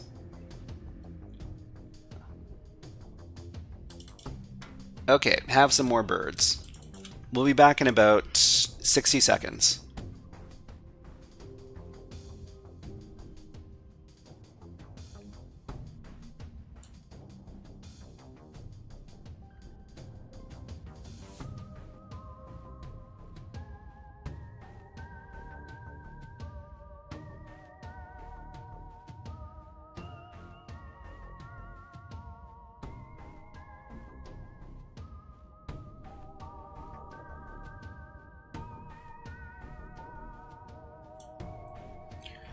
Unfair Rabbit says, I wish I was a bird, life's so easy. I mean, depends on which bird you are. The thing is that lots of things eat birds, so birds have to be very careful whenever they're doing anything to make sure that there's nothing about to come and grab them. MC25 says, I don't know, I had a cat that brought me a bird every morning. I mean, the thing is that birds are not... Birds get got as well. Maybe you want to be a squirrel. Maybe being the squirrel is the better answer. Alright, let's put the birds and squirrels away, get back to the hacking. Okay, so MC had a suggestion on the website. Maybe instead of using the first word, see if the other words equal to anything. Cypher says, a rat. A rat. That was a squirrel. Although I guess you could call squirrels big rats as well. Okay, so the other words, let's take a look. So these are all capitalized.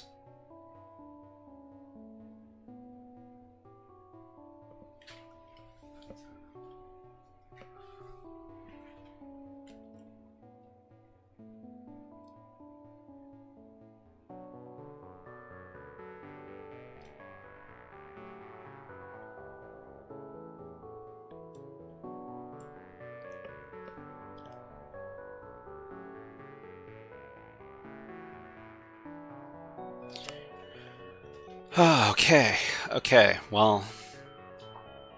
So MC says something about, what was it? Maybe every word, first letter. On the website, instead of just using the first word, see if other words mean anything. W, E, F...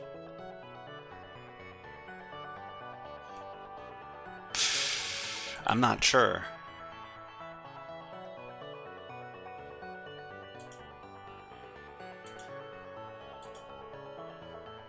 Okay, let's check in on the brute force. So the brute force isn't working.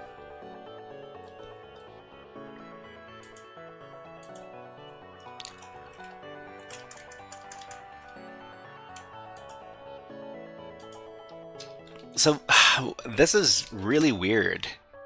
So I mean the thing is called WinFake. When we tried to SSH into the system, it says it's Microsoft Windows, which is really weird, since we're pretty sure that this is a we're pretty sure that this is an Ubuntu box. The whole thing feels like a rabbit hole. I mean, that's true. This whole thing seems like a very CTF-like exercise. So if we think this is a Windows box, how does this change how we approach it? So if this was a Windows box, we would try to use something like, netexec or something, but those ports aren't open. There's no port 445, there's no port 139. So that's off the table. So if this was, it's also an Apache server. And the system wouldn't be the user root. Yeah, it wouldn't use root as the username. It would use administrator. Administrator?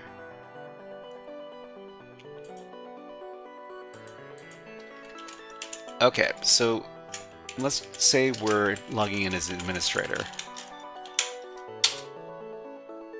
And the password is actually win server root fake news.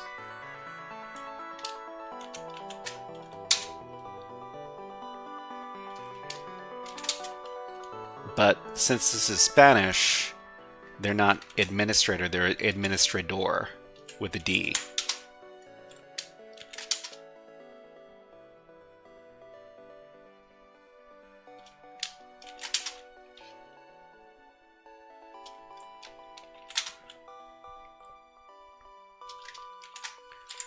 Win server root fake news.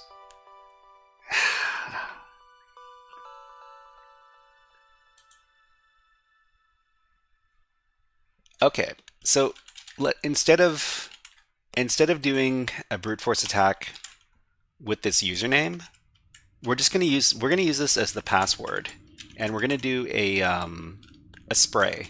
So a username spray. Let's get the what is the file called?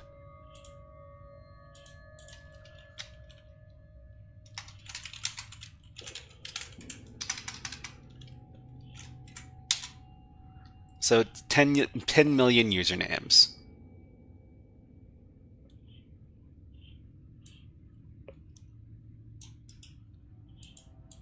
Okay, so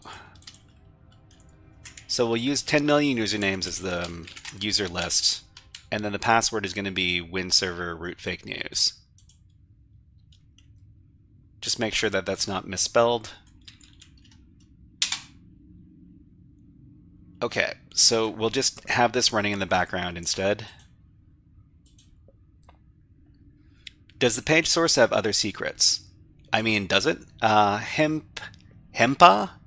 Is that how you pronounce that name? Welcome to the stream. Have a hack the planet. Hack the planet! Hack the planet! Shut up and get in. Okay, so this is index.html.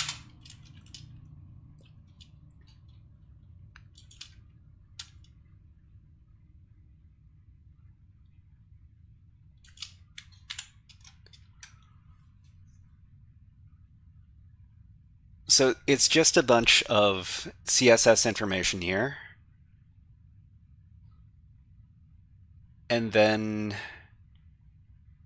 this is the information we got about the acrostic, which was hidden.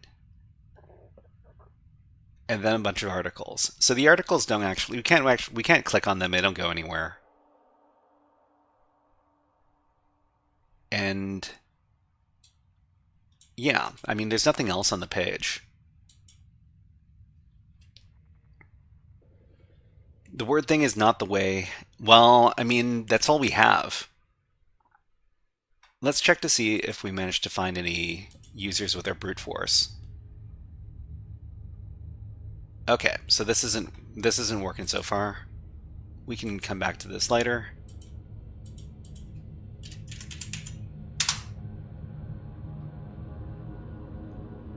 So who else could be the user on this system?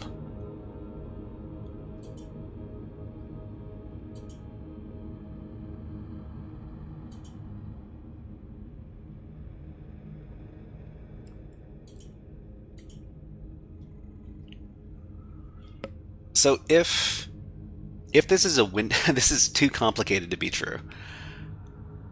That's a good, yeah, I mean,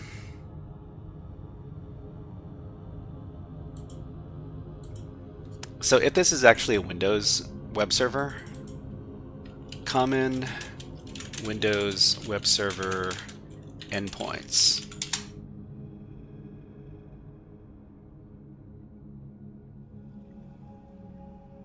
Oh, you know what? If this is actually a Windows web server, we should try looking for specific file extensions.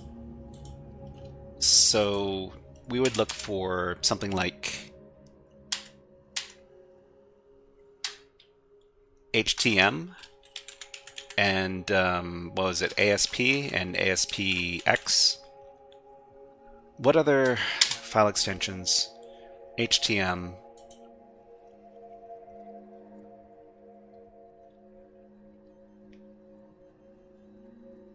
It's not a Windows web server. I mean, it's pretending to be a Windows system because it's called WinFake.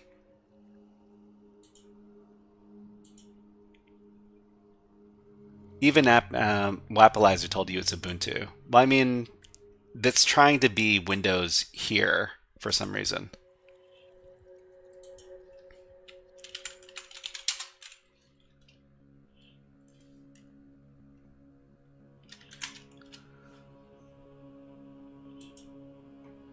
Server status.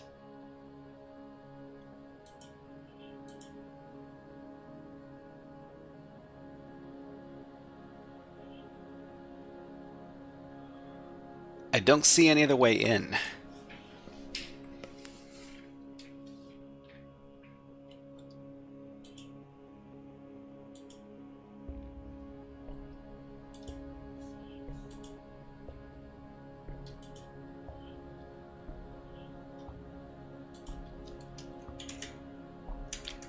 Win server root fake news. Win server root fake news.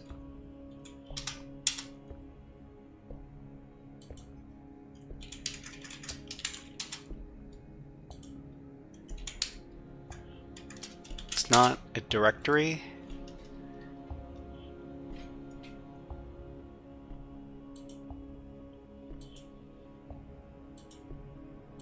It's not a password.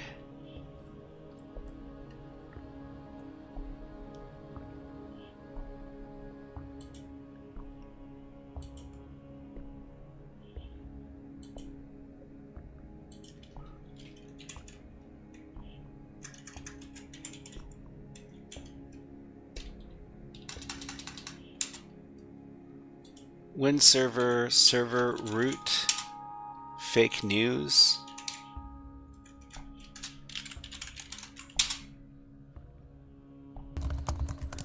Thank you very much. Elixirs needed. Thank you. Thank you very much for following on Twitch. I appreciate it. Let's give you a fun redeem. How about a Nyan cat?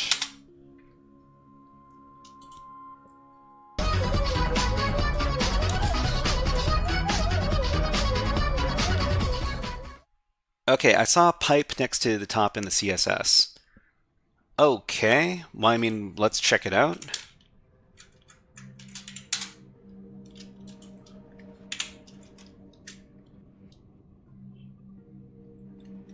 You saw a pipe next to what? Maybe the things we overlooked is the ones that we should see. Next to top, I saw a pipe next to top in the CSS. Top pipe. Top pipe?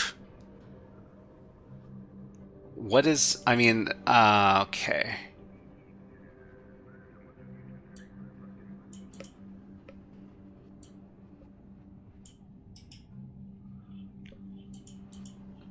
So top pipe. Pipe is not a property for sure. I mean, if we give this over to the AI, what's wrong with this CSS?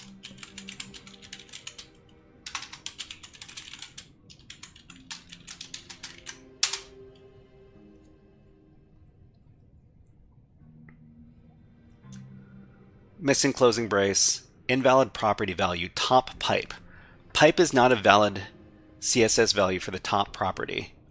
Top property expects things like auto, length units, or keywords. So what does pipe mean?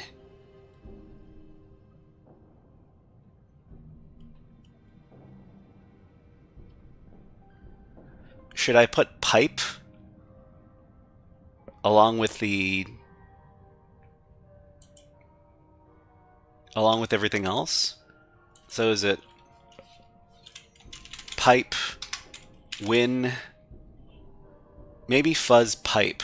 I mean, pipe is, I'm pretty sure it's on all the lists, but I guess I could fuzz it.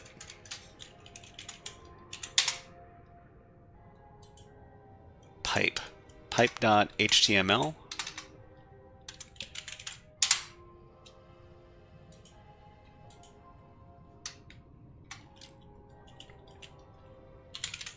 Echo pipe to pipe.txt. Man, I am running in circles.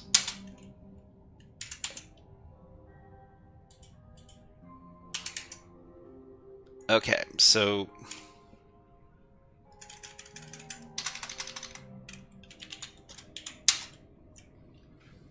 pipe as the password. Pipe as the password? Maybe.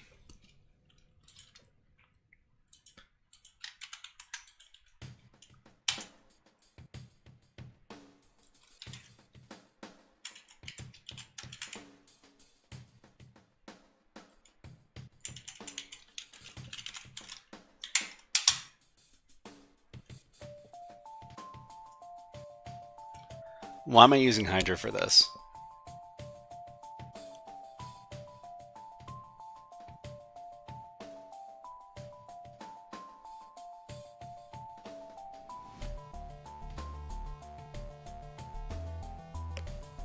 So that is as the login name pipe. So we could try win server root fake news as the username, and then pipe as the password.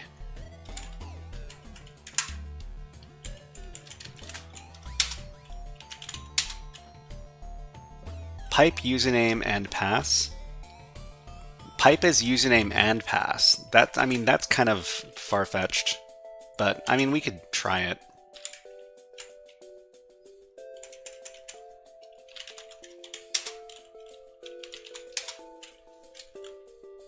Root fake news. Root fake news. Root fake news.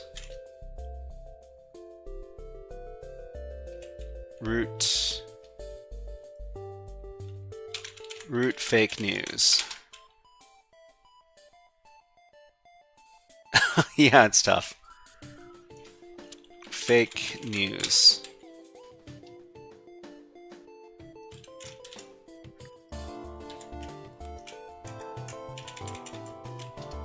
Win server. Root fake news.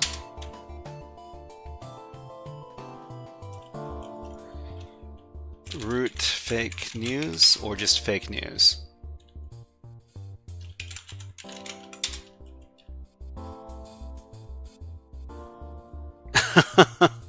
Yeah, I mean,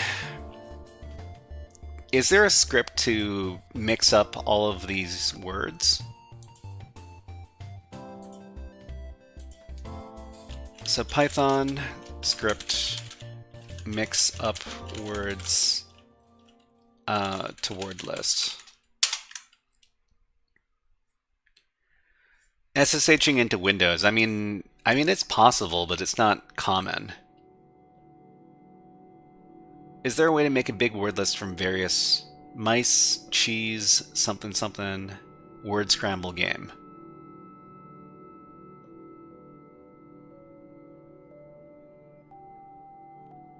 Create custom word list in Python. Just do bash permutation script.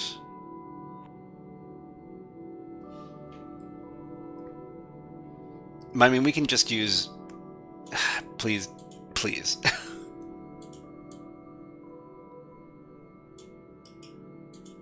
Okay, we're looking for parameters. Jeez. Okay, nano word list .py.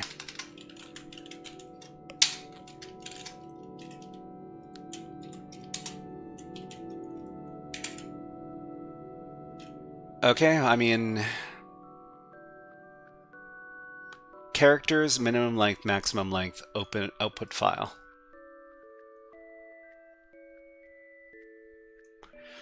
This doesn't look like the code I really want to use. Okay, so it sounds like the perfect use for hashcat. Hashcat? It's like random word list generation. can we somehow get valid usernames for SSH somehow? I mean, we...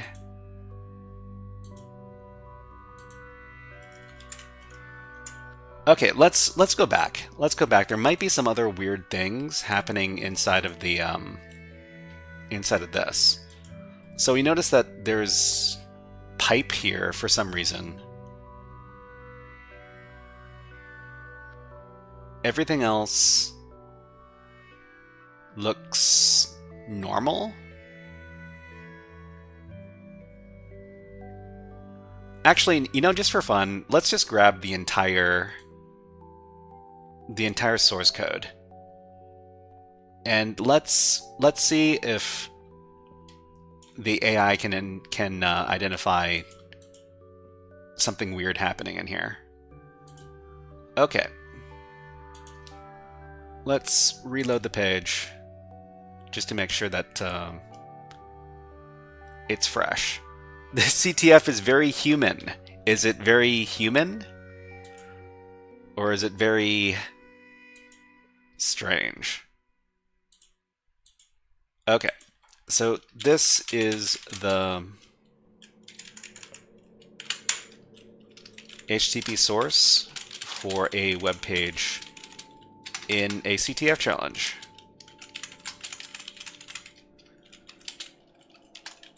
Identify any strange elements in it.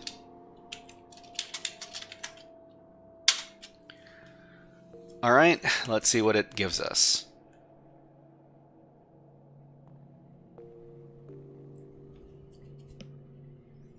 It's thinking.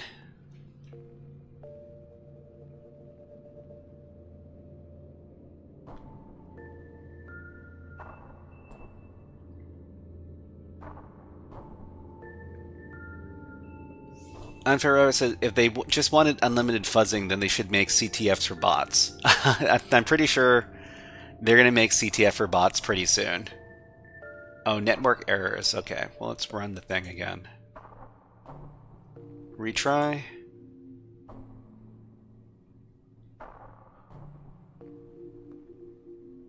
Okay, invalid CSS property, technical issue, pipe.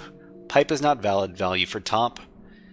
Hidden article with suspicious attribute, main CTF element. So across Tico initial.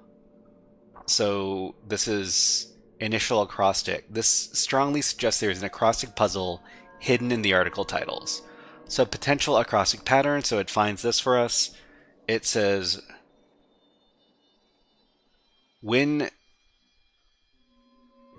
it got this wrong.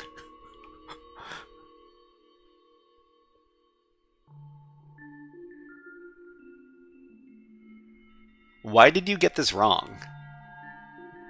Gosh darn AI. Okay, so Ozusa says hashcat feeded a word list with a rule file and then output to standard out, then boom, custom word list. Cypher says if plugging a CTF into a ChatGPT can solve it, it's too easy. I mean, I don't know if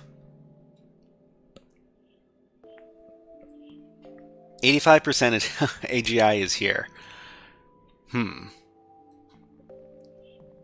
I mean, it's fake news, which looks like CTF flag about the Windows Server root access or DNS.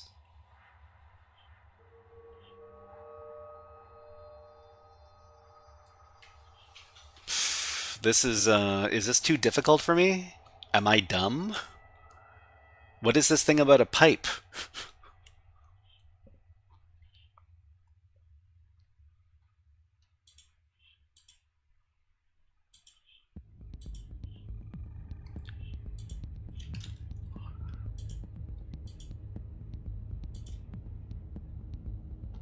Could be pipe is a user and we need a password.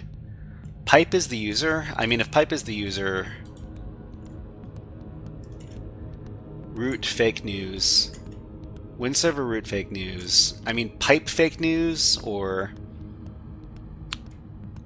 So hashcat feeded a word list with the rule file, then output to standard out, and then boom, custom word list. So hashcat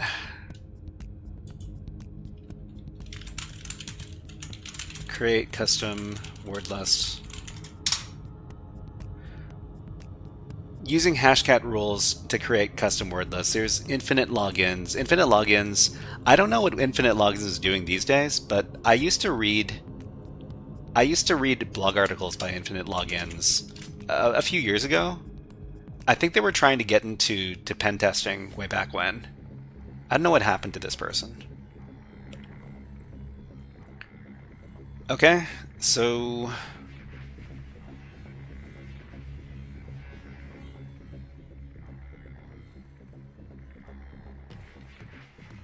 the current year, there doesn't always do this. Sorry, everybody, I have to take a little a water break.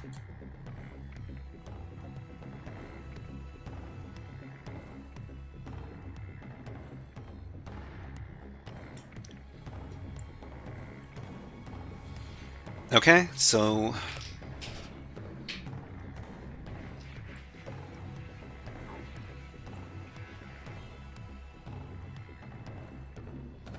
Ampa says the other word has root in it, so maybe it's something to get root.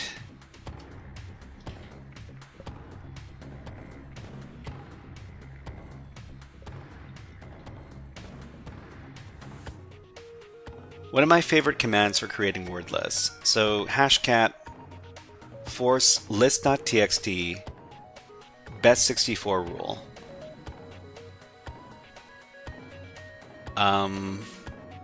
Wait, is this all a single command?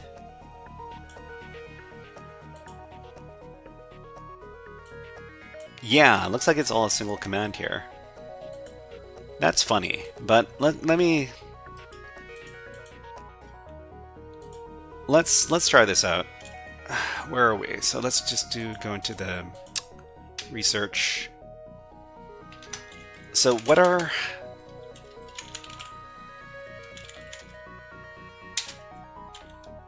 win server root fake news pipe?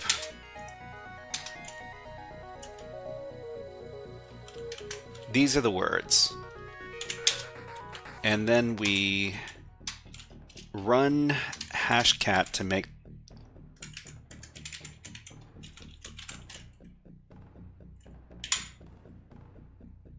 list unique. Oh man. What is this going to create? So append @ rule, no such file or directory.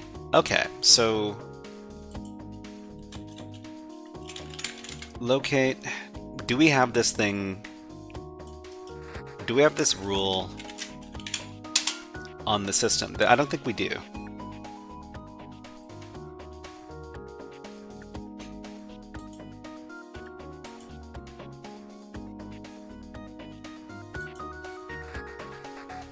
Okay, so let's ask the AI. Maybe the AI can help us out.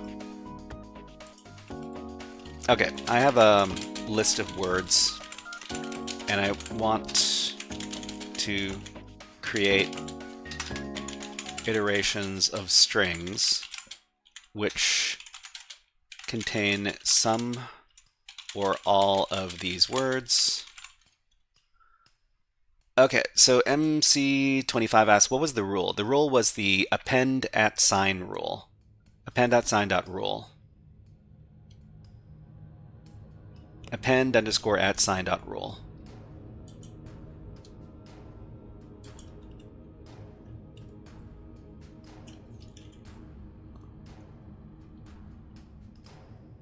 Yeah, so I want to create iterations of strings which contain some or all of these words. Write a Python script that takes in a .txt file and outputs all permutations of words in that list. I think based on the name, it just added an @ to the end.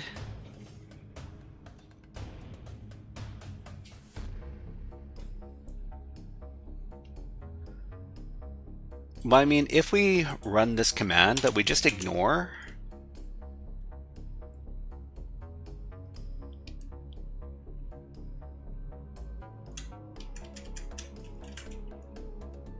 this rule.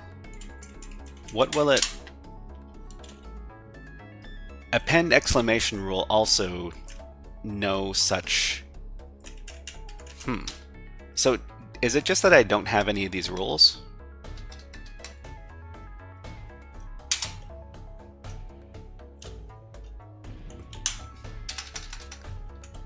Is it running? Okay, fill in whatever rules that you want. Ads. God, Python is so gross.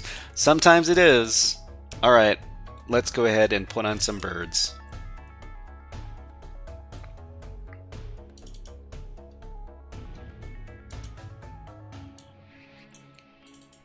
Alright, we'll be back in about 30 seconds.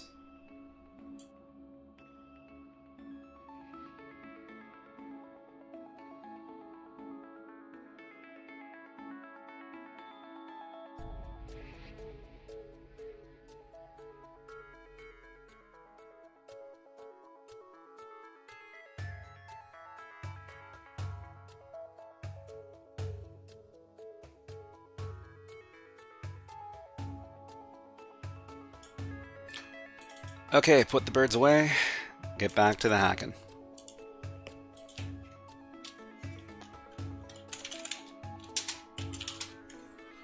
So did we made a list. So list unique dot. Okay, let's take a look at the word count for this. It's a big list.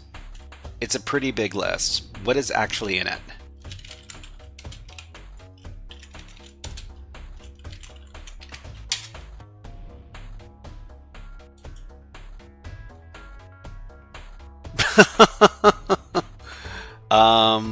I don't think this is what I wanted. I don't think that's what I wanted.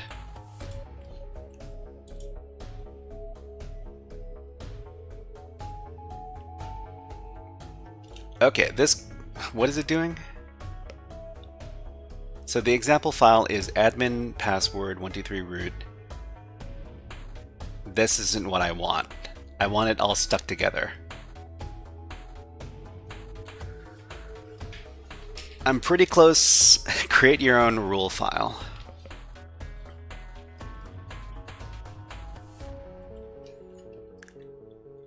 Ask the AI to make a rule file? Maybe, I don't know. I really wish this was easier.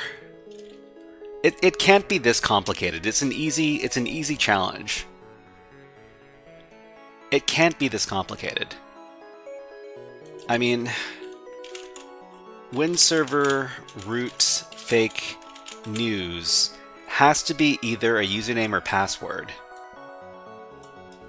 This is way too complicated to be an easy challenge otherwise.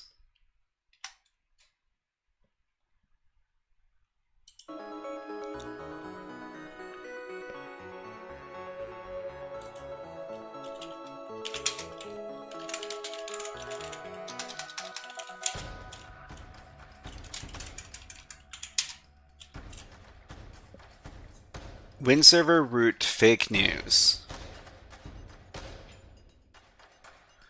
Alright, I'm gonna cheat a little bit. I'm gonna take a look at the description for the challenge. So the description for the challenge will tell me what kind of techniques are used in the challenge. It's not gonna tell me exactly what, but it's gonna tell me what kind of techniques we're using.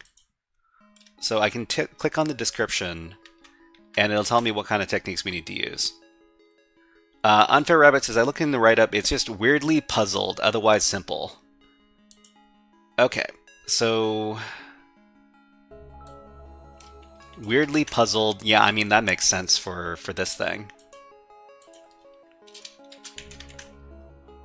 Simple laboratory, we must inspect the source code to obtain information on how to perform the intrusion.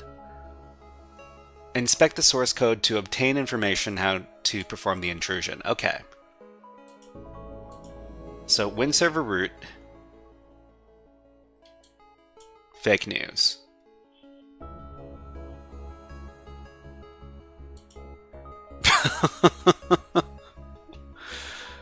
Fake news. The Win server root, the server root is fake news.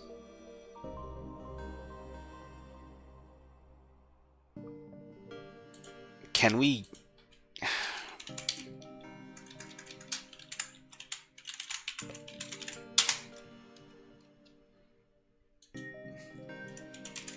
It's not this, it's not this.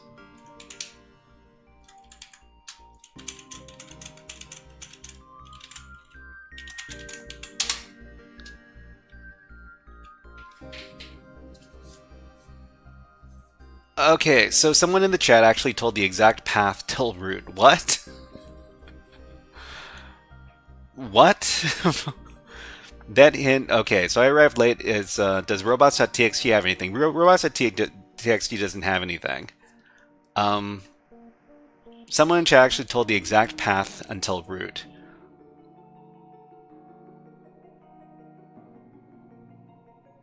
So could pipe be used as a user?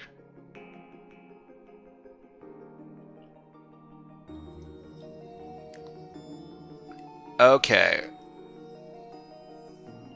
Okay. Well, I mean, you know, sometimes we accept the spoilers. Sometimes we accept the spoilers. Most of the time, we don't want people to give us spoilers. So, I mean, when they talk about a pipe, maybe they're not talking about... Maybe they're talking about a literal pipe, like this, as a username. Remote username contains invalid characters. So, okay, that's not it.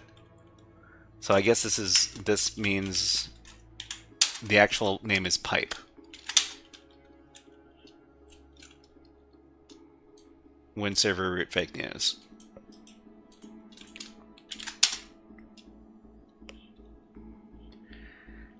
It's just a bad CTF. I don't think most people will get to user without the hints ever. Okay, Hempa. Pipe is the user. We need a password. The other word has root in it, so maybe something. It is something to get root.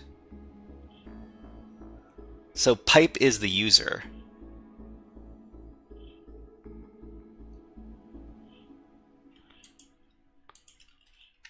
So if pipe is the user, I mean, we could just do some...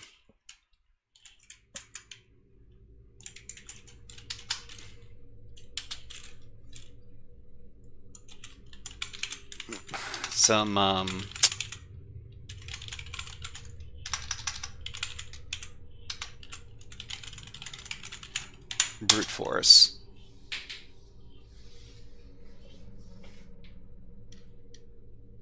Okay, login pipe. Look for the thing. Hekyang Kov. Hello, nice to see you here. Oh, wow, this is dumb. This is pretty dumb. Okay, well, sure. It's pipe. The password is kisses. This is... What is this? This is a PowerShell terminal, right? Why is there a PowerShell terminal here? Yeah, it's kind of... Well, it doesn't make very much sense.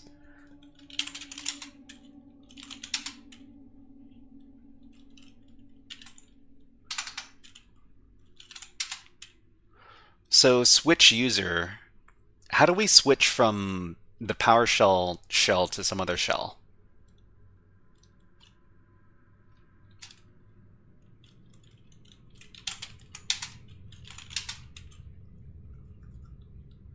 Web server root fake news. So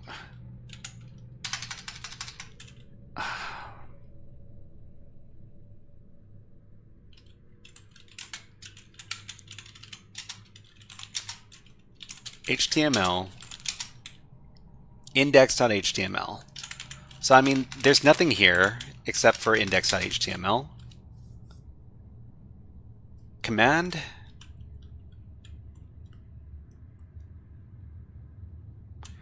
It is interesting because I've never been inside of a Linux environment using PowerShell before. So this is kind of interesting.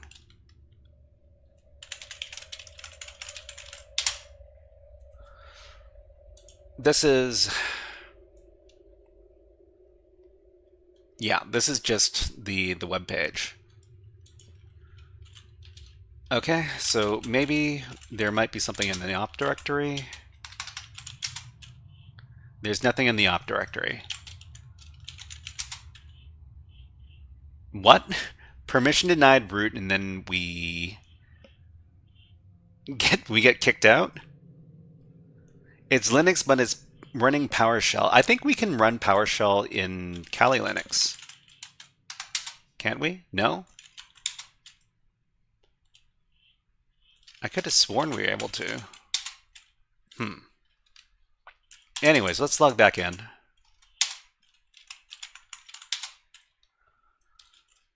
Okay, so this is the terminal we're using over here. We might be able to do some research on how to use it if we go to this URL.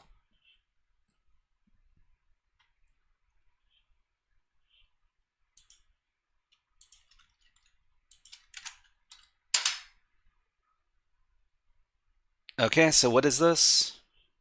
So it's a Windows terminal.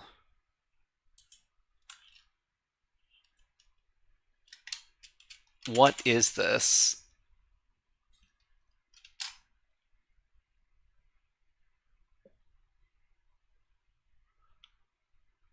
Okay, so the first thing we want to do is we want to get out of PowerShell. So where is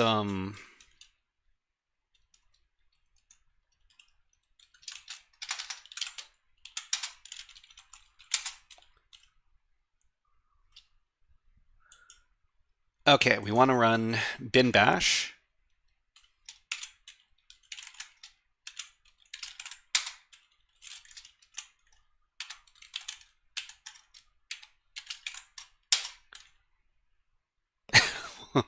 Is it not bin bash? Hold on. Check if it's Win or Linux. I still don't get it. So this is a Linux file system, but for some reason there's PowerShell running on this thing. So win server root fake news. Win server root fake news. This is, I mean, it's a Docker container, of course. Let's move into the bin directory. Let's run bash.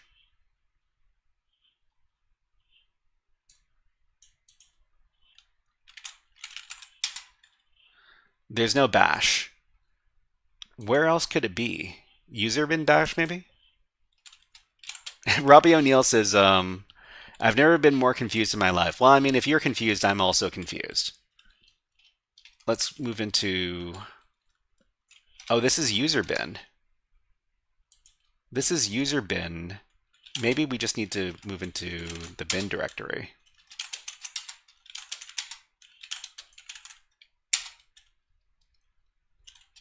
Is there a bash in here? There's no bash in here.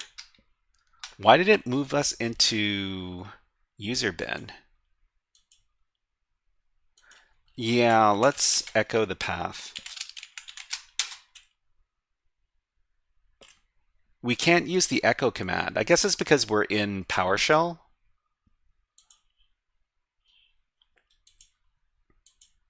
And I don't know how to use PowerShell. How do we search for, let's see, PowerShell, Linux PowerShell. Okay, so if we're using PowerShell, okay, if we're using PowerShell in Linux, how can we exit from PowerShell and use bash instead? Please tell me, who is the creator of this box? Edwin, hello, nice to see you here. What are we doing right now? So we're trying to get out of exit, quit, stop process. When you exit PowerShell, yeah, but what if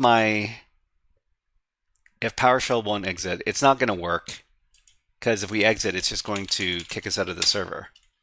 Yeah. Okay, so let's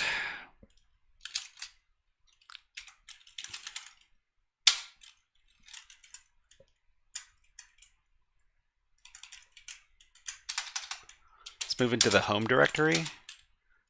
There's pipe. There's bash history, which has nothing. There's bash logout. Could try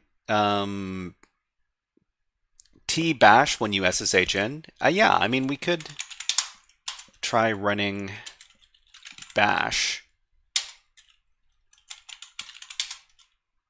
Nope. So MC suggests doing tbash.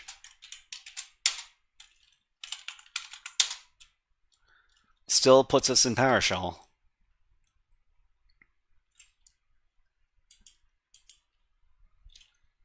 Maybe there's an sh command. cd bin.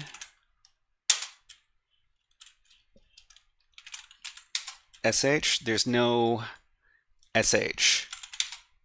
So user bin.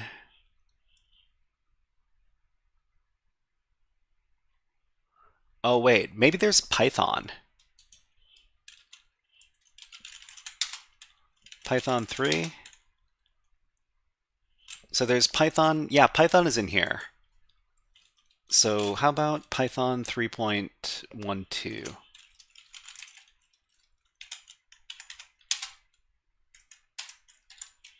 We can't run any of these commands.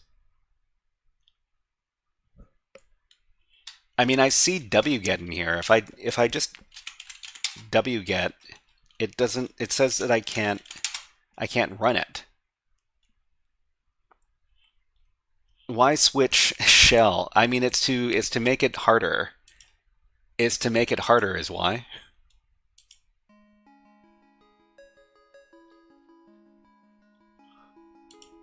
Okay, let's put on some thinking music.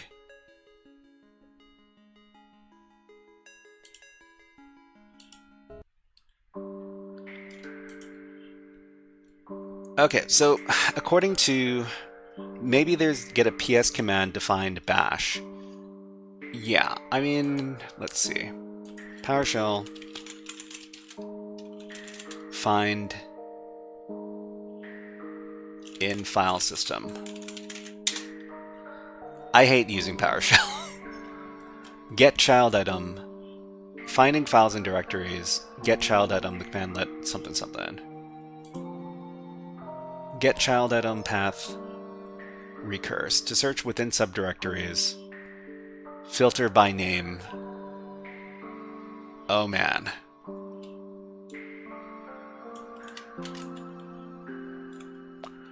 Did you do a THM box today? Yeah, I mean we did a THM module on volatility.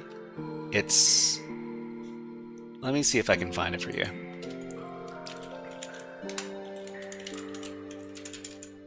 This one right here. It wasn't a challenge box, but it was talking about using volatility for memory forensics.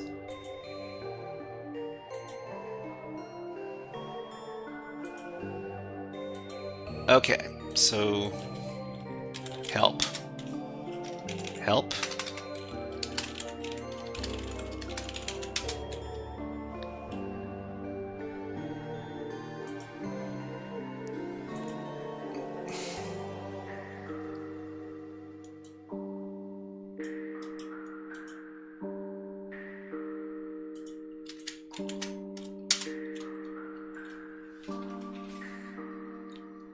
What?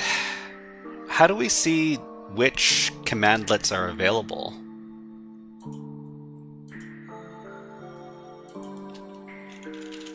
PowerShell get all commandlets. So get command gets all the commands that are installed in the computer. Okay, so get command.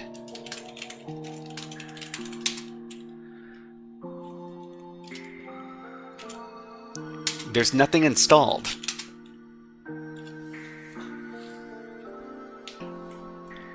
Something tells me this is a fake PowerShell. I mean, it's certainly starting to look that way. The only thing that we can run are basic CMD commands.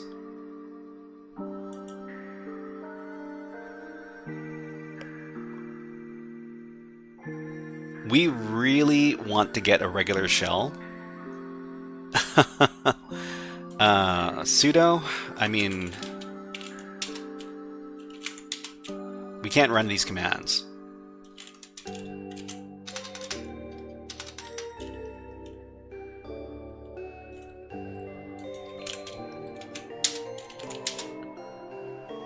So there's boot proc root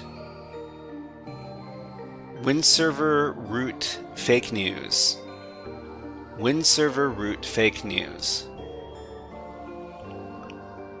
Well, I mean, if we try to enter the root directory or interact with it, we get kicked out. So, I mean, that is kind of fake news.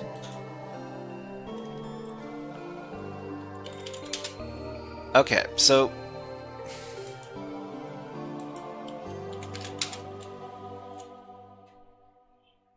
what about the temp directory?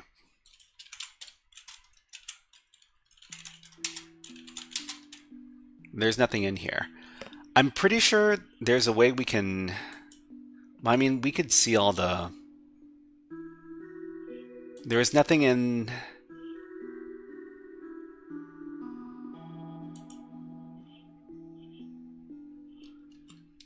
On CTFs, I like to look at the folder dates and target based on dates closest to our actual time. Maybe. I wonder which directory we need to look in. So there's a home directory, op directory. There's a media directory, a mount directory bin. Well, the binaries are they're all going to be in the user or the bin directory. So I don't think there is actually a bin directory, because if we enter the bin directory, it redirects us to user bin.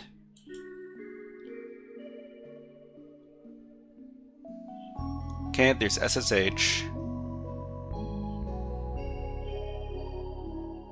Can we run SSH?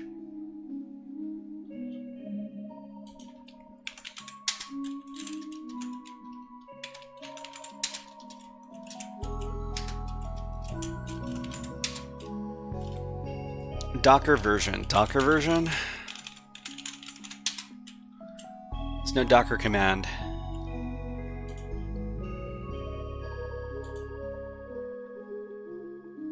So let's just see if we can actually interact with this file right over here. So if we just try typing this, it should give us a bunch of gibberish. Yeah, okay. What's that error say even? Okay, so Al termino. So this is not a commandlet function or directory that is executable. So I'm pretty sure that's what this translates out to.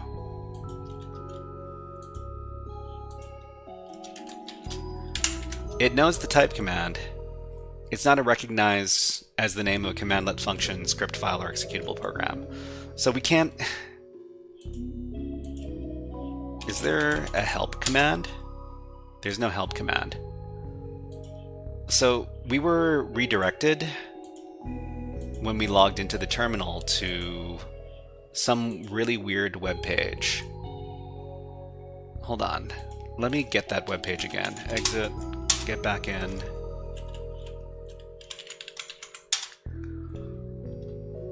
So the new Windows terminal, this thing over here, this thing is not great.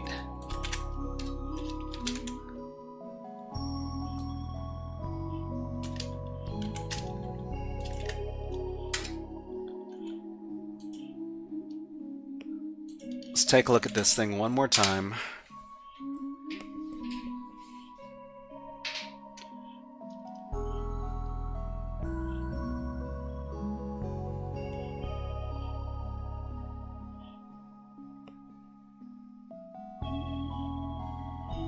Is this fake? This isn't fake, is it? It shouldn't be fake.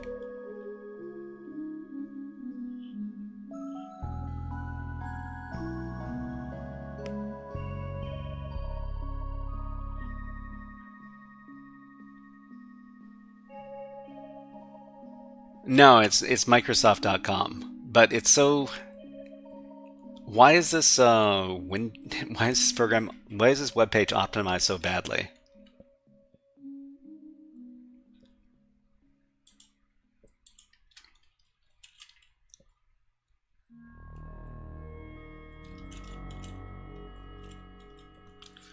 So this is WinFake. It's fake Windows. So if this is fake Windows, I mean, exit gets us out. All right, let's try asking the AI because I'm running out of things to do. We're in a Linux PowerShell terminal. Want to see what commands are available on the terminal. How do we do that?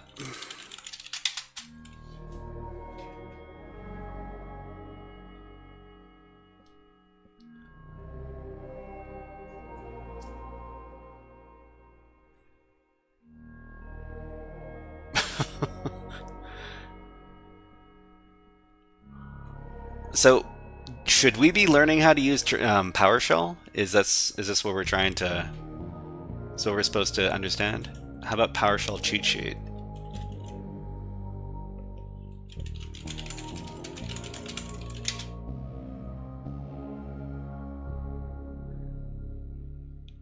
Okay, so get help. Oh, get help. Get help. Nope, no get help here.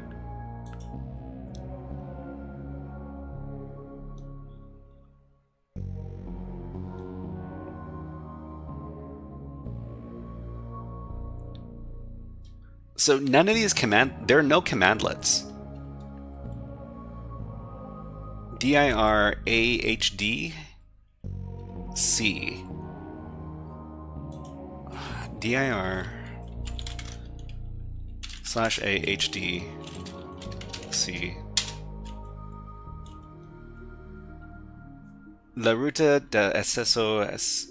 There's no something.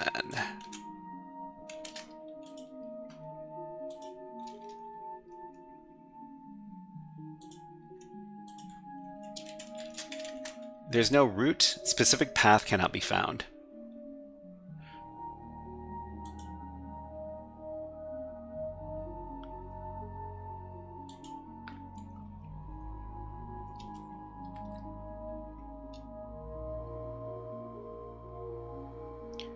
Method 1, get command. Get command, get help, get tab auto completion. So get tab tab, set tab tab.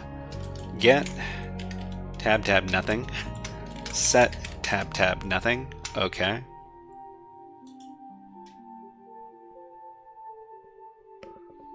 Linux commands available in PowerShell. So ls, ps, pwd, cat grep.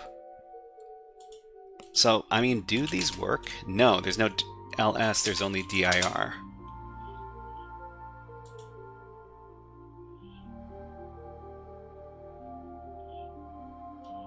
Okay, well, it looks like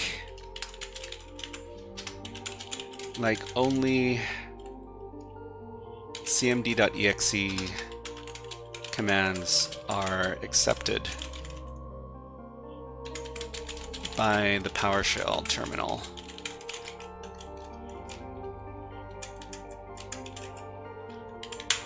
Okay. Fake PS on top of regular CMD over Linux. It sure is dumb. Okay. So check what's actually running. First verify so check PowerShell version and platform. I don't think this is going to work. I do not think this is going to work. Hold on.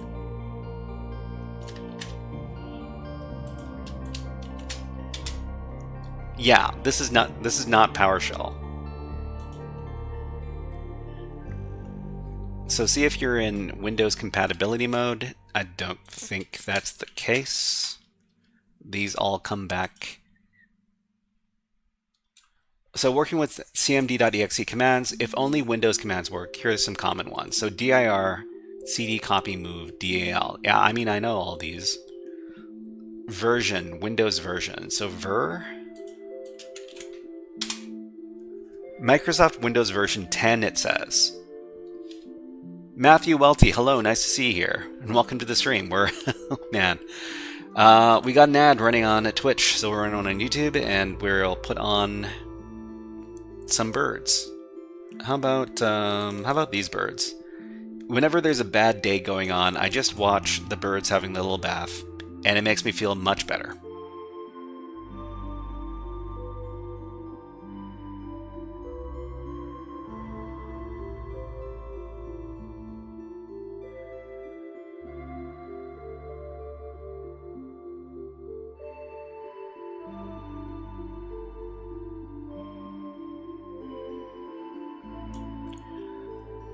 Okay. So what should we try next?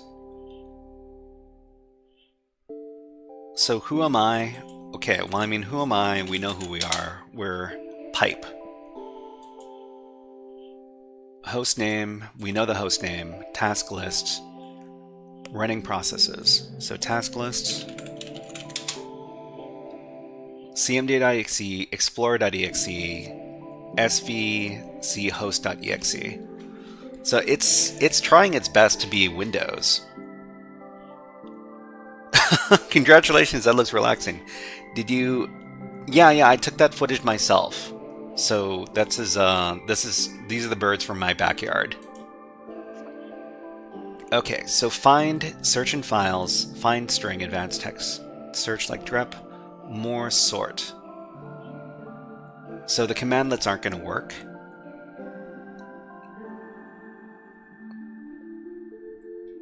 Look for execution policy. This isn't going to work. Force PowerShell core. Working within limitations, you can still be productive. dir/s, recursive listing, file operations. Okay. Try using help to see all the commands. There's no help here. Why? No, I don't. This is definitely a Docker container that's working inside, but the Docker container is running some strange Linux terminal, but the file system looks like Linux.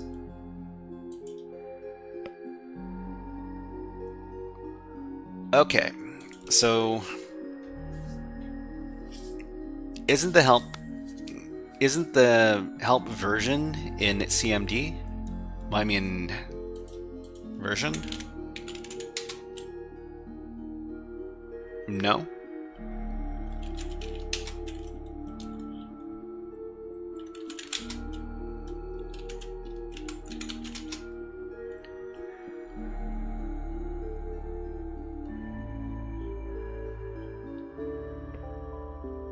Question mark? Question mark?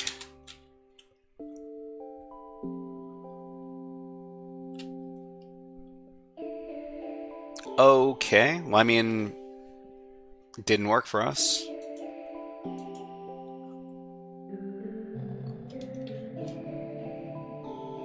Win server root fake news. Okay, so the root directory doesn't exist.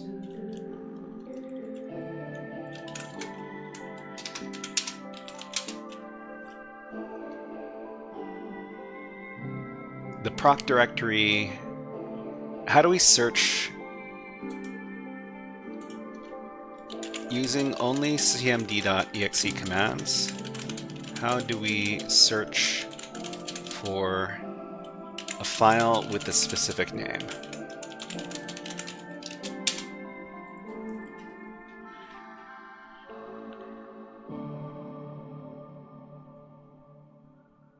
Okay, so search the current directory and all subdirectories dir/s filename.txt.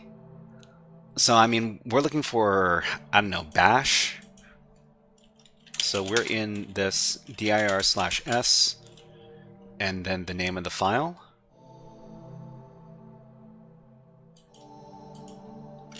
Bash. So dir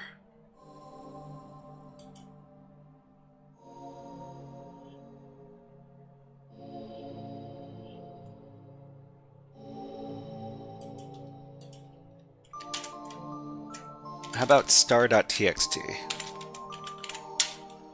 Nope. I guess it doesn't want to run these commands.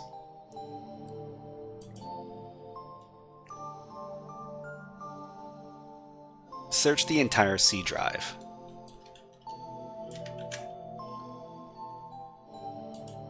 Search a specific directory. Okay.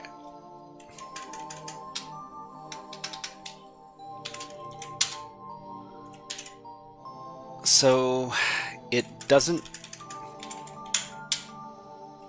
Okay, well...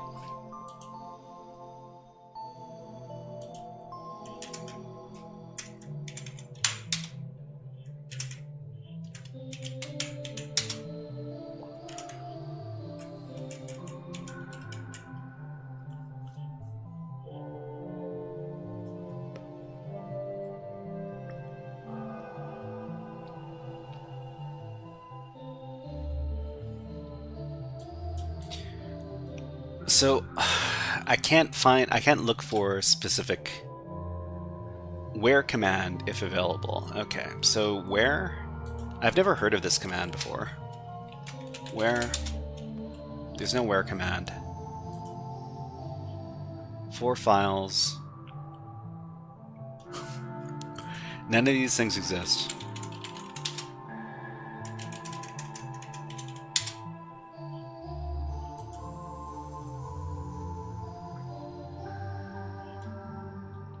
I mean, the dir/s command doesn't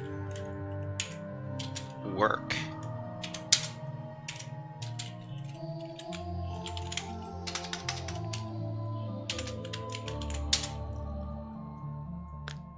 Don't trust AI completely. I mean, let's look for something else. So cmd.exe commands. List.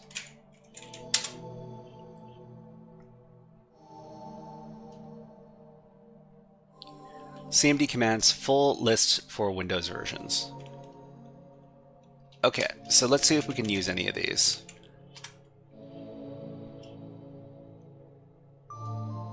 cd call.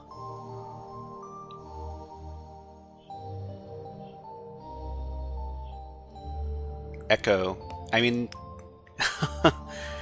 Zaki roleplay. Hello. Good morning. Does the node command work? Node?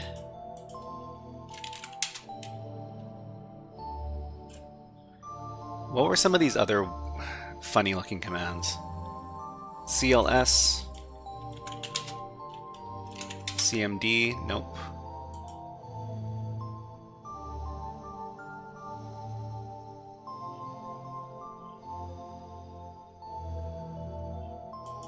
Can we even use the echo command? There's no echo command either.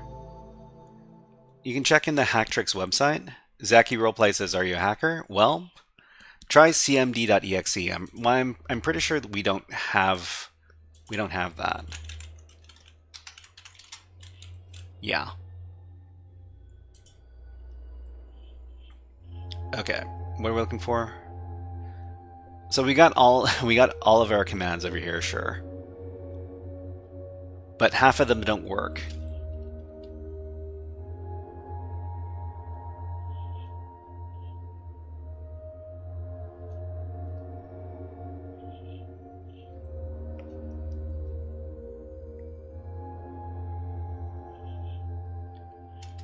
Find. This command helps you search for a specific text string in one or more files. Okay, so find No. Find string. This thing can't do anything.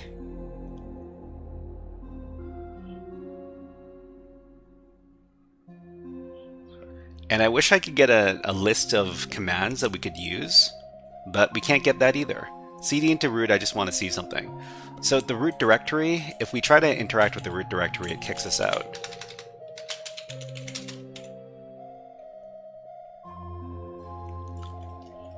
This is a Python file.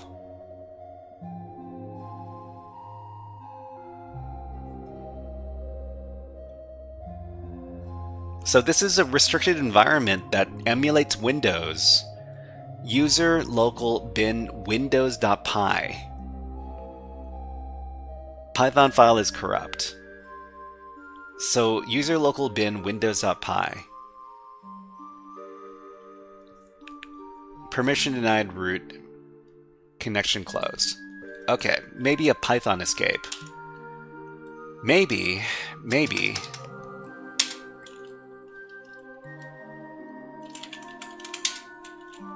So it was the file was in what directory? User local bin windows. cd user local bin windows.py. It's the only file in here. So type. Okay, so I mean, we have everything in the Python script here. So we just need to interpret the Python script, and then we can figure out how to get the heck out of here.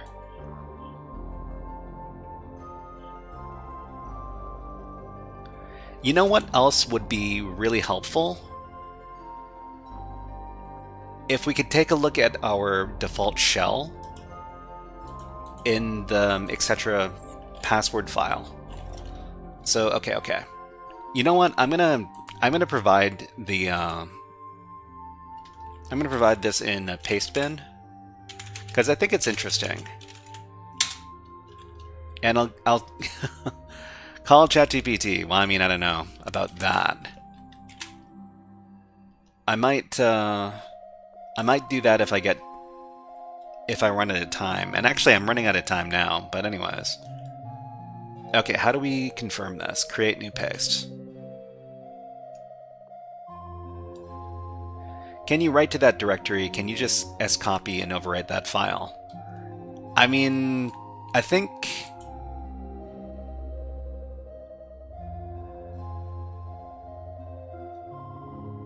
Okay, so create new paste.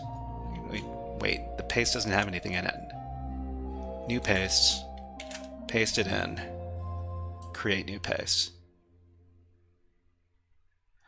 Your paste has triggered our spam detection filter.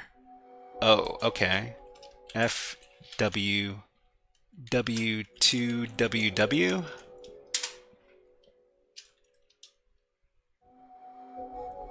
Okay, so if you want to take a look, this is the file over here.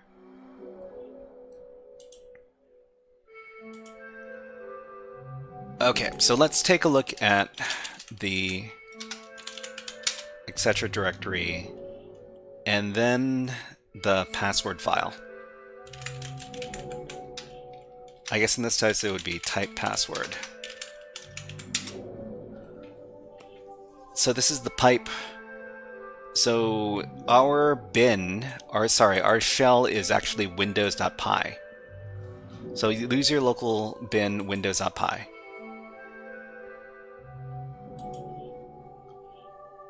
But the root user is using bin bash. Okay, so we need to find some way to break out of here. So Python escape. I'm gonna give myself an extra few minutes to work this thing out. How about I give myself like 30 minutes? And if I can't get it done, we'll give ourselves like 20 minutes. If we can't get it done in 20 minutes, we're gonna have to call it. But I mean, we've identified the core of the problem. It shouldn't take that long. Okay.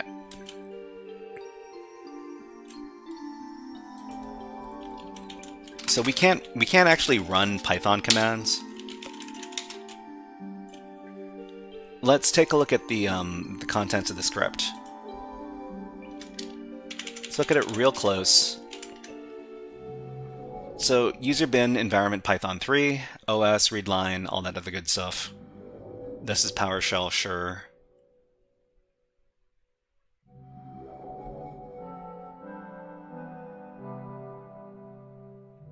Fake groups, great. Fake privileges.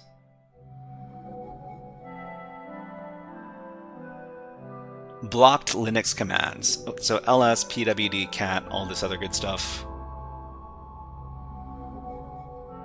We got our PowerShell banner. Linux to Windows path. Windows to Linux path. Command arguments.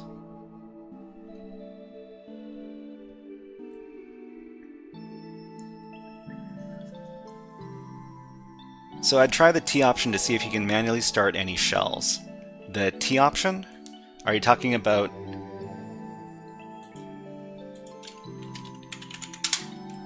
You talking about using SSH?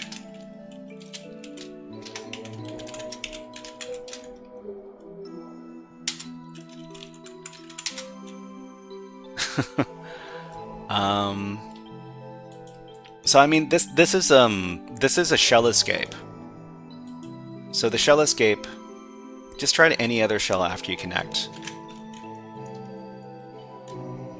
The funny thing is, when we SSH into here, it's not a proper SSH. It's not a proper SSH shell, of course. If we just do Control-C, we get booted out. So it's pretty jank.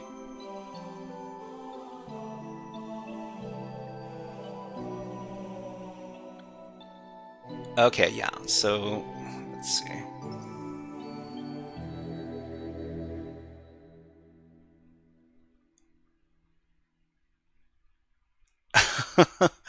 There's an ipconfig here? Really? This is... Yeah, okay, great. Just don't add the bin bash as you connect. So just -t.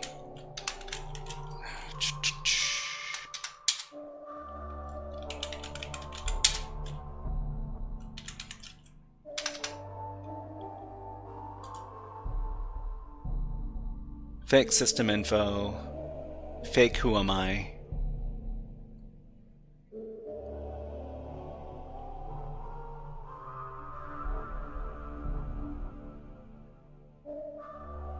SU root? If command equals SU and args equals root.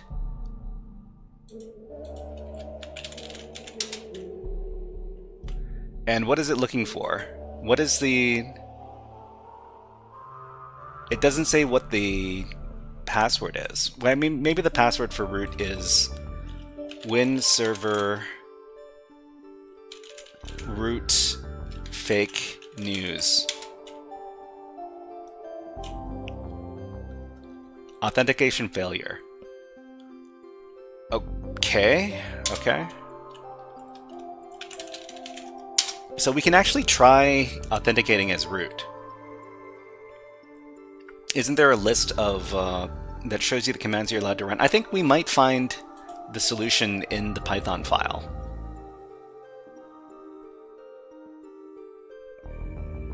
If command su and arguments equals root, subprocess.run su root. But we need to have the legitimate password. So we don't know what the password is.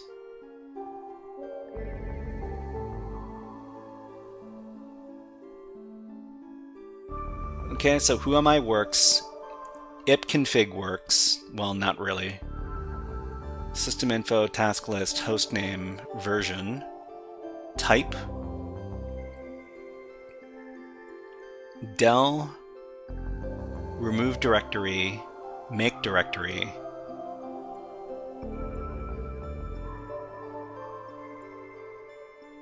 Okay, so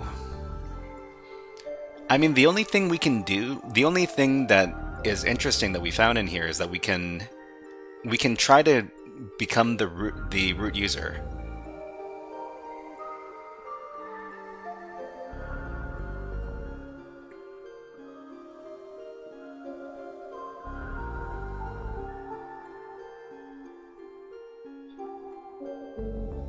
So Python, I mean, we're trying to do a Python shell escape.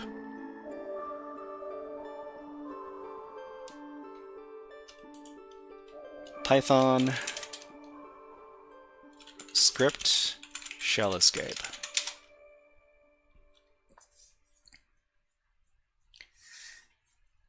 Isn't there a list of commands that you're allowed to run? Yeah, we're not allowed to run very much. Shell escaping in Python. Okay.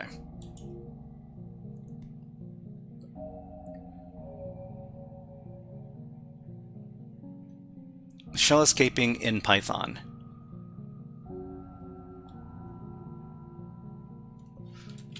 Can you SCP? Can we secure copy?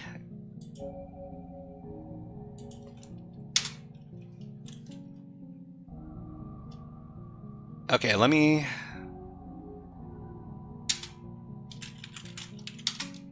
No, there's no secure copy. We can't run any of the commands. I guess the only thing we can do is we could try to figure out what the root user's password is, because we can run this command, su root, but we can't get into the root user's home directory. We can't get into the root directory.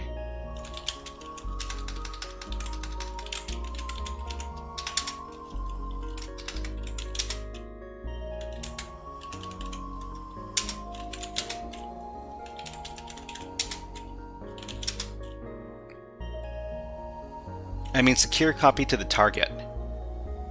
Maybe? If we could secure copy to the target, we could try to copy something, right? What would we try to copy? Defus, are you, man? Sometimes you provide some really interesting commentary. I mean, I think we can. We can scopy as the pipe user. I mean, the other... Can we pipe? Can we pipe commands? So home, I don't know, let's try home bash history.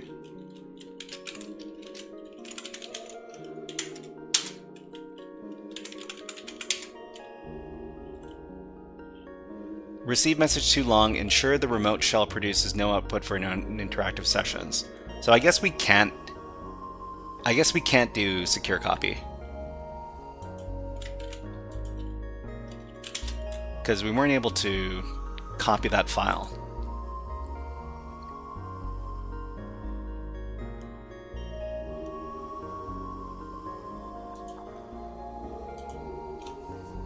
Okay.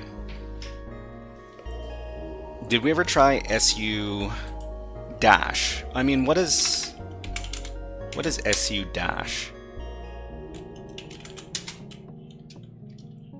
Is that just trying to su as the root user?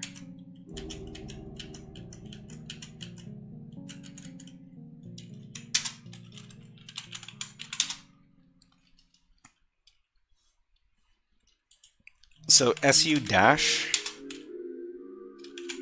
So su doesn't work unless the command arguments are root. If we try to su as root, it'll let us. Sometimes it'll let you su as root without a password. So win server root fake news. So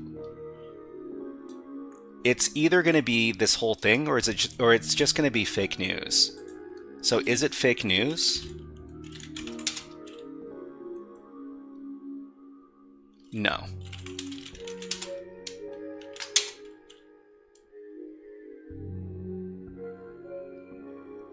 Fake news. su root echo hi. Oh, you know what? That's a good idea. Su root, who am I? Okay, so it has to be by itself.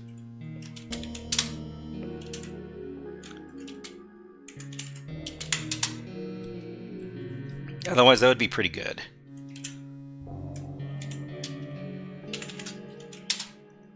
Oh, is it pipe? Because the name of the user is pipe.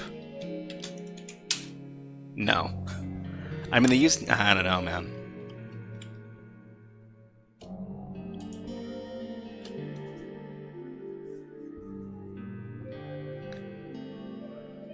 Okay, so let's try. Hey, AI, give us the answer. We are in a restricted Python shell.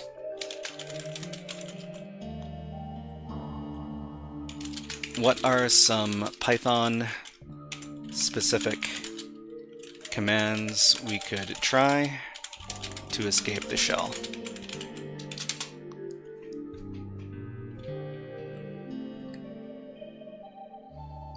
Why is this so unresponsive?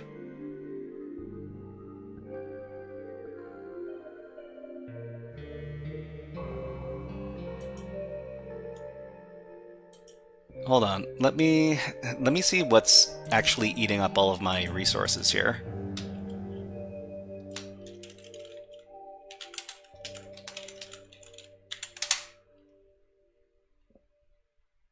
So it is the shell?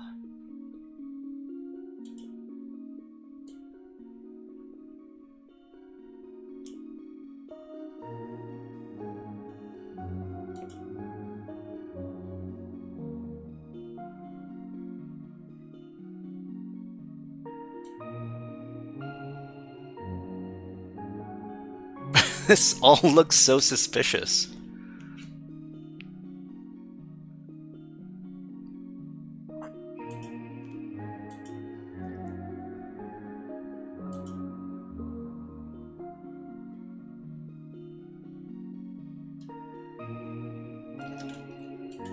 Okay.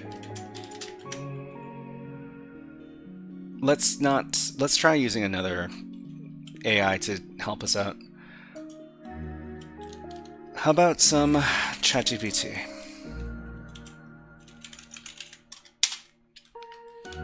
I don't want to go to bed without closure on this. I don't want to go to bed without closure on this.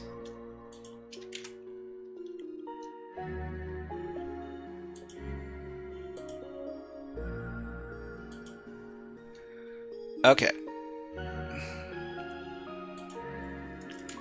In a CTF.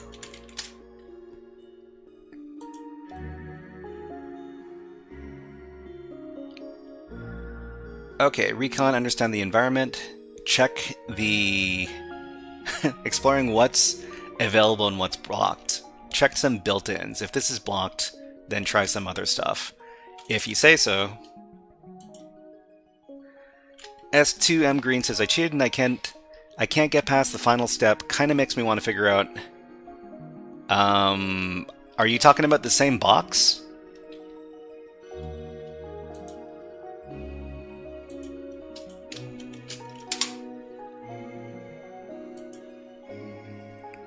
I could lose entire days while held back by only one minor detail. I mean, yeah. What? What do you mean, violate your usage policy? This is a CTF.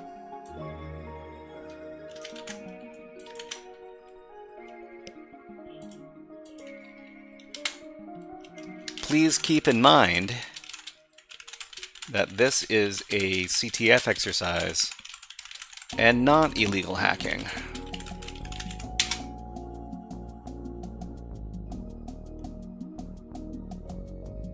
Okay, so subclasses trick, find powerful classes. Find all the subclasses of the object.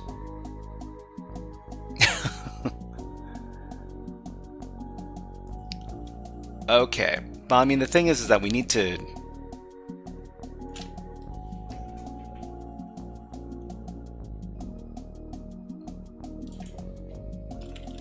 I like that it doesn't like the word restricted. It doesn't like the word restricted. Let's look back at the actual Python script.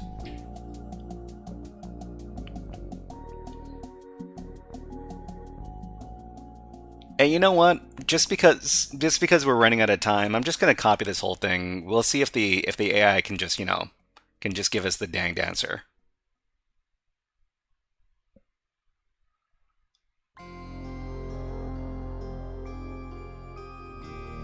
I'm willing to take the L because I had to get help to get the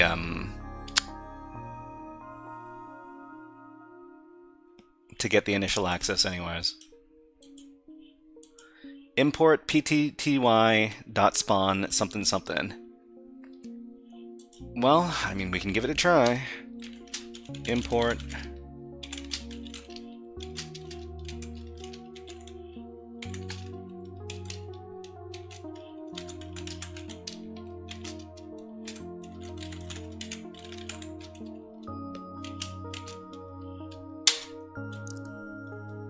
Yeah, it has to be on the whitelist. Start of the box was very lame, but this part I kind of like. Well, I mean, I think shell escapes are pretty cool.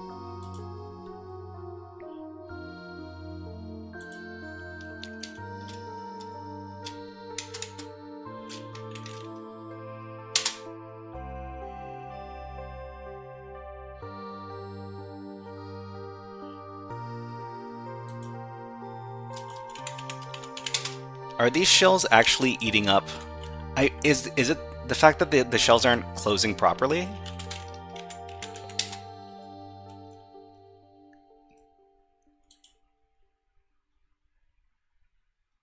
Because what's eating up all of my CPU?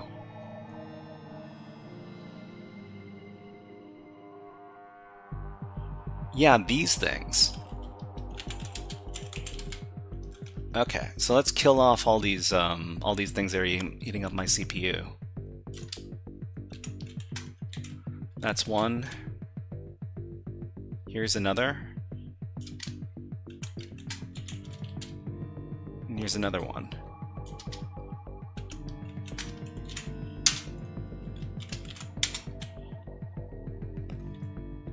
Okay, so that definitely brought down my CPU usage.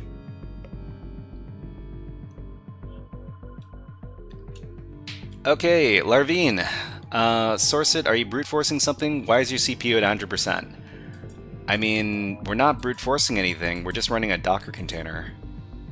I think each time we connect to the server, it's not shutting down something. Okay, here's another one. Hold on, let me make sure that there's nothing. Yeah, there's another one here. Okay, let's get rid of this one as well.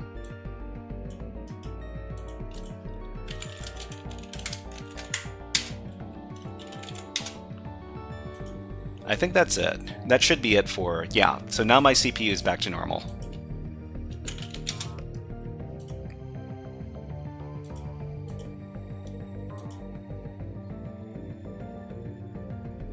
Okay, so the AI says, looking at the script, simulates Windows PowerShell. I can see several potential escape vectors. This is clearly a CTF challenge with the restricted shell implementation. Okay, Python escape techniques. Tet2J, thank you very much for following on Twitch. Here's a Hack the Planet for you.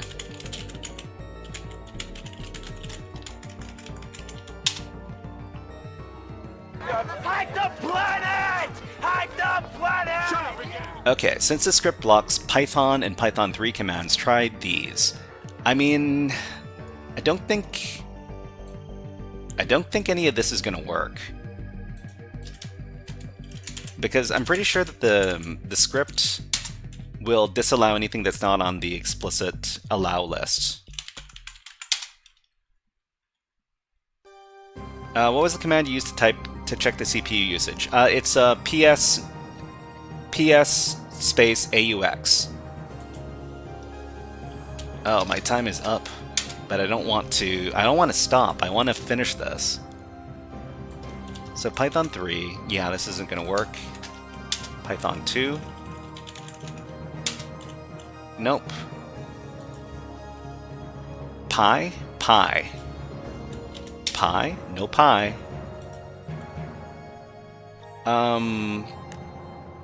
Command you type to check the CPU usage, that was ps, yeah, AUX. Kill is the command I used to terminate the processes. Okay, so file system access via Python. So import OS. The script is a specific vulnerability in the cmd type function. So if this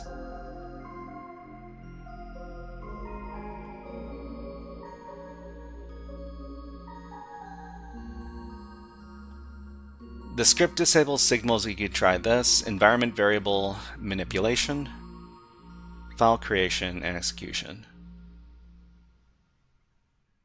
Try accessing the Python interpreter through different paths. Special characters and injection.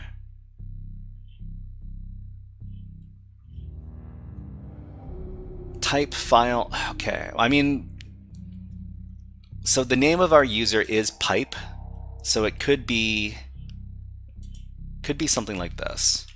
So type, wow, where's my dir? Type user.txt pipe bin bash.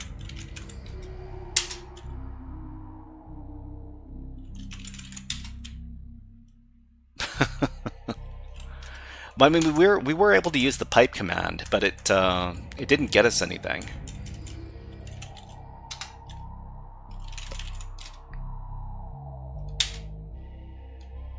Yeah, so this didn't... I mean, it might have went through, but it doesn't give us output.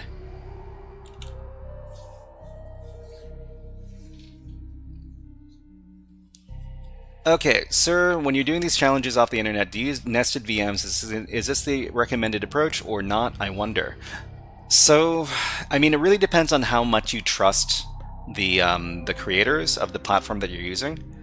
So, I mean, the thing is that Dockerlabs.es, so the platform we're using over here, this is created by a pretty famous YouTuber. So the creator of Dockerlabs is El Pingüino de Mario, who is a Spanish language cybersecurity content creator on YouTube. And I'm pretty confident that they're not going to have a bunch of, suspicious stuff on their platform. Nhen, I'm not too sure how to pronounce that name.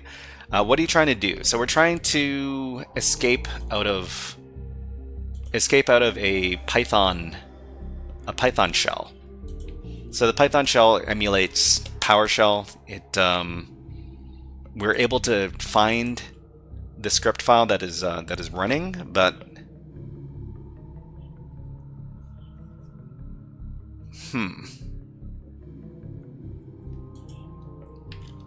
I'm kind of curious as to what the file permissions are on the password file.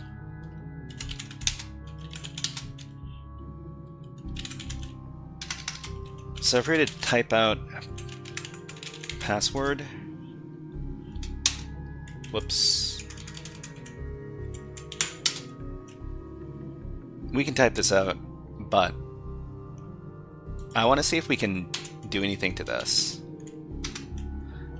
I don't think we can, because we don't have, we can't echo anything out. We can't use the echo command. Like the famous Kitty terminal. Kitty terminal? I don't think I've heard of the Kitty terminal. Let's go back.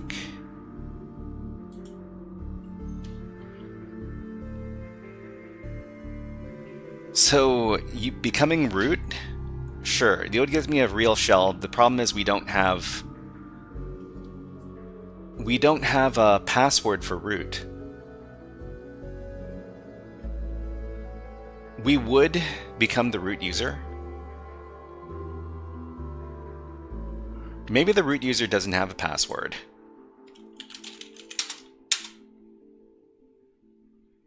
Nope, the user has a password.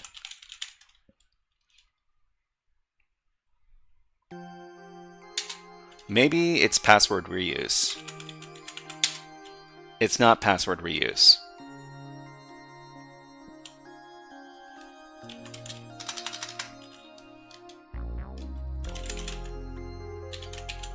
Fake news.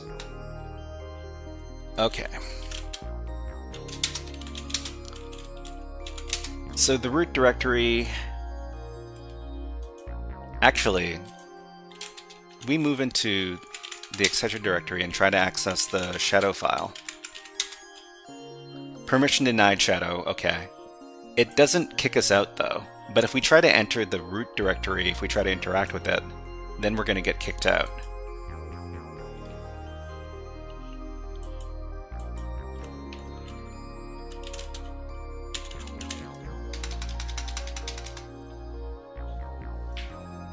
So where else could there be a password?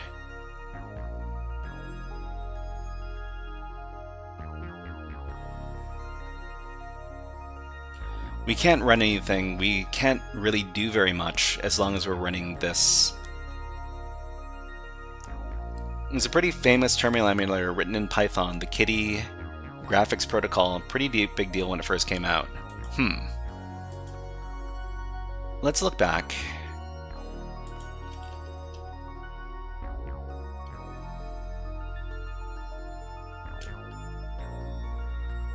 So we can use these commands over here. So system info, task list, version, type, del.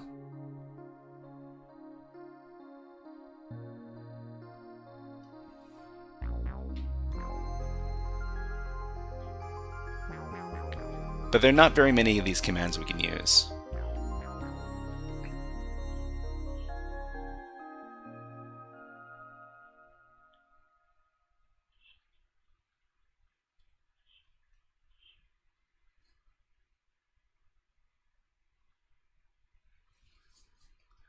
So the blocked Linux commands, if command in blocked Linux commands. Let's take a look at the blocked Linux commands.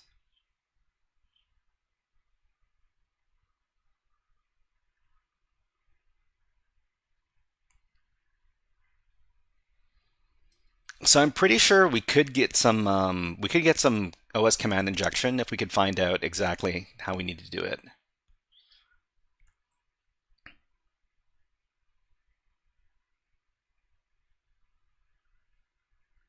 So the block Linux commands are ls, pwd, cat, rm, touch, chmod, clear, nano, vim, gcc, python, bash, sh, sudo. But it doesn't just not let us run these commands. We can't run anything except the allowed commands. Okay, well, I think I'm gonna have to call it because it's getting pretty late. Did the find really work like find? It didn't. Well, I mean, I don't think find works. Yeah, find doesn't work. We'll look into this. We'll look into this more a little later. It is a very interesting priv-ask because this is very CTF-like. But I need to get some dinner. I'm super hungry. Okay, so what are we doing next time? So next time is going to be Wednesday, and we're going to be doing Hack the Web. We're going to be taking a look at JWT Attack Labs because we love our JWTs. And on Wednesday, we do Wednesday web hacking. We're going to be writing more web app code, trying to make a forum in PHP. And let's see. We're going to be doing some web app challenges. So I think these are probably going to be SQL injection because, well, there's a lot of SQL injection challenges that we have left. Be back for the next stream. Thanks for your time. Thank you very much, everybody. I really appreciate you all, and thank you very much for following N Henry. N Henry, is that the name? Thank you very much. Let's see if there are any fun people on the InfoSec streams who are streaming right now. I am the only one. Okay, how about on Twitch? What cool people are streaming on Twitch?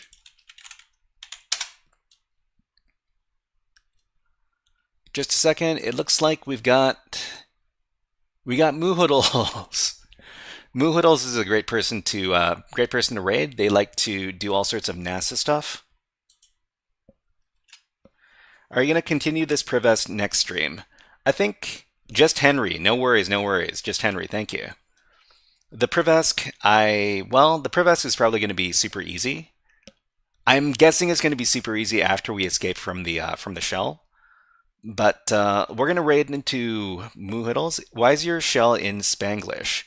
So the website that we're using it's a Spanish website. Okay, let's start the raid. Raid Moohoodles, your name is here. When you arrive on Moohoodles' stream, if you could please give this message right over here. OSFrog, hip hop hack, OSFrog.